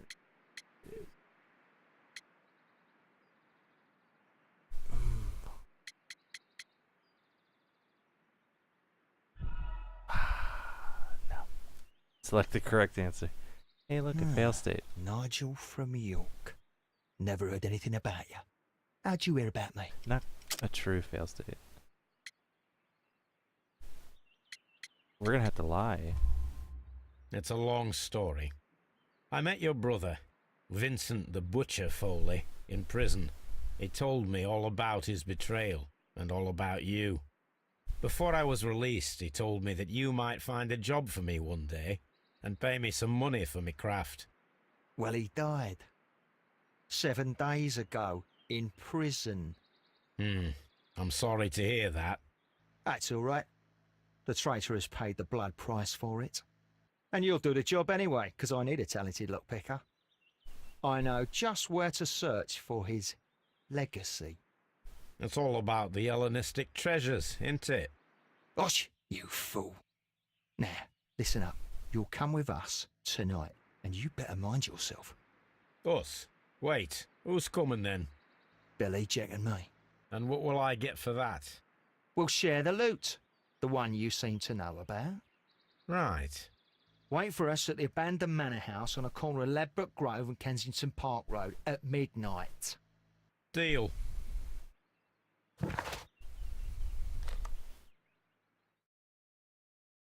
And off we go.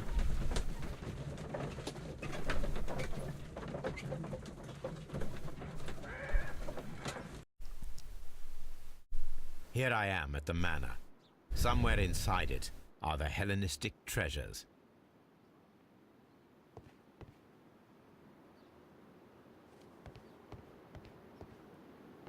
Watson will be unhappy. Yeah, Sherlock's not coming home tonight, Watson. This lock is quite old.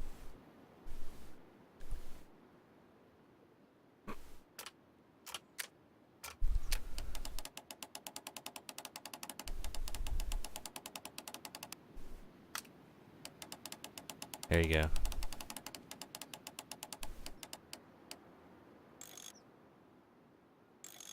Ah.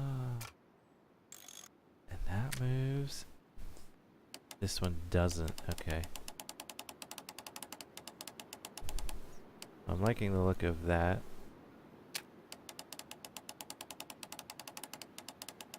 Yeah, see, check that out. That lines up really nicely. These are not very difficult, unfortunately, but they're fun. These are actually really fun lockpicks.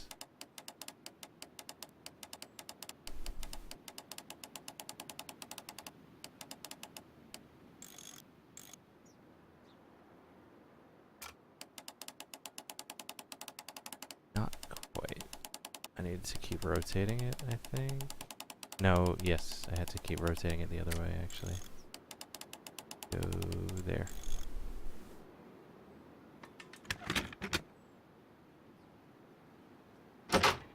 I need to find where the safe is hidden and lockpick it.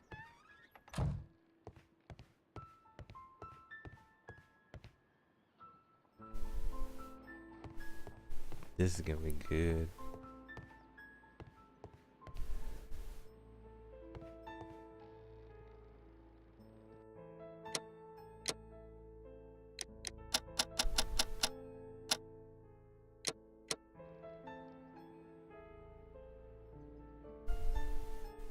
This cupboard is an absolute mess.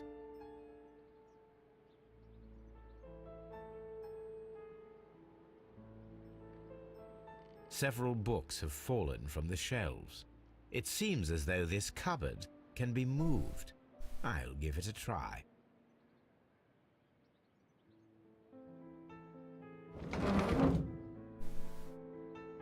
You gotta be kidding me, that's it? So, that's the lock I must open tonight. Let me see. We'll come back. I want to look at the rest of the house. I didn't think I was gonna find it that fast.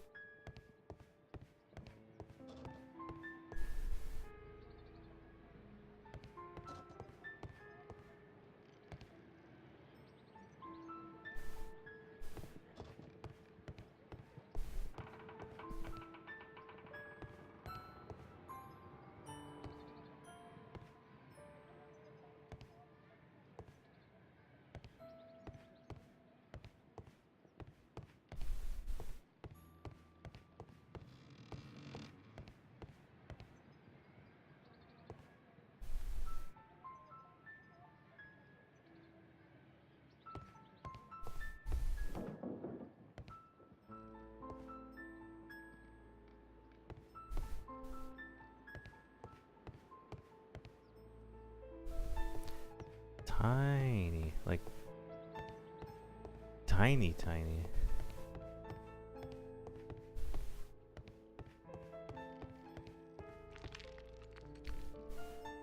All right, let's do it. What do we have?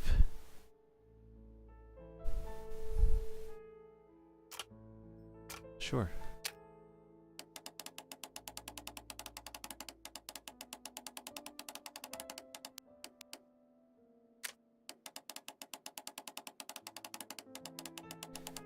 Line up with one. Let's start with the top.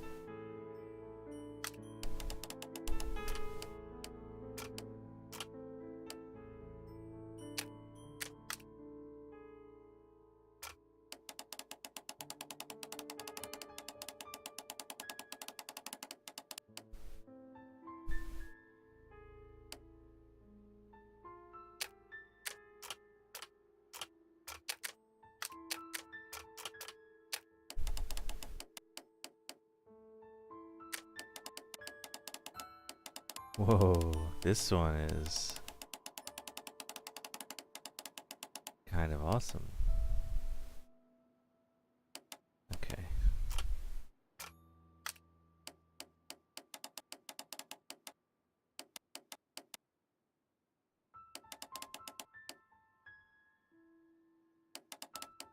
Wait, which one? That, oh, this doesn't move. Which one moves? Neither move.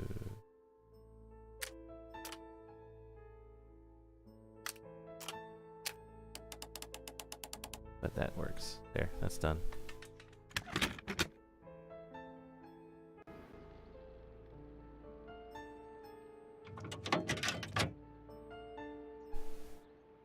What a surprise. Another lock. And I won't be able to pick it. Now, I bet you that one's the recall key. That precious key around Foley's neck. It might prove a decent fit. I suppose they hired me to only open the first lock. Let us wait for the thieves, trap them, and find out. Let us check the thieves' possible escape routes in the event that they are caught off guard by the police from the front door. Okay.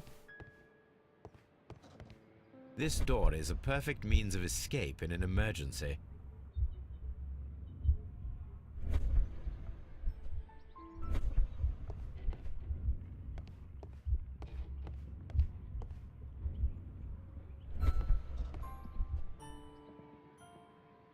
This should be useful.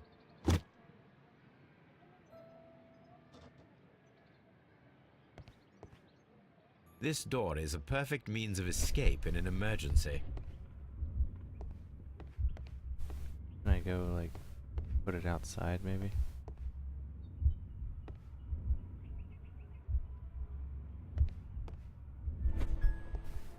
The ground floor window is a perfect way to escape the police.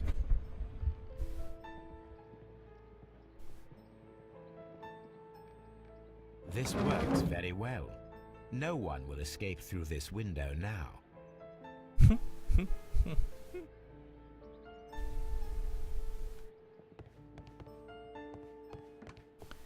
The thieves were... Okay.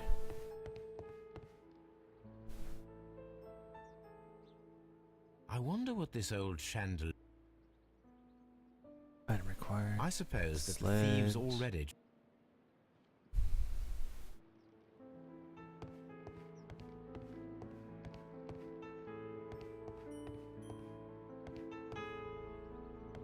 Carpet.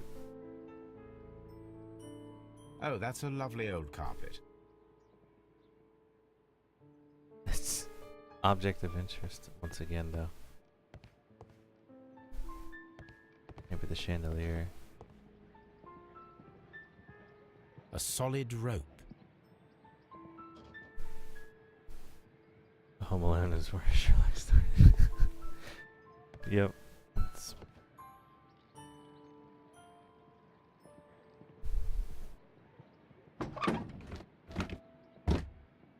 There is no ladder. If anyone falls here, he will need assistance to get out. put the rug over it.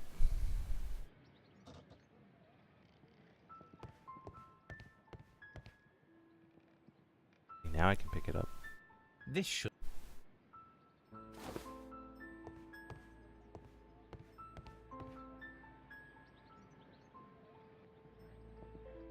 Now, it's not an open hatch, just a nice carpet on the floor. I should walk carefully here, else my plan will be ruined.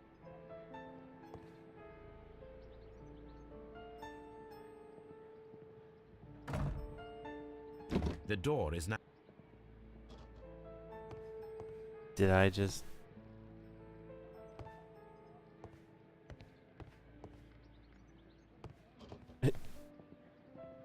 Okay. So we're gonna block them from...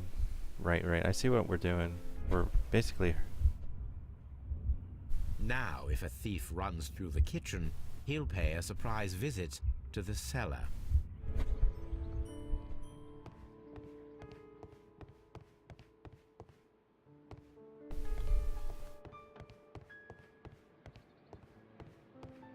Although this window is high above the ground, it would be possible for one of the thieves to attempt to use it for their escape.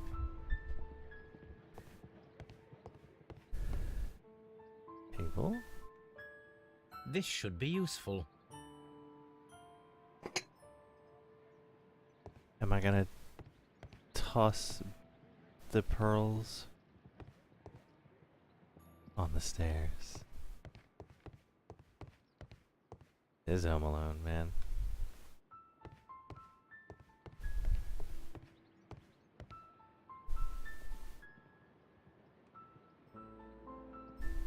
One step on these beads, and our thief will go flying. I should walk carefully here, else my plan will be ruined.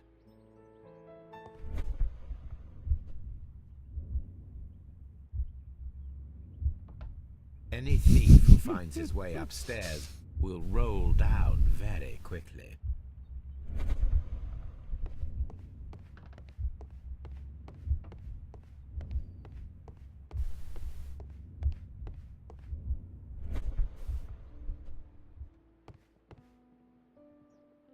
Something is still required. The I chandelier. wonder what this old The rope. I mean, except that's...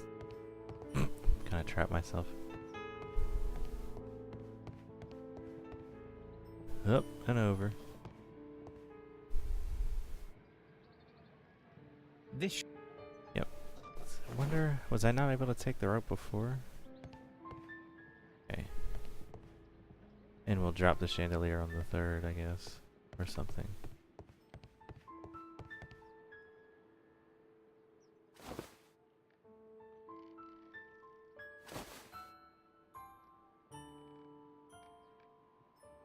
Now, if anyone takes the hammer, the rope will uncoil and make the chandelier fall. If he runs through the dining room and takes a sledgehammer to force open the door, the chandelier will knock him down. The traps for my circus companions are all prepared. I can leave now, but I'll return later with Charles Foley and his companions. Achievement for that is haunted house. Fancy.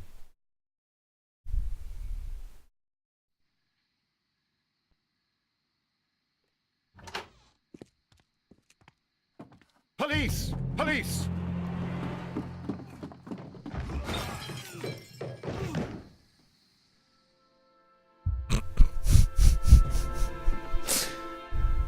Stop where you are!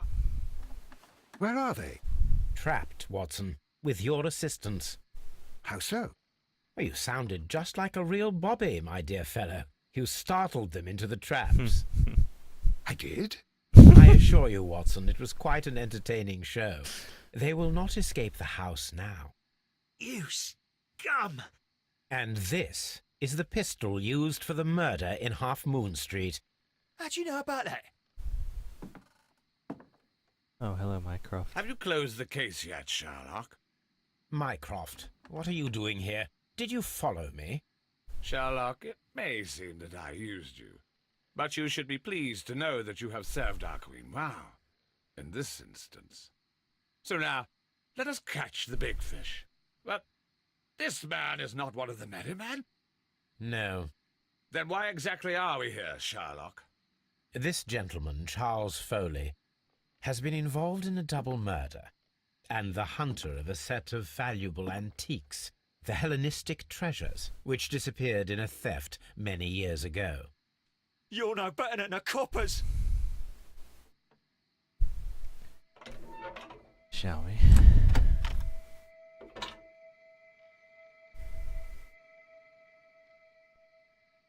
Holmes, that is incredible. The Hellenistic treasures. Indeed. Nothing but trifles. Where are the merry men? I don't know why you are asking me, Mycroft. They are yours to find. I'll see you soon, dear brother.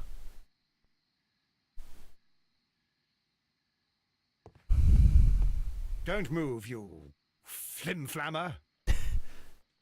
The trap with the chandelier. No.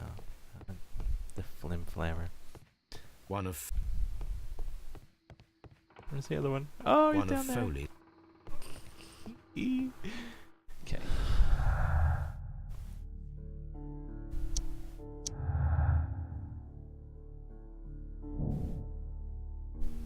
Antiques discovered inside the hidden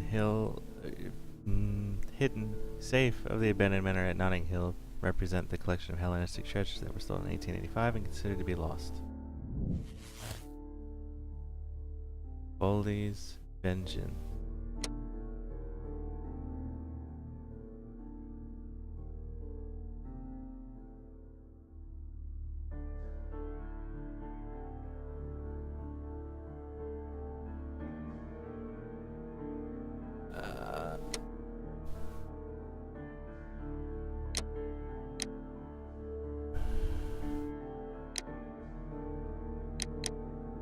I suppose I do actually have 3 of them now.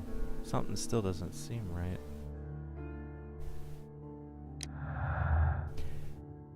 I have?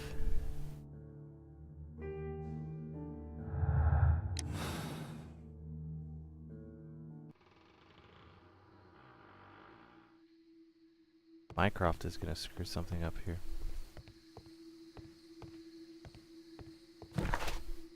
I can't even leave.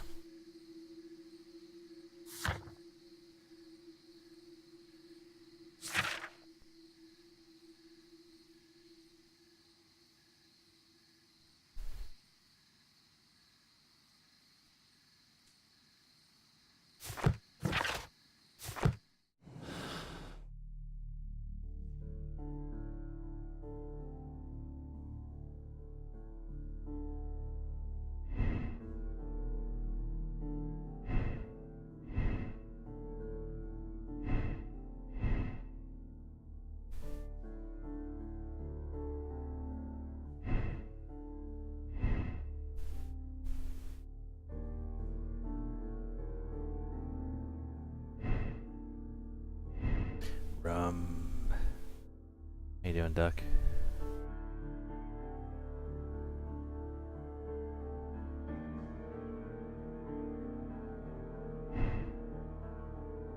I don't know, man. I'm gonna...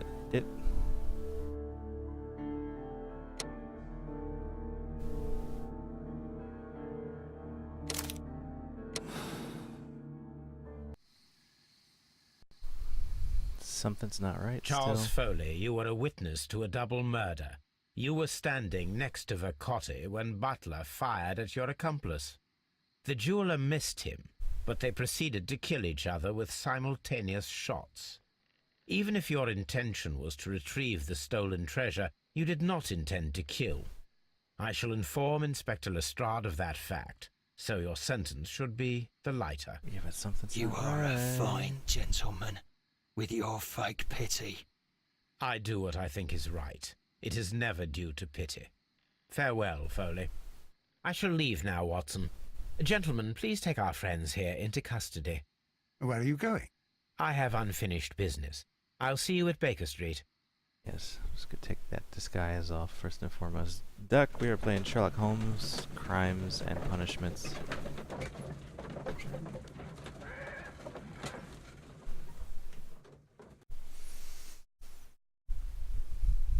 What's about to happen?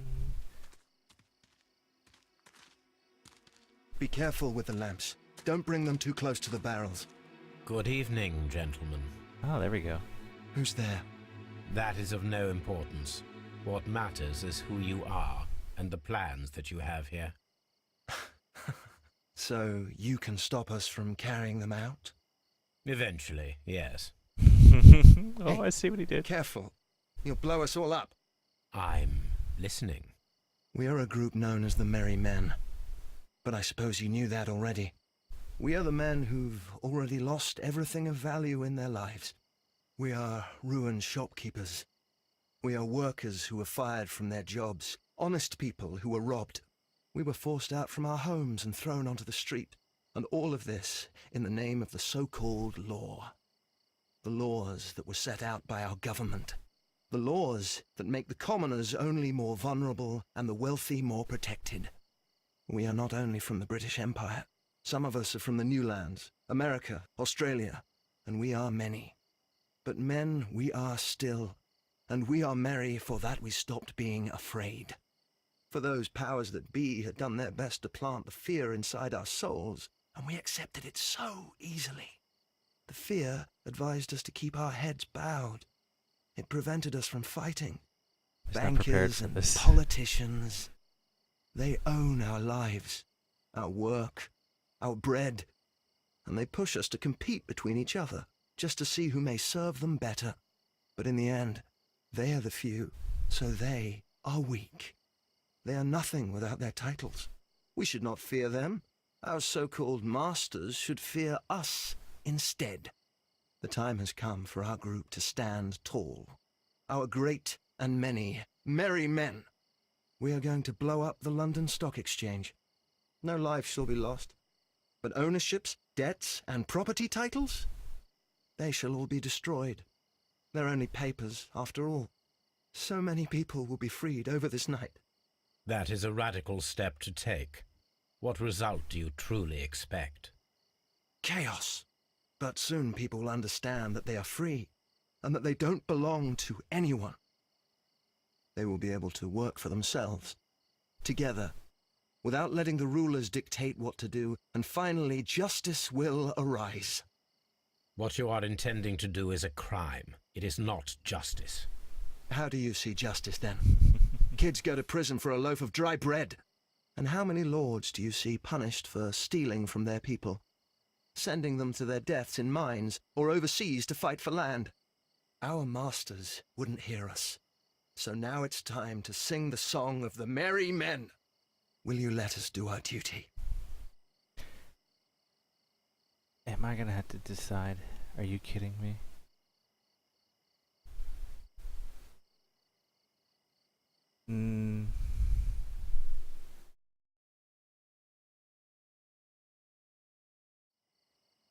Really? Oh, okay.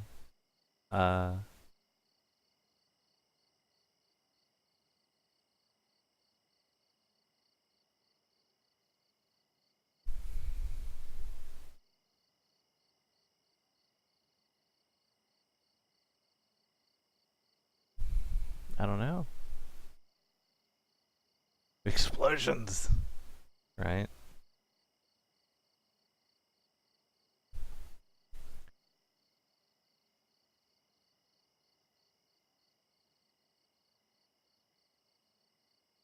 Sherlock would not willingly allow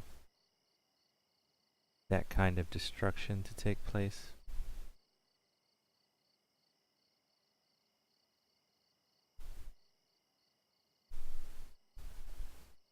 And neither would I.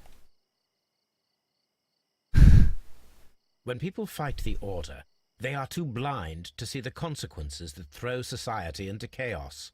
I shall stop your actions, but not you. Run. Now!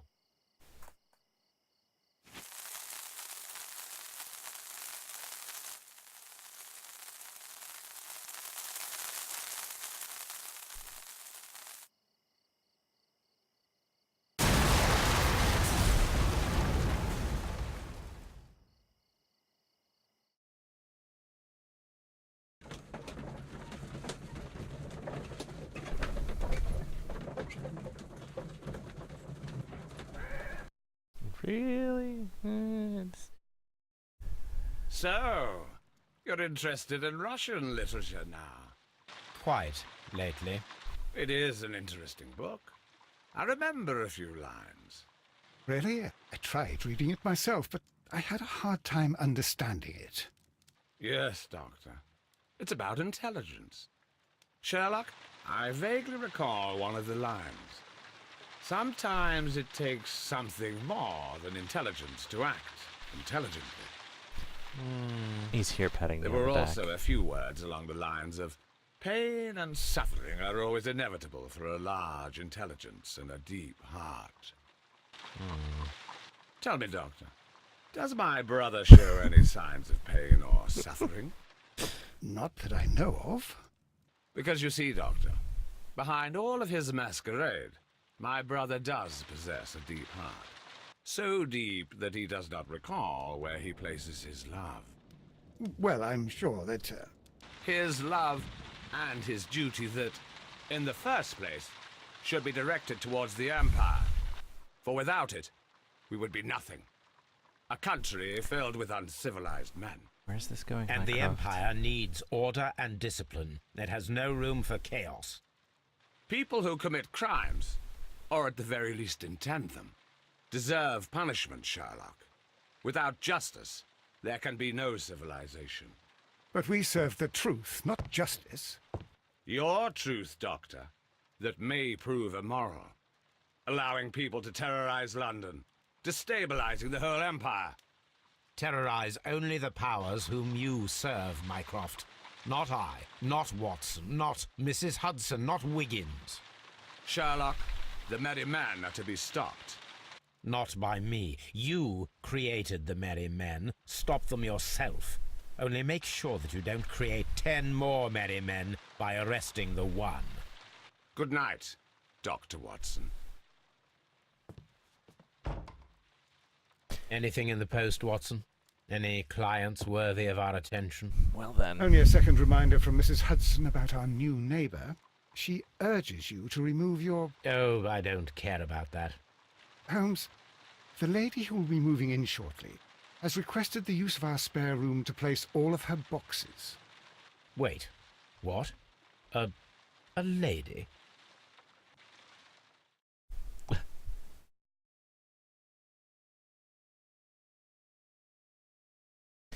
No doubt Charles Foley will be imprisoned. He organized the theft of ancient treasures that rightfully belong to the British Museum. In fact, his band was hired by the Merry Men, who planned a revolution in London, but he did not directly commit the murder at Half Moon Street. You have decided that under such circumstances, his sentence can be shortened. And right. Okay. I don't think it was designed to be solved that way.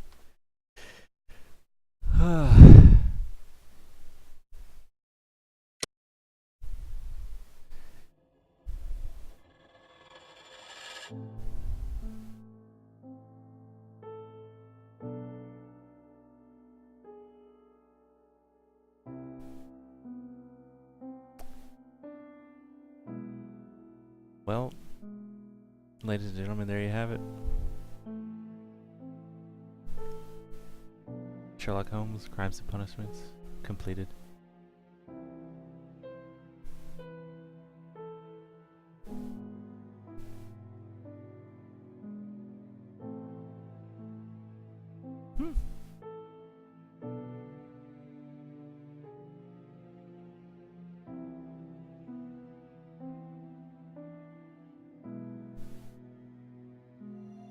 Should have done the no expl. Nah. I'm happy with the that particular choice I made. Be right back.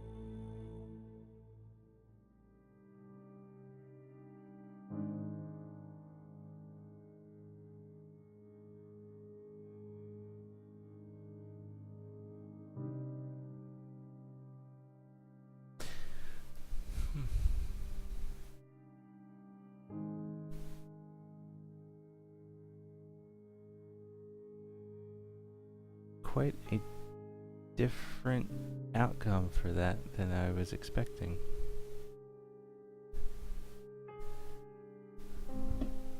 I'm not sure what I was expecting. I don't know.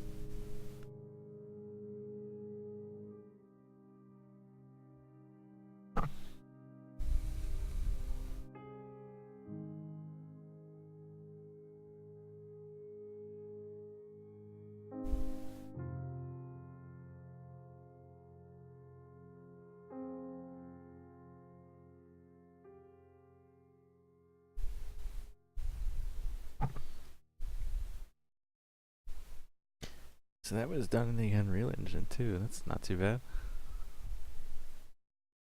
Barely even tell. Okay, so wait a minute. Now we have a little bit of an epilogue. Alright.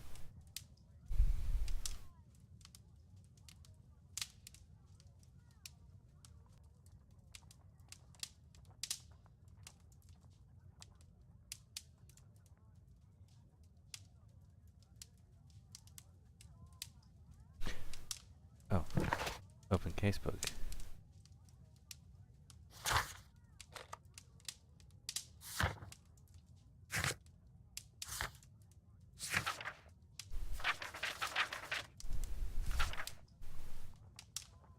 I got that one right too.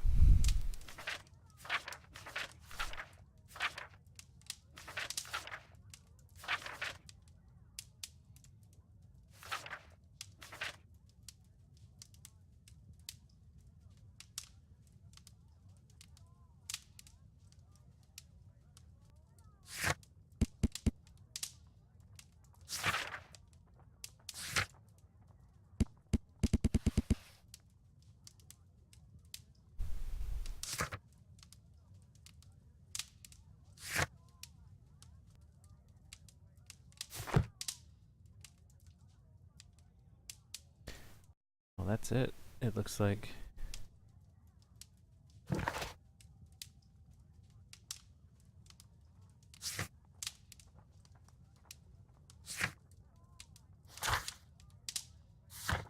Like, I think.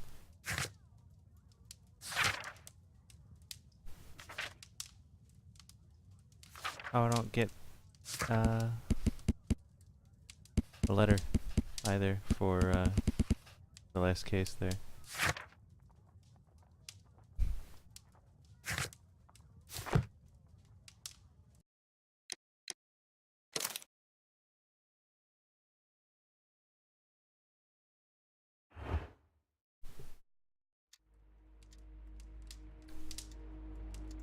Well,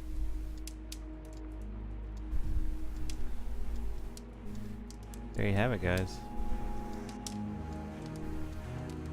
Just continue, just put me back in the seat. Hold on a second.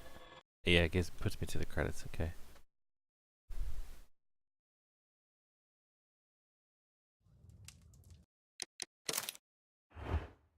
That's it?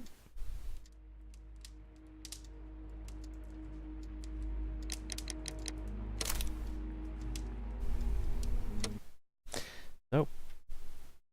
Sherlock Mania is done, which means there we go. On to oh, I guess Metal Gear starting tomorrow or something. We'll see. Gotta get on that soon anyway, if not tomorrow. Yeah, hey. Wow. Really great trio of games there for sure. I'm pretty glad I took the time to go play them all finally. Kent, thank you once again for allowing me to hijack your games for about a week and a half, 2 weeks now. And sure it won't be the last time.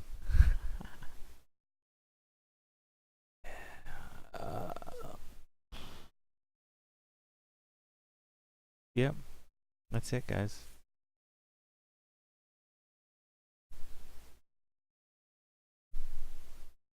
I think I'll present like final thoughts and opinions tomorrow or something. I'm kind of mulling it over, I think, and I'll be doing that for a little while. All right? Yeah, but they were good. Oh, so good, so good, so good. Fantastic games. Yeah. All right, guys, take care. See you tomorrow. Bye-bye. Ah!